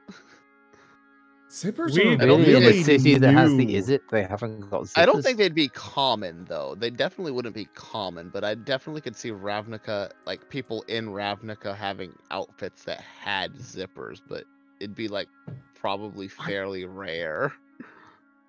You gotta remember we're living in a society where the Izzet have literally invented elevators and cars. I understand that. I'm just saying, we're also living in a society with magical clothing where people could just, a simple enchantment and it does itself up. Oh yeah, most definitely. But But the zipper is a relatively new invention. All right, let me. So what Time for cars? good old Google. It was Oh, invented boy. in 1892. 1890. I mean, compared to the time period we're talking about in this game, that's To be fair, they relatively was new. patented in 1892. Presumably, it could have existed before that. Depends on who. History in 1851, Elias Howe received a patent for an improved fastening for garments. That's like the absolute earliest.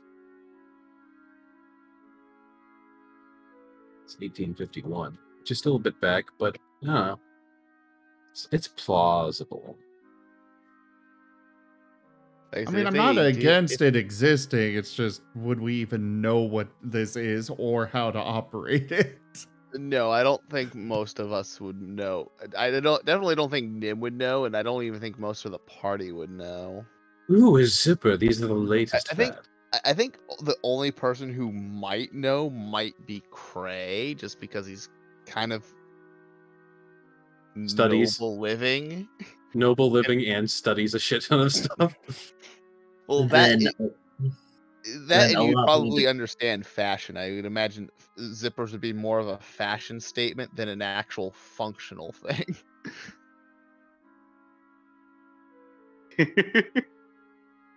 Then I suppose I'd change it since I just assumed zippers not terribly complicated. Does one thing open and close. Just because something is not very complicated, if you're not familiar with it, wouldn't know what to do. You could maybe figure it out, but it take a while, depending on the person. All right, then you will be able to find the seam where there probably was an opening that was afterwards sewn shut.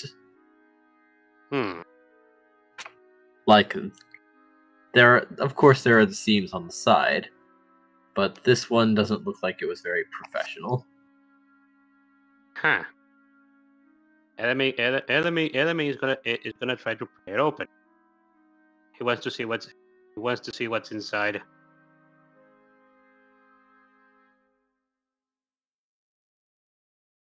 All right. Ripping it open, on the inside is a singular, solid, spongy-like mass. It is splotchy, so to say, when it comes to color, veering between green and a sort of pale yellow. You've unleashed a gelatinous cube. No, it's just very tiny. It's spongy. It is dry and spongy.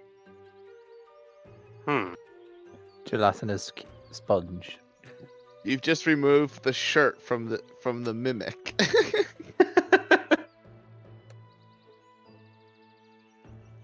Okay.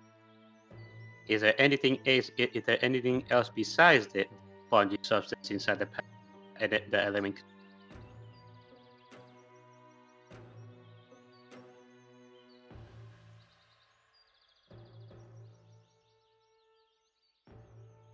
Apart from that cube-shaped spongy mass, there's nothing else inside the pillow. Unless you would care to rip apart the spongy material and see if you can't find something hidden inside it.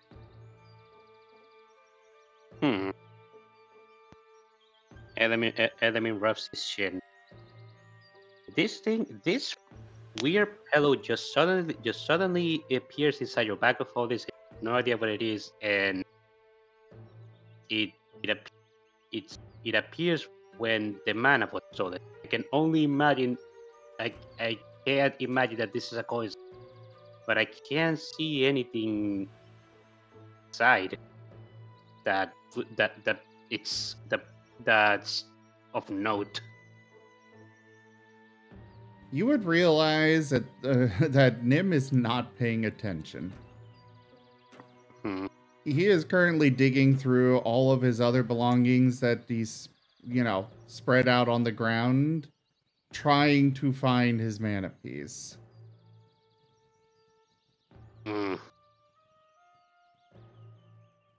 It's not here.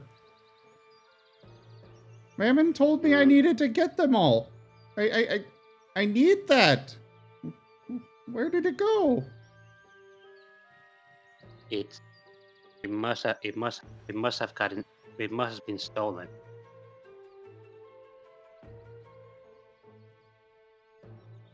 Are the oars off? Think so. That's what Krei just.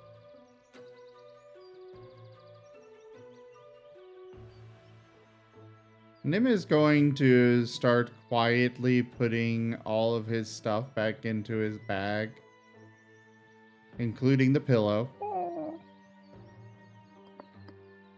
and then set off towards Krei's place without saying follows right anything. You're quite alright. Elemy follows right behind him. And Gara then follows after them both.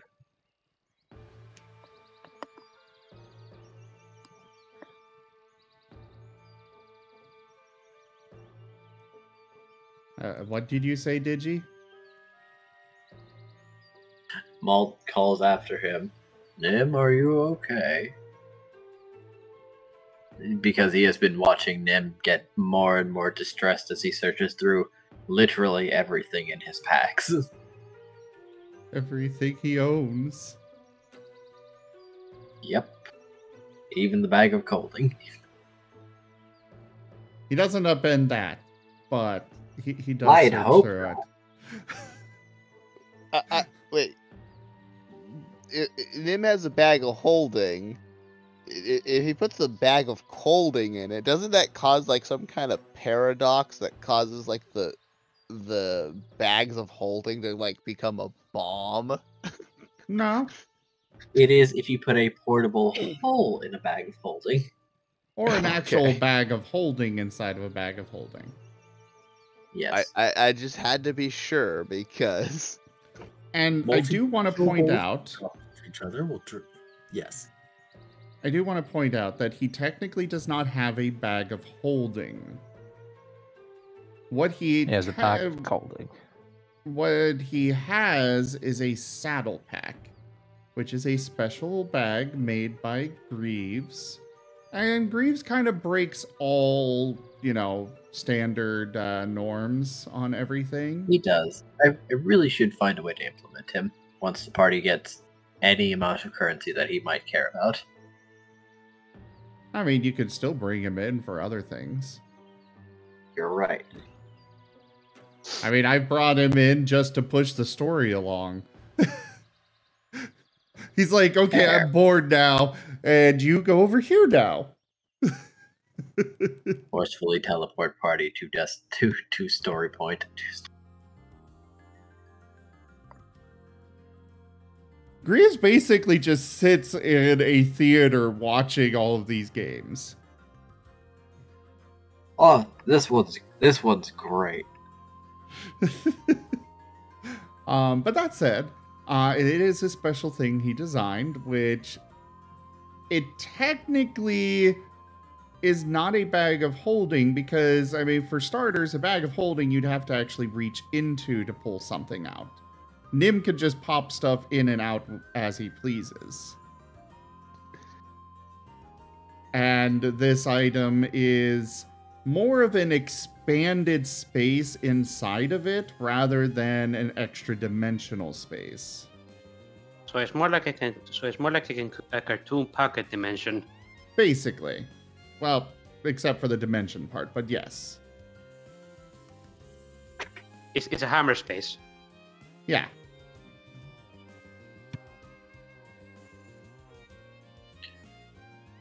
So he could put a portable hole or a bag of holding inside of this saddle pack. It would basically be the same thing as you guys putting stuff into your backpacks. There. The main enchantment on it is the one that allows him to pull things in and out, just using thought. Interesting. Because he has no hands. Yeah, he has no thumbs to dig around in the bag himself. Thanks to his magic hat that you cannot see.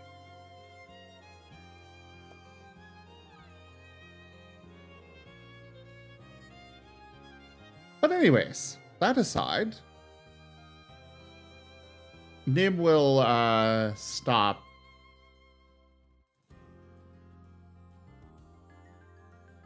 and kind of look around, turn around to look at Malt. Somebody stole something that's very important to keeping my friends safe. I see. Somebody is going to die for this.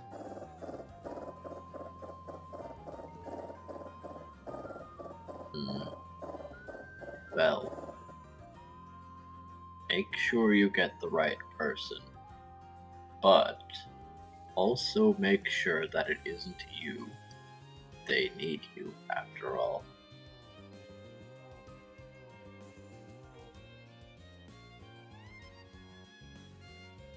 Nim will ponder for a moment and just let out a sigh, taking a deep breath.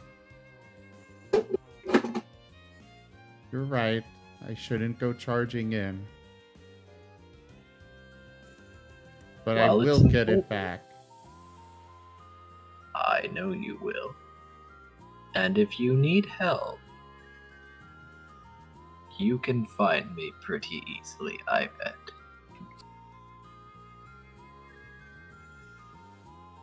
I will remember that. Thank you. We find out where it is and bring in a literal gargantuan battering ram to break into the building. You would. Nim would absolutely do that. Forget stealth. Malt charged through the walls of the Azorius courtroom, if you remember. I remember. He's done it before and he will do it again.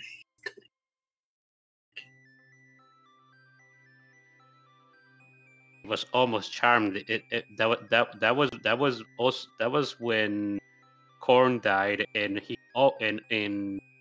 almost got charmed. Listen, the Master of Cruelties is a nightmare. I know.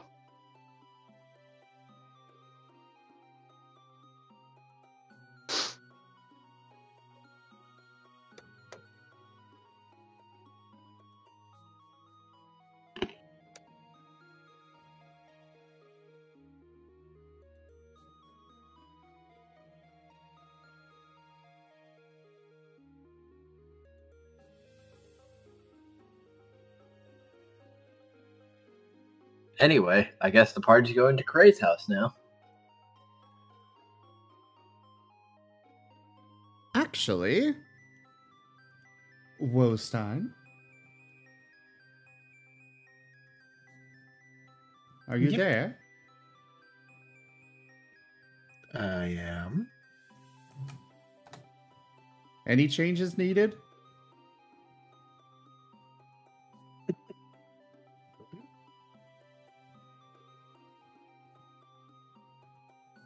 If you responded, I didn't hear.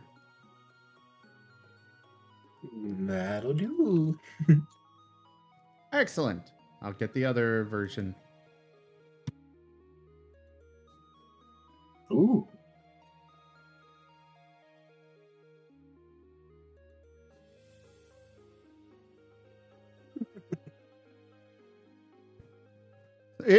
I mean, she got it to us before the end of the session, so... Yep. Considering I sent it to her at the start of the session. Very cool. Oh, so that's how Cirrus looks like. Uh-huh.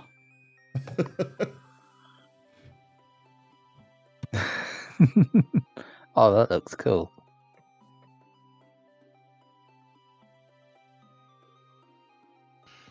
Owl. Owl. Owl. Firm owl. Very soft. Ow. Ow. So at least one member of our party has managed to earn a firm response. Oh, I don't get firm?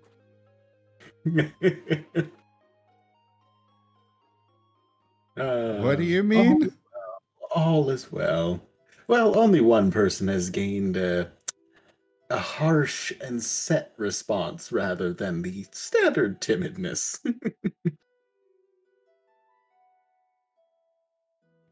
A very simple and plain no. I'm All is well, confused. though. Don't worry, all is well. Okay. Probably. Maybe.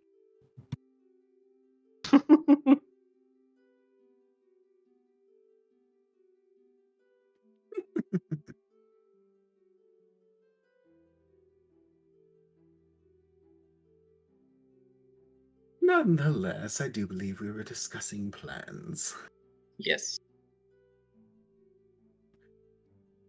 And Nim, Melanie, and Cordan are heading to Krei's house, I suppose. Yep. That seems to be the case.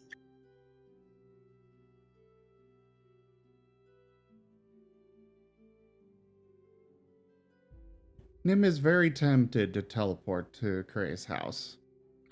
But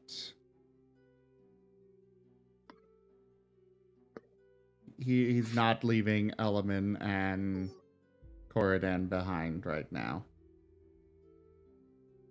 He doesn't really care about the Azurius teacher person, though. He'd leave her behind.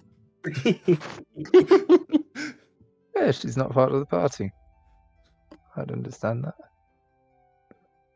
I mean, she's supposed to follow Nim. Yeah. She needs to keep up then. Yeah, that's what I'm saying. Nim is not obligated to slow down for her. Oh, Silver's keeping pace. No, we're talking about the moth. Oh, right. No, he is not. But she is also keeping stride.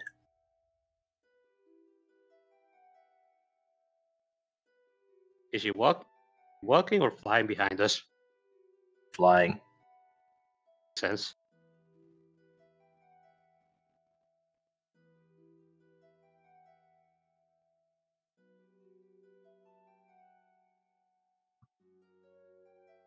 It's a good way to travel. That it is. That it is. But Nim is walking for now. But he is keeping a very fast pace. I mean, I'm sure he's built up some stamina after the last few days. Yeah, that means following along just. Are you sure you're following along just fine? Yes. Nim is going at a speed. What's Nim's walking speed? 40 feet, I believe. Hmm. I mean, even if Element is not as fast as Nim, he has the stamina to keep up. Fair. Ah. Yeah, Corridan has stamina and is about 35.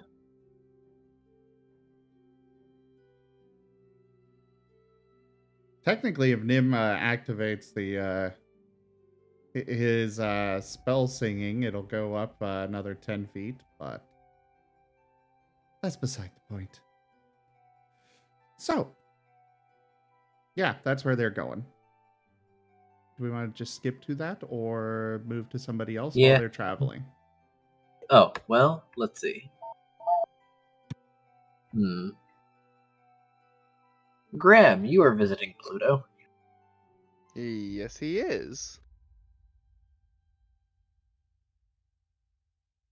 He wants to check up on the skeleton.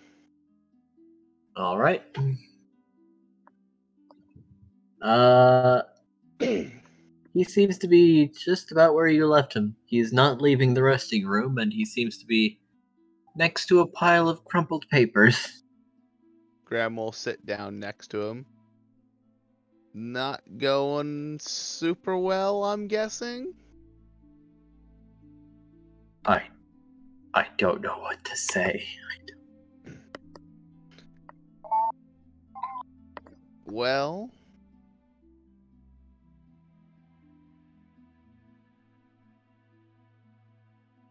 if you had to tell them What do you think the most important thing is to tell them? I don't know. He's God. had a, he's had a complete loss for words first time. I mean, I don't really know anything about them. What should I say? You don't necessarily need to tell them to know about them, to tell them why you did what you did and how they were in your thoughts. Simple then. How what you did was, what you were doing was for them.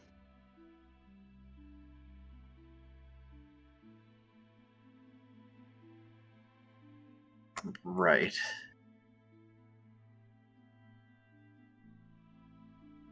Oof. Think of it less as trying to have a conversation with them so much as just giving them the answers that they couldn't have until now.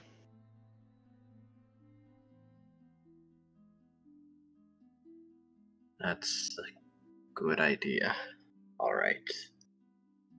I'll start with that one. Starts a new paper. Graham will pat him on the back. But I do think this is good for you. Oh God. I've written so many binding contracts. But one letter with no magical effects tied to it whatsoever has been my most challenging, daunting thing, and my memory. Graham will smile a little bit. Well, I can definitely think of a few things I would have liked to know from my family if they weren't, Ashfells. Incredibly evil. But honestly, quick. the more I'm learning about them, the Real less quick. I know what to think about them. Go ahead. Well, Stein, I have sent you the mute version as well, so you can update Discord Reactive now. Do it right this second. We'll wait for you. We're stopping the whole game. God. You can also I like what they did with the talking icon on the character card, so you can or character sheet, so you can update that until we get you proper icon for that. If you're there, Stein. Yep. Okay. Lovely owl, pat pat. Okay, carry on.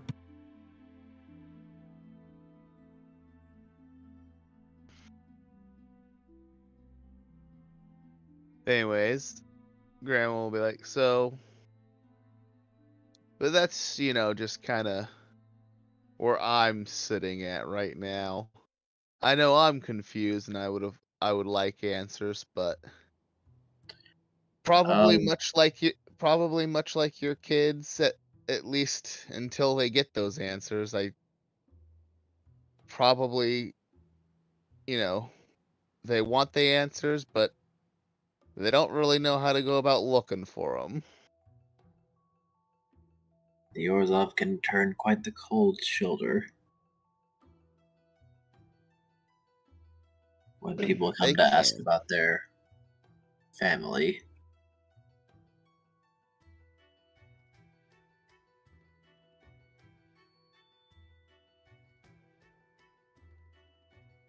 Fair enough.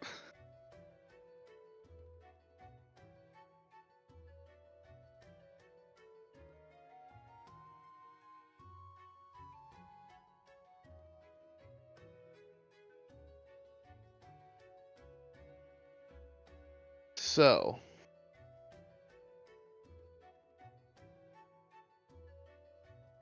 hopefully that'll help you. I didn't want to leave you alone too long.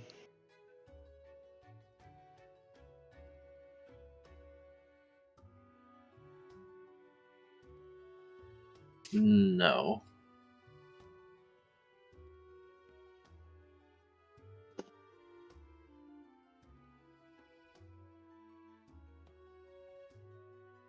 But I definitely think that, or at least I hope that one day you'll be able to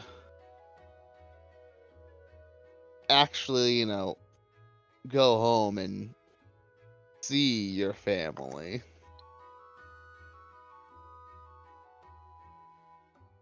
Well, I'd better have a good reason if I choose not to.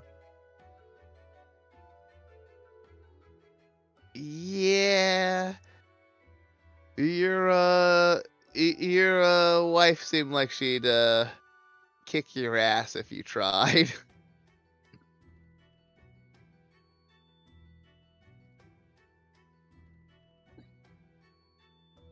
Although I do think that she did care for you, and still kind of does.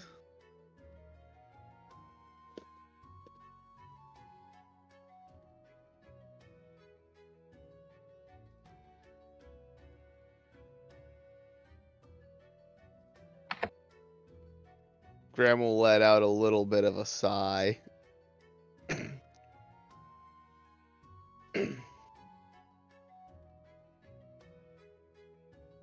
I am also kind of struggling a bit with, like I said, how to deal with my own family, knowing some of the things I've learned. Thanks to Ren.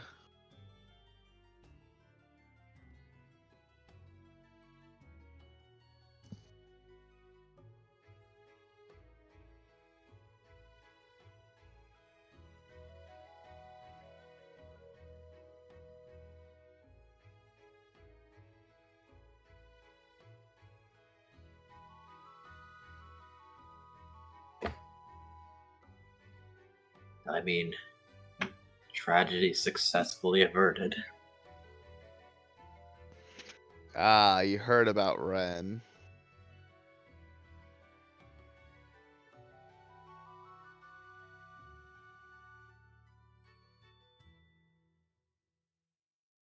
I did.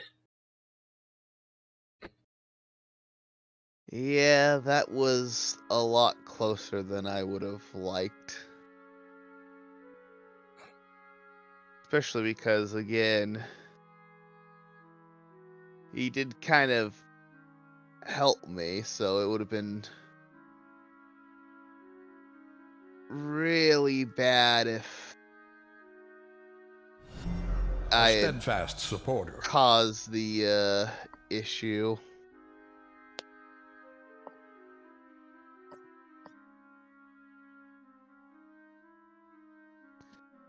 Intentionally or otherwise.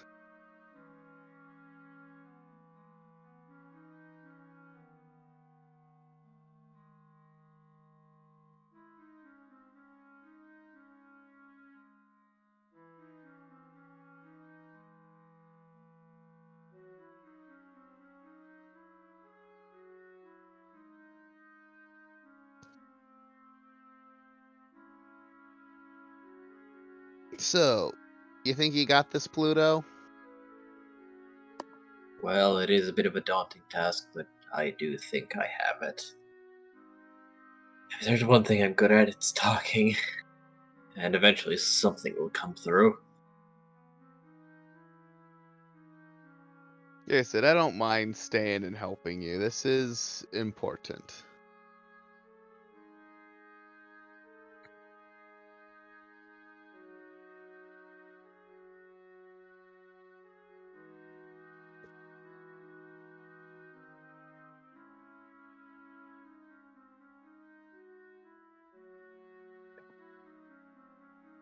Right.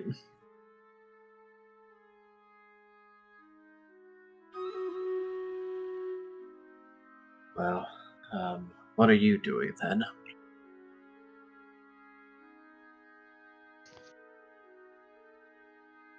still mostly trying to figure out how to prove to Tanya to herself that she's a better person than I think she thinks she is. Hmm. Quite frankly, I think she's always been a pretty decent person, just violent. And I can't really judge someone for being violent for a good reason and cause. She is a bit of a battle junkie, but I understand your meaning.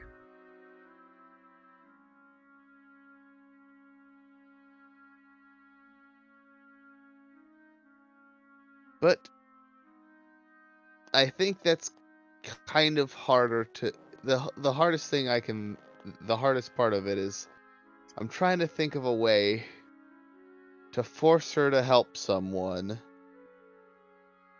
who might be potentially dangerous but doesn't deserve to die. Yes, quite. Basically, like, kind of force a situation where she has to save someone from themselves. 'Cause I don't think she would ever kill someone who doesn't deserve it. Or at least she doesn't seem to have ever done such a thing.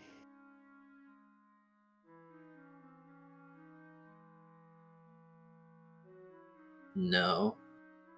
But generally, she doesn't pay much attention to surroundings once she gets going. So I think she's considering that fighting is the most important thing more than anything else.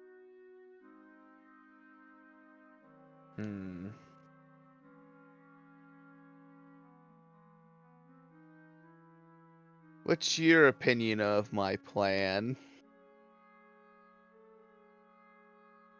'Cause I'm kind of starting to form an idea, but it might be a little crazy. I mean, do take into consideration that she might try to force her way through regardless.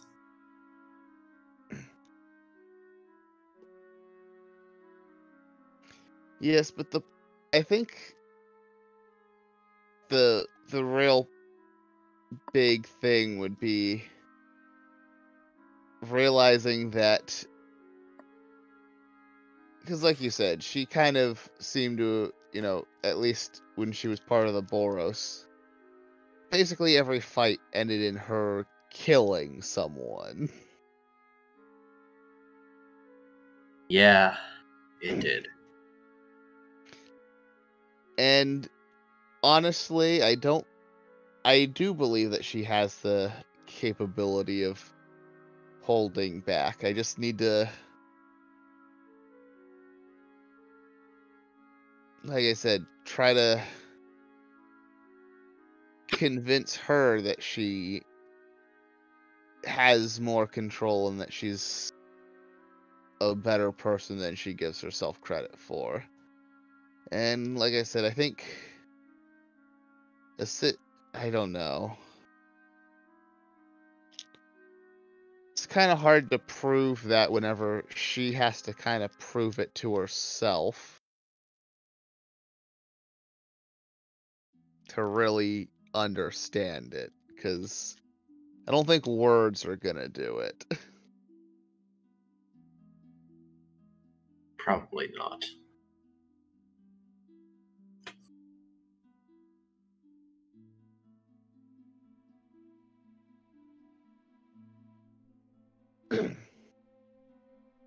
I suppose I could maybe ask Terracona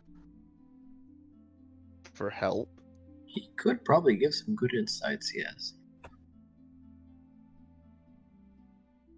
They probably talk with each other.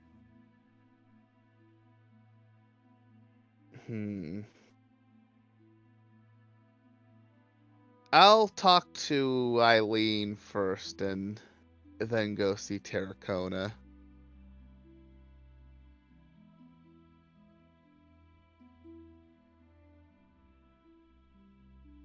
Anyways, good luck, Pluto. If you need help, you know where I'm at. Of course. Like I said, I can kind of imagine a little bit what your kids might, the kinds of things that your kids might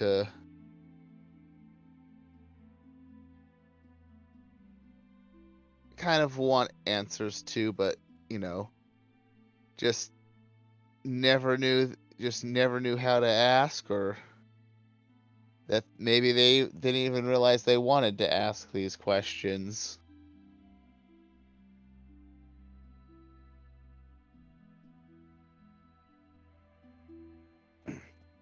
Yeah, it is.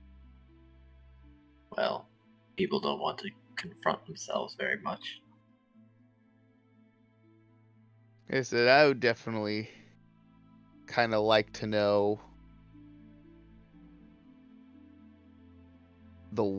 like I said, the biggest question I have that I may never get an answer to is just why? Why did they do all the things they did? Why keep the secrets that they kept?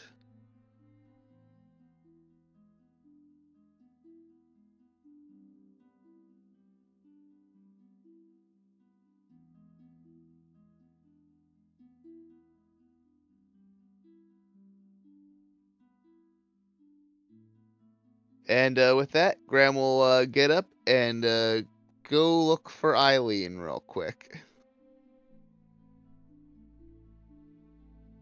She is in the workshop, looking over the leather one more time.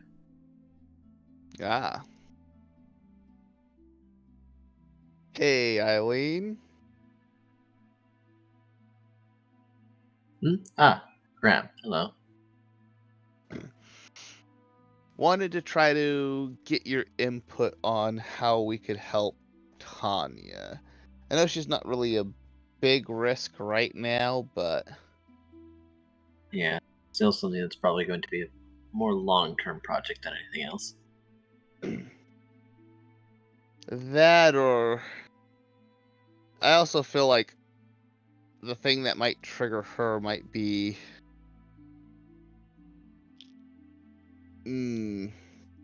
the least predictable of who we have right now.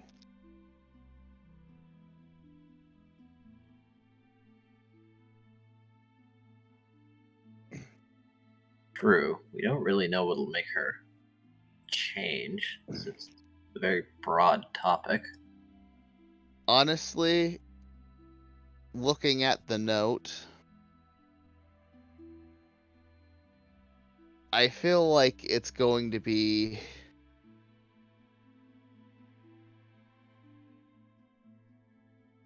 her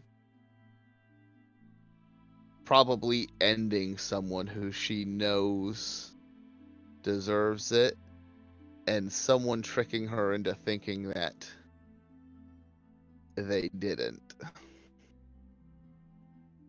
Ah, consequences despite the right action being taken. Because despite what she thinks, I'm pretty sure, based off of what little I've been able to glean about her and her past, is she is a good person. A little violent, maybe a little bit misguided, but a good person. And if something happened where she thought that she kind of broke that code of honor or sense of justice, that would probably do the trick.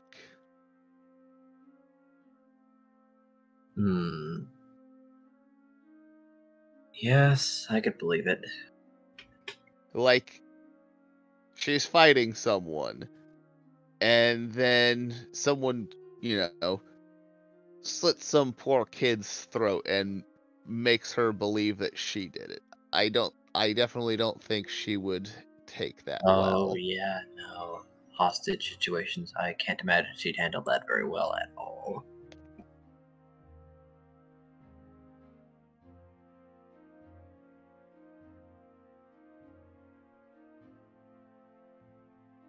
But I also was talking to Pluto, and basically I know words won't really get to her too much. No, And she's the only way very the only way I think she'll be able to believe she's a good person is to kind of convince herself, but the problem is how to do that. true. You can't really do that on purpose. It just sort of has to happen.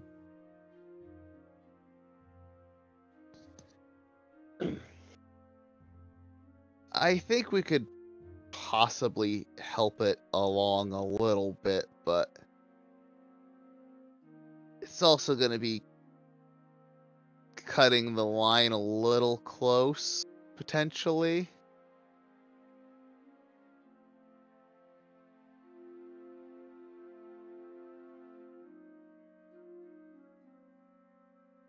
It would probably help if she never figures out that this was a staged thing.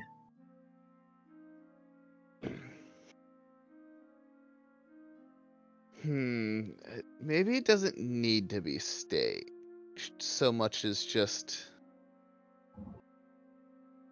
an exaggeration. Well, potentially an exaggeration.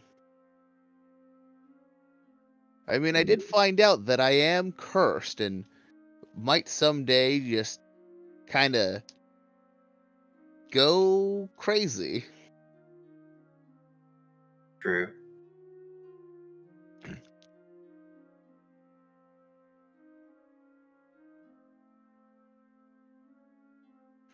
And I don't think any amount of killing Ashfalls would help. I can't imagine it would.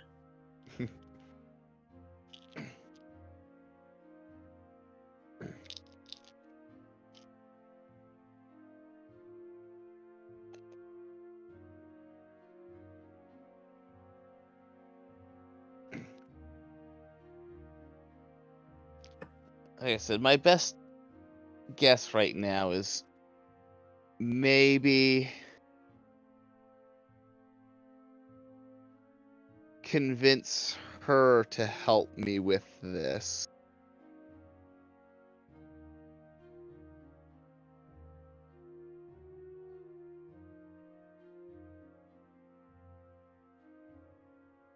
And present two options.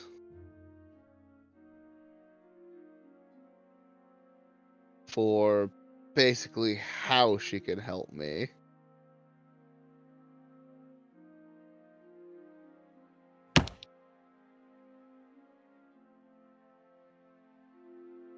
What was that thud? Everybody okay? Yes? I'm here. I was muted. I was muted. Wolstein? Element? I was muted, so nothing would have come out of my All is 10-4. Okay. Just Bishop- wanted to make Bishop- sure. Was worried somebody like hit themselves or something. Or passed out and like Or face passed planted Head out. on their clogged the desk. keyboard. Yeah. No, It no. will not be the first time. Part of why I was worried, whoa. Carry on, sorry. Much appreciated.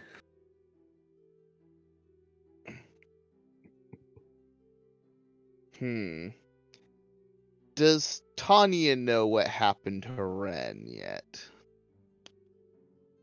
No, she does not.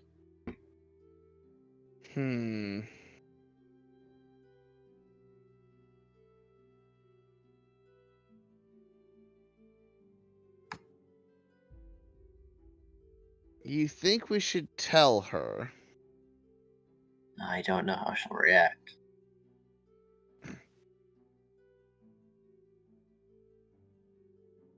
Well, I think it wouldn't necessarily be too bad because Ren did kind of pull out of it, so. Probably.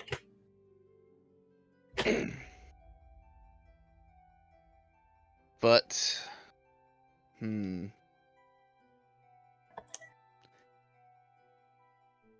Maybe I can bring up my concerns that I'm likely to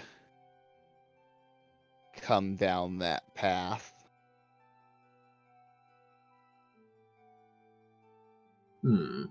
That might work.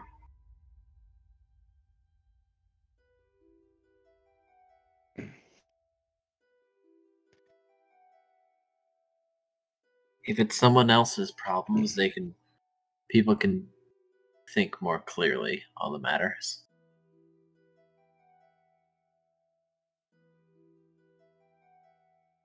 And I guess we do have something. I'm kind of figuring out that I seem to have a lot, at least one problem in common with most of the ensemble. Oh, what might that be? Oh no, it's different from person to person. I got family issues like Pluto.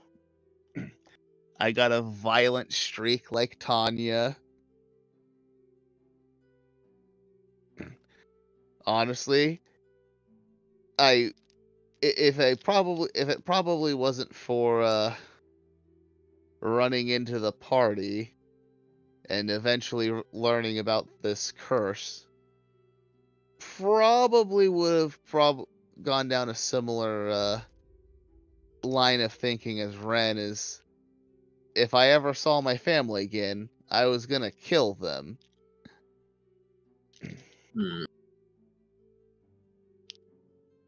Well, you're even capable of doing that. Oh, Grab is very much capable of killing a large number of his family one-on-one. Could he fight them all at once? No. Could he fight his dad? Probably not yet. But he could fight. I'm guessing a large majority of them, at least in a one-on-one sense. Very probable.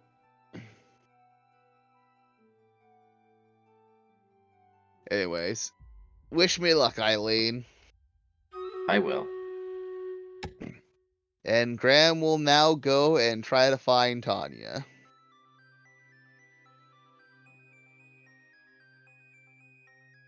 She doesn't seem to be present at the moment. Well, Graham can wait. All right. Then back to the rest of the party. Indeed.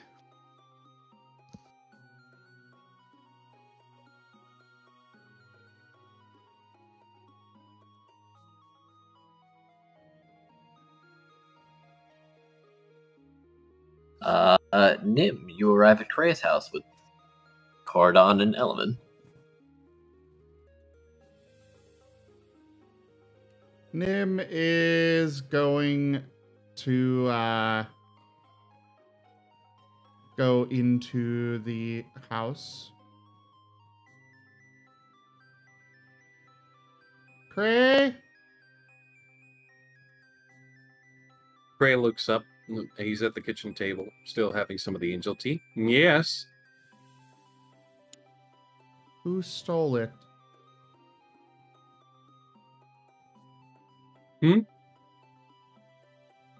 Who stole the piece? Presumably the Orsov. Though it's my understanding they were conspiring with Cordon. Cordon? Okay, did you actually accuse Cordon in character? Or was that a slip? I meant Lute. I meant Lute. I was gonna say, like, No. whoa, 4D chess here, Krei. Please don't. Cordon is weak and crunchy. Now, given what you know about Nim's disposition, are you sure about that? Yes.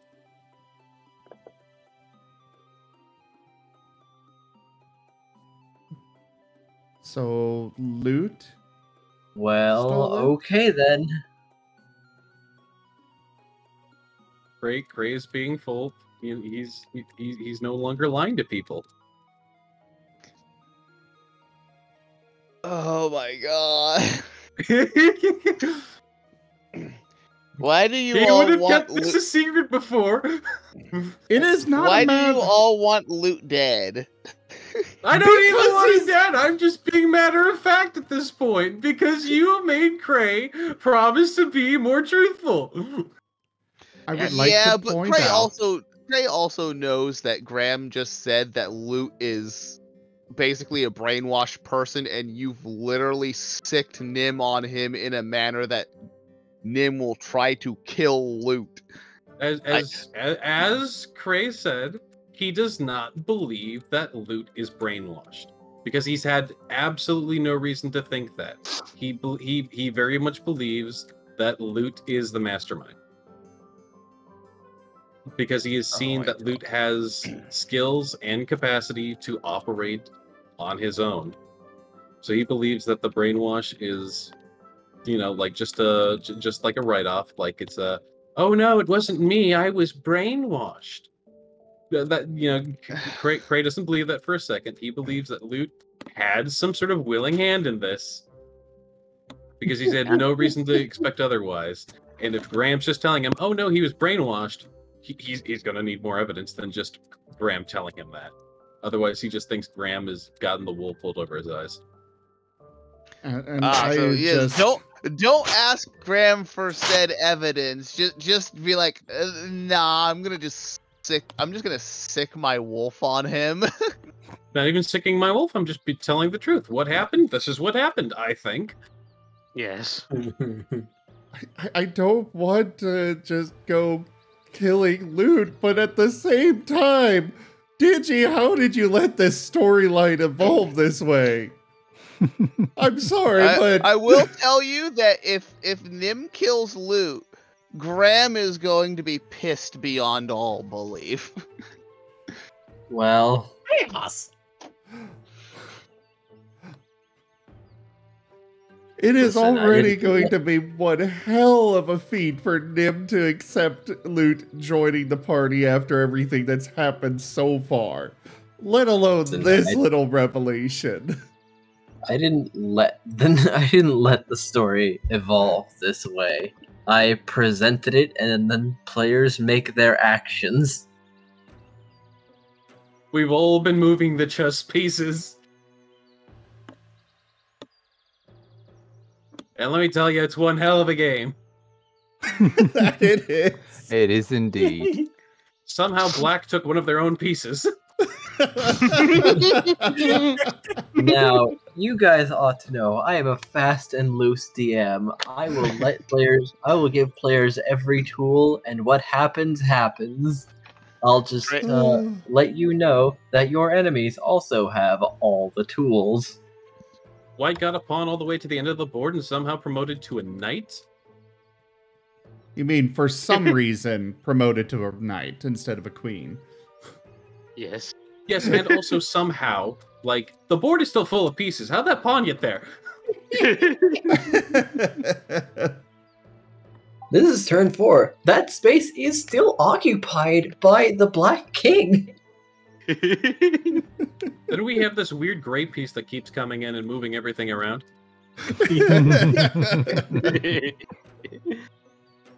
I'm sure things will turn out all right.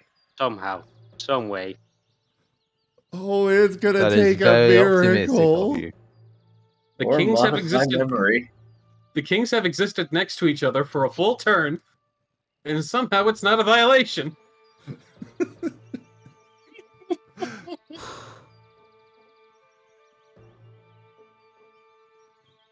Oh, Yes, all this, and you've also allowed for Cyrus to now be with the one, while Cyrus is highly doubting the entire party. Mm-hmm. Graham seems to be under the belief that he was mind controlled, but I personally don't buy that. Though I will state, I didn't see him having a chance to actually grab it off of you at any point, so there must be others involved. Hmm? mind controlled? That's what Graham said, but I personally don't believe that. Mind It was control. more- Mind it was control. less mind control and more brainwashing, like heavy indoctrinating brainwashing is what Graham would have basically said it was. Yeah, But but Gray's name is calling it Uh, mind control. Name is asking mind control as if he doesn't understand the concept, right? Yes. Okay, enemy is gonna say, is mind control would mean something like it's like he'd be something like a puppet.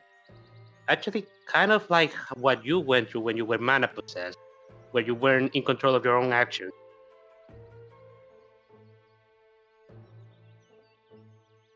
That's what mind control is, as far as I know, please.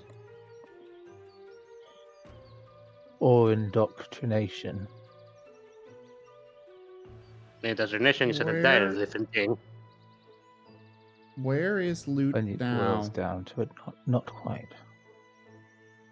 Lute went off with Cyrus. To earn back our respect, he is going to be locating it. But I'll know if he's lying, so no worries. In He fact, if he better wants, He better be If you want- bringing it to us as well.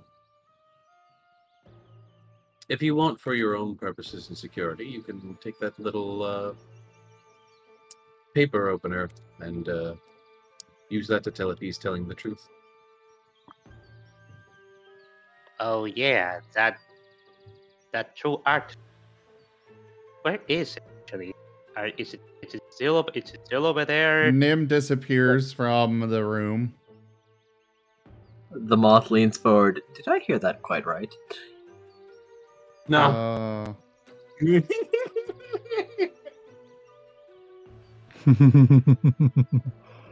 Mm-hmm.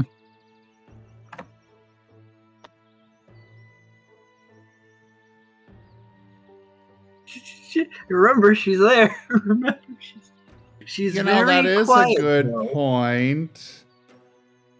Oh yeah, I think we actually- should probably back up a little bit, because I'm sure Krei would have noticed. Yes.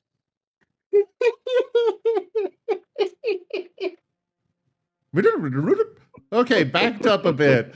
Krei! Nim just walked in. You have just told him about the mana piece, and probably about that time is when the moth comes in. Sound good to you, Digi? Sure, I'll allow it because she basically arrived with the party, and Krei probably knows that she is the Azorius assigned tutor for Nim, and doesn't really have any reason to deny her entry to the house, as she is by obligation supposed to stay by Nim at all times.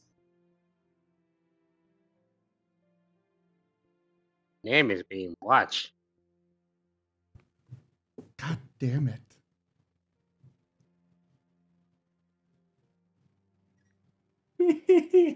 That was almost bad. Yeah. Oh no! I mean, would you almost, that look was at bad, that? and The then you rewound train, time. the teacher, the trainer, they met with a horrible accident. I'm gonna need a new one. Apparently, they're not in this existence anymore. Oh no! I mean, it is possible for Nim to kill somebody doing that. I know. Yes, we both Grab know. them, planeswalk, and poof, they're You out of shouldn't do that. existence. You shouldn't do that. That'd You look shouldn't do really that. bad, though. Like, golly. They might put you in another zone of truth and ask exactly what happened and don't spare a single detail. Especially because she probably has something on herself to make sure that if something happens to her, they be alerted to it.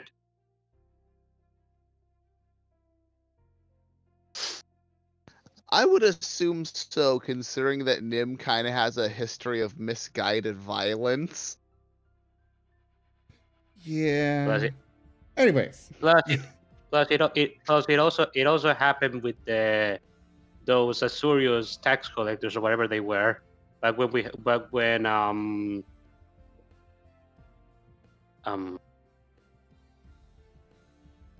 But when we had the sliver in the party, what was his name? Ripjaw? Yeah, Riptide. No, Riptide. Riptide. Riptide.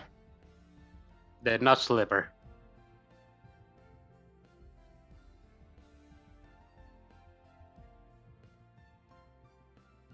Of course. The thing that looked like a sliver but wasn't a sliver. It was definitely not a sliver. Okay. Okay, so how are we going to discuss this with the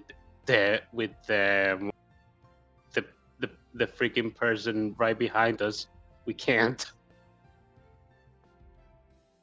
Well, no, I mean, Leave out the letter opener. yeah. Dabble with it. After all, we don't need the paper opener then. So, yeah. Alternately, it can also be expressed via Martin phone. Silence beats all. True. Nim has asked where Lute is. Krei has answered. So, You know, I feel like I'm being deliberately left out of something. We have arrived at the house and you have all been utterly silent.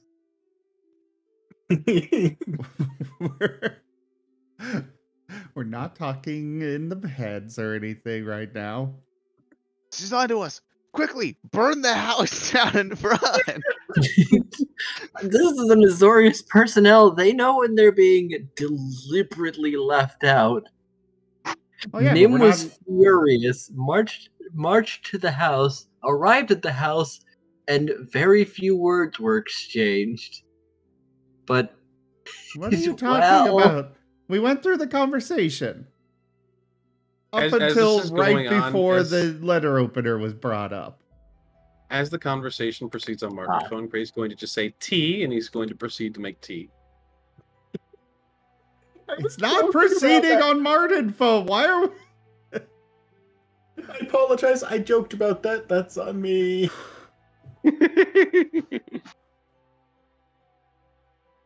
Anyways.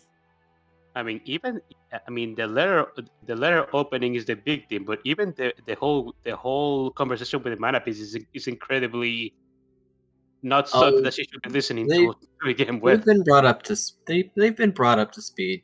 They need to know at least this much to be assigned to watch Nim. Okay, fair enough. The letter opening though is the big thing. Yeah. Yeah, that's when I peeked in. Like, what was that? Yeah, the mana piece. I mean, I'm sure they probably would have known about it at least somewhat. Yeah. And that's not quite as condemning as having the letter opener. The true archetype.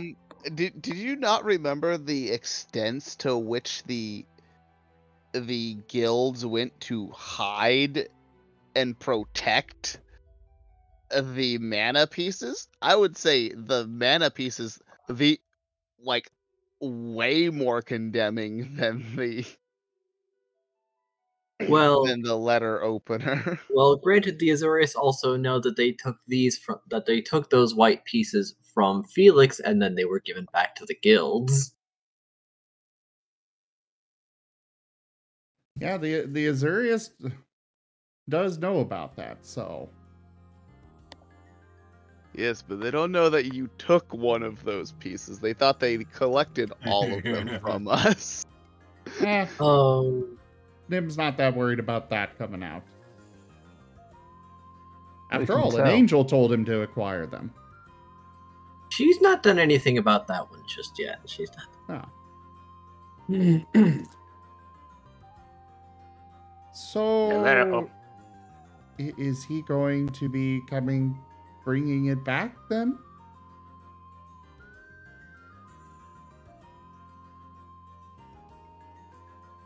He's talking to you, Krei. He said he would. I asked him to find it, not necessarily to get it.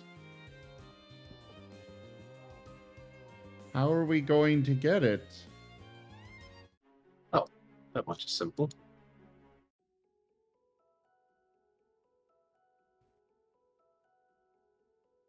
How? We believe it's with the Ashfells. Wait, Graham's family, the Ashbells? Yes. Hmm.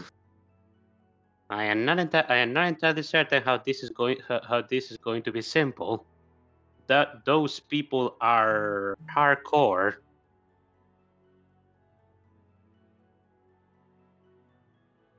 Mammon told me I needed to have all of them. It was very important.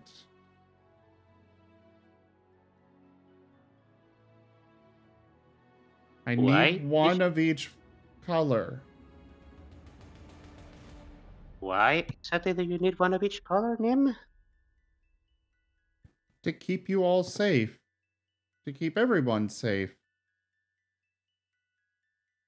I mean, yeah, we do need to keep the mana away from you. Mammon told me I need one of each piece. Did she tell you why? Jaffer, stop with the slivers!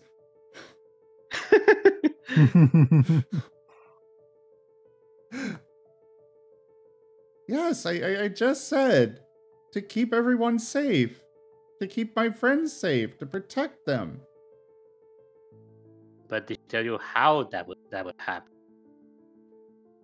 No, Hmm. just said it was very important. That angel works in mysterious ways. But I am Did not. he actually say that was very important, or that it would help him? This is probably how Nim is remembering it. Oh, I know. I'm just asking legitimately out of I character. believe that Mammon said it was important, but it might have been that it would be helpful. Digi would have to say one way or the other. But either way, that is definitely how Nim took it. Fair. But I am curious which way it was, Digi. Well, initially, untrained, having the mana piece cut the summoning cost in half when you had the ability. And if you had both the colors that the person represented, they would cost a quarter to summon. However, being a planeswalker, there are other things you can do with a mana piece once you can properly utilize them. That doesn't answer the question. Well, she said they would be useful. Okay.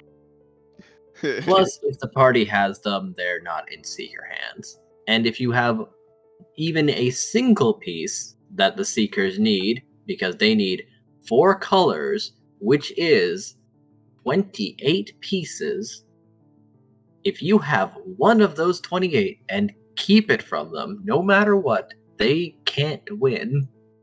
True. And I mean, that's as simple as Nim just throwing them in a different plane. Yep. Unfortunately, your That enemy doesn't is also stop a a plane. planeswalker. I mean, yeah. not that simple, since our enemy is also a planeswalker. If he There's catches also, onto... But there's also the part of the problem issue that there. removing a mana piece from the plane of Ravnica might cause damage to Ravnica. Also, on top of that, like, in his defense, just because he's a planeswalker doesn't mean he knows which of the many multiple planes of existence a single piece of mana is hidden on. the billions upon trillions of planes. I don't even know if there's that many. I mean, while we may not have information on all of them, there could literally be billions upon trillions of them. Oh, there There is easily literally could, like, plane Also, mechanism. keep in mind that that these people have mana sensitivity and can possibly track down said mana piece. It Through might take what? them. It might take them longer, but Oh, it'll take them a while, no doubt. But They, there's they have to there- they have to like parcel through the plane. I mean, Like, that's, like even on a plane as large as Ravnica, like this guy's not having an easy time finding all 28. to be fair, they also did that to find Ravnica, so he could literally become a god. So I'm pretty sure that they have the time and ability to basically find what they want in the planes to some extent. we don't know. Because if they have someone who has mana sense, and they just happen to find where find Nim's tree, they might be able to trace it to Mole Master or whatever. Because there's nothing stopping someone from wandering near the tree when we're not there. That is true.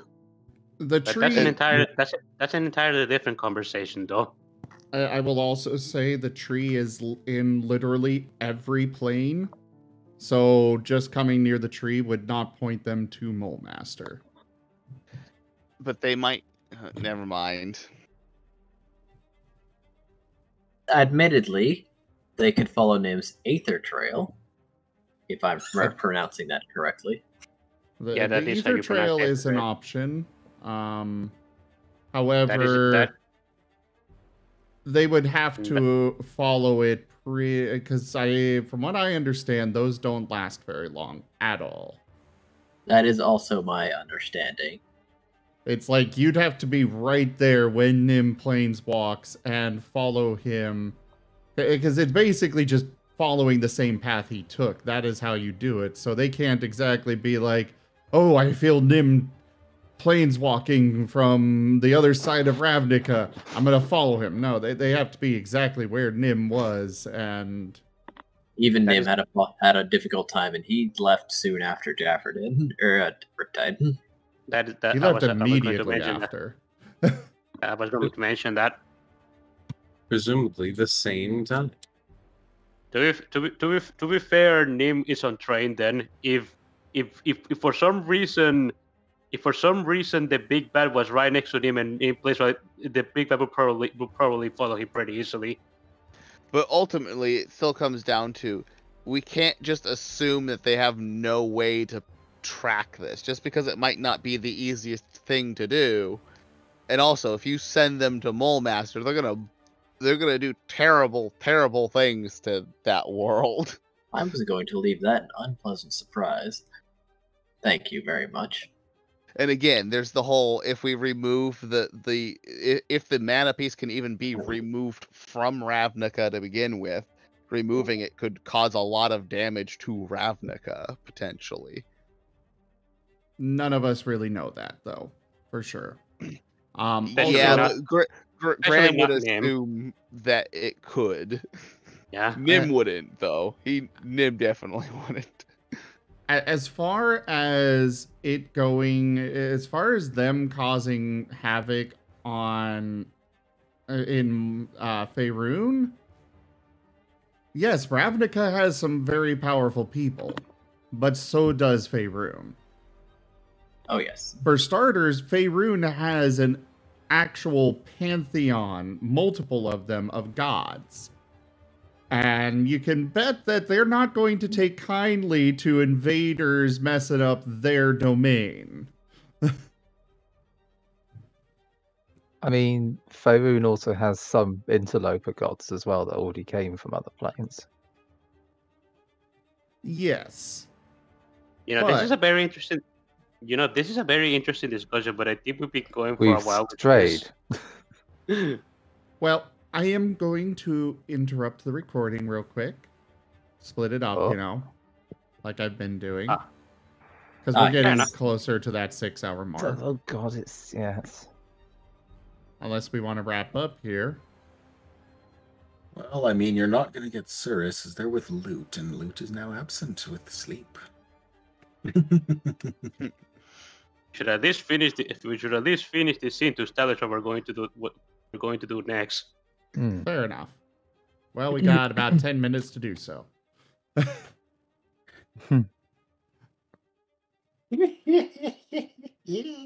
Yes, Jaffer, Faerun can be supremely broken in their power level. So, Power. Power. where were we? Oh, right. Nim was asking about the piece being brought back. Element was saying that The Ashbills are hardcore. How is it going to be simple to get it from them if it is with them? Hmm. I was asking that to Krei. Because Graham's our man on the inside. What? Didn't Graham left them? He did, but they believe he'll come back. Why would they believe that? I don't know. Ask Graham. Oh, this is something you and Graham already discussed. This is. Indeed. I see.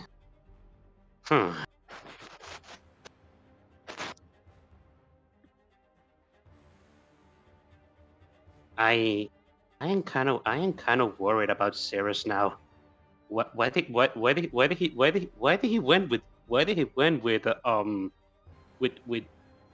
Lute? I didn't think he wanted to be part of this of our operations.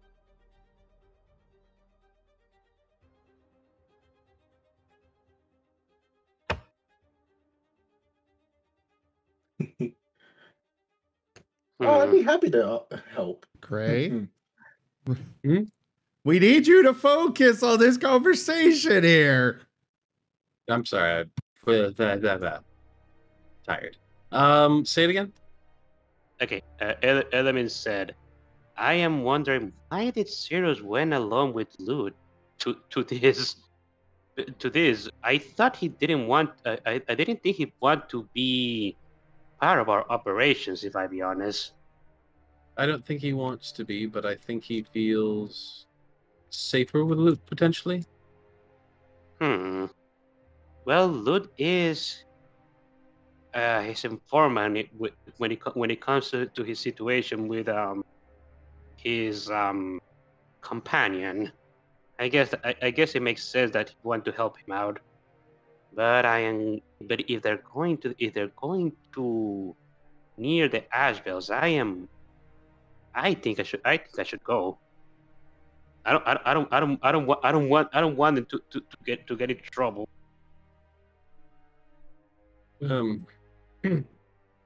Certain. Well, it's my understanding he did have deals with the Ashfells before.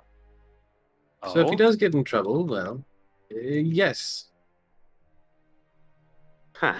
I did have an inkling it was with the Ashfells, didn't I? I feel like I knew that somewhere. Didn't he tell me?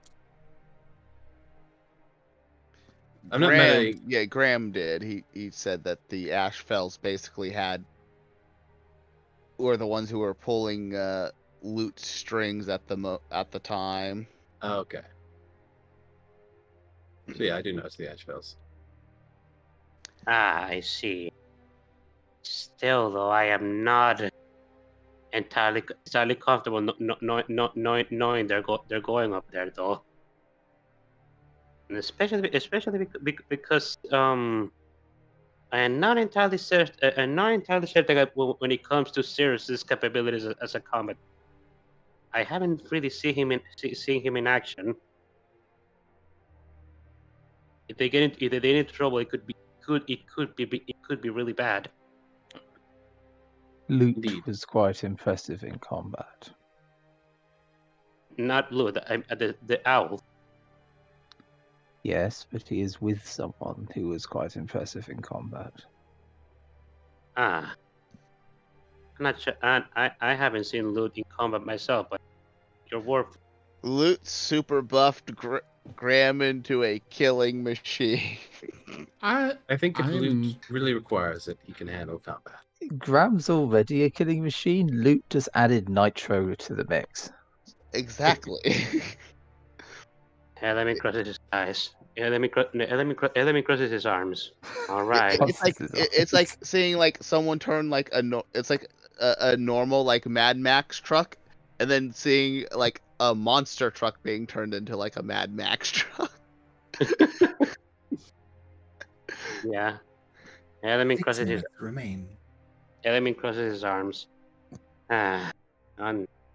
Kidding. I understand that they're probably safe. Still, though.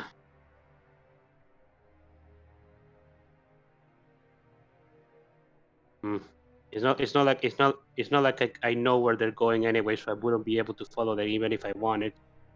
I guess I'm just gonna have to hope that they will be okay. The owl can stealth as well. I'm sure he will be safe. That is true. And he also has Rubik inside it.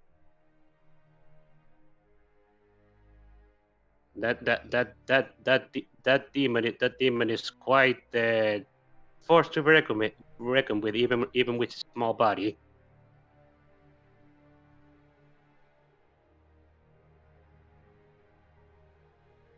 I think they'll be fine. Yeah, I guess so. I suppose I should go ahead and try and do something else in the meantime. Then I'm actually curious about something that I like to do. Then, if you'll excuse me, Elemi is going to leave. Very well then. Elemi is actually heading back to the Selesnya because he wants to talk to Malt. I believe Cordan will stay in Krei's house then. And I guess that's where we'll call it for this week then.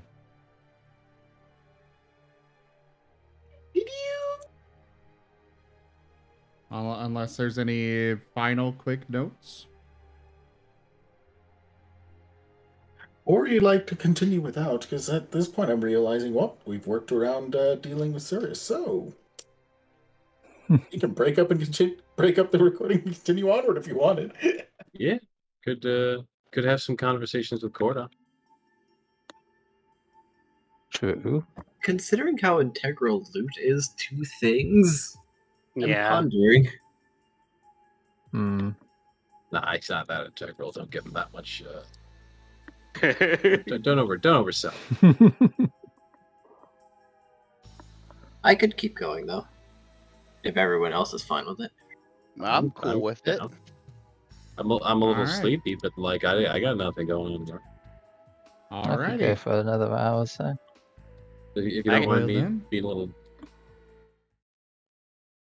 Yeah, I can go for a bit longer too.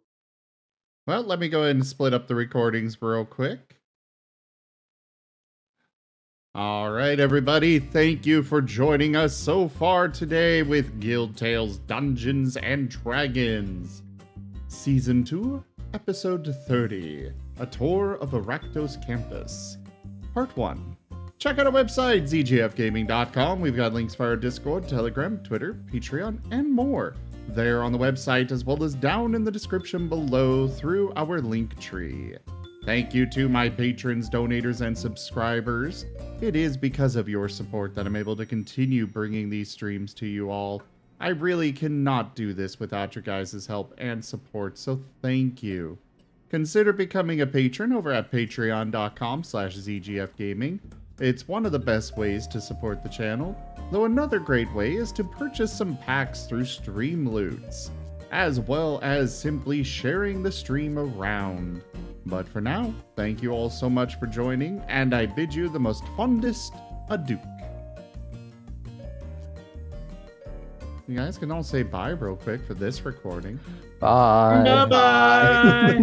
Later, everybody. We'll be back in Yeah, literally see you in like 5 minutes. Yeah. Well, 5 seconds. Well, I guess we could take a quick break. JT, we're just splitting up the recording real quick.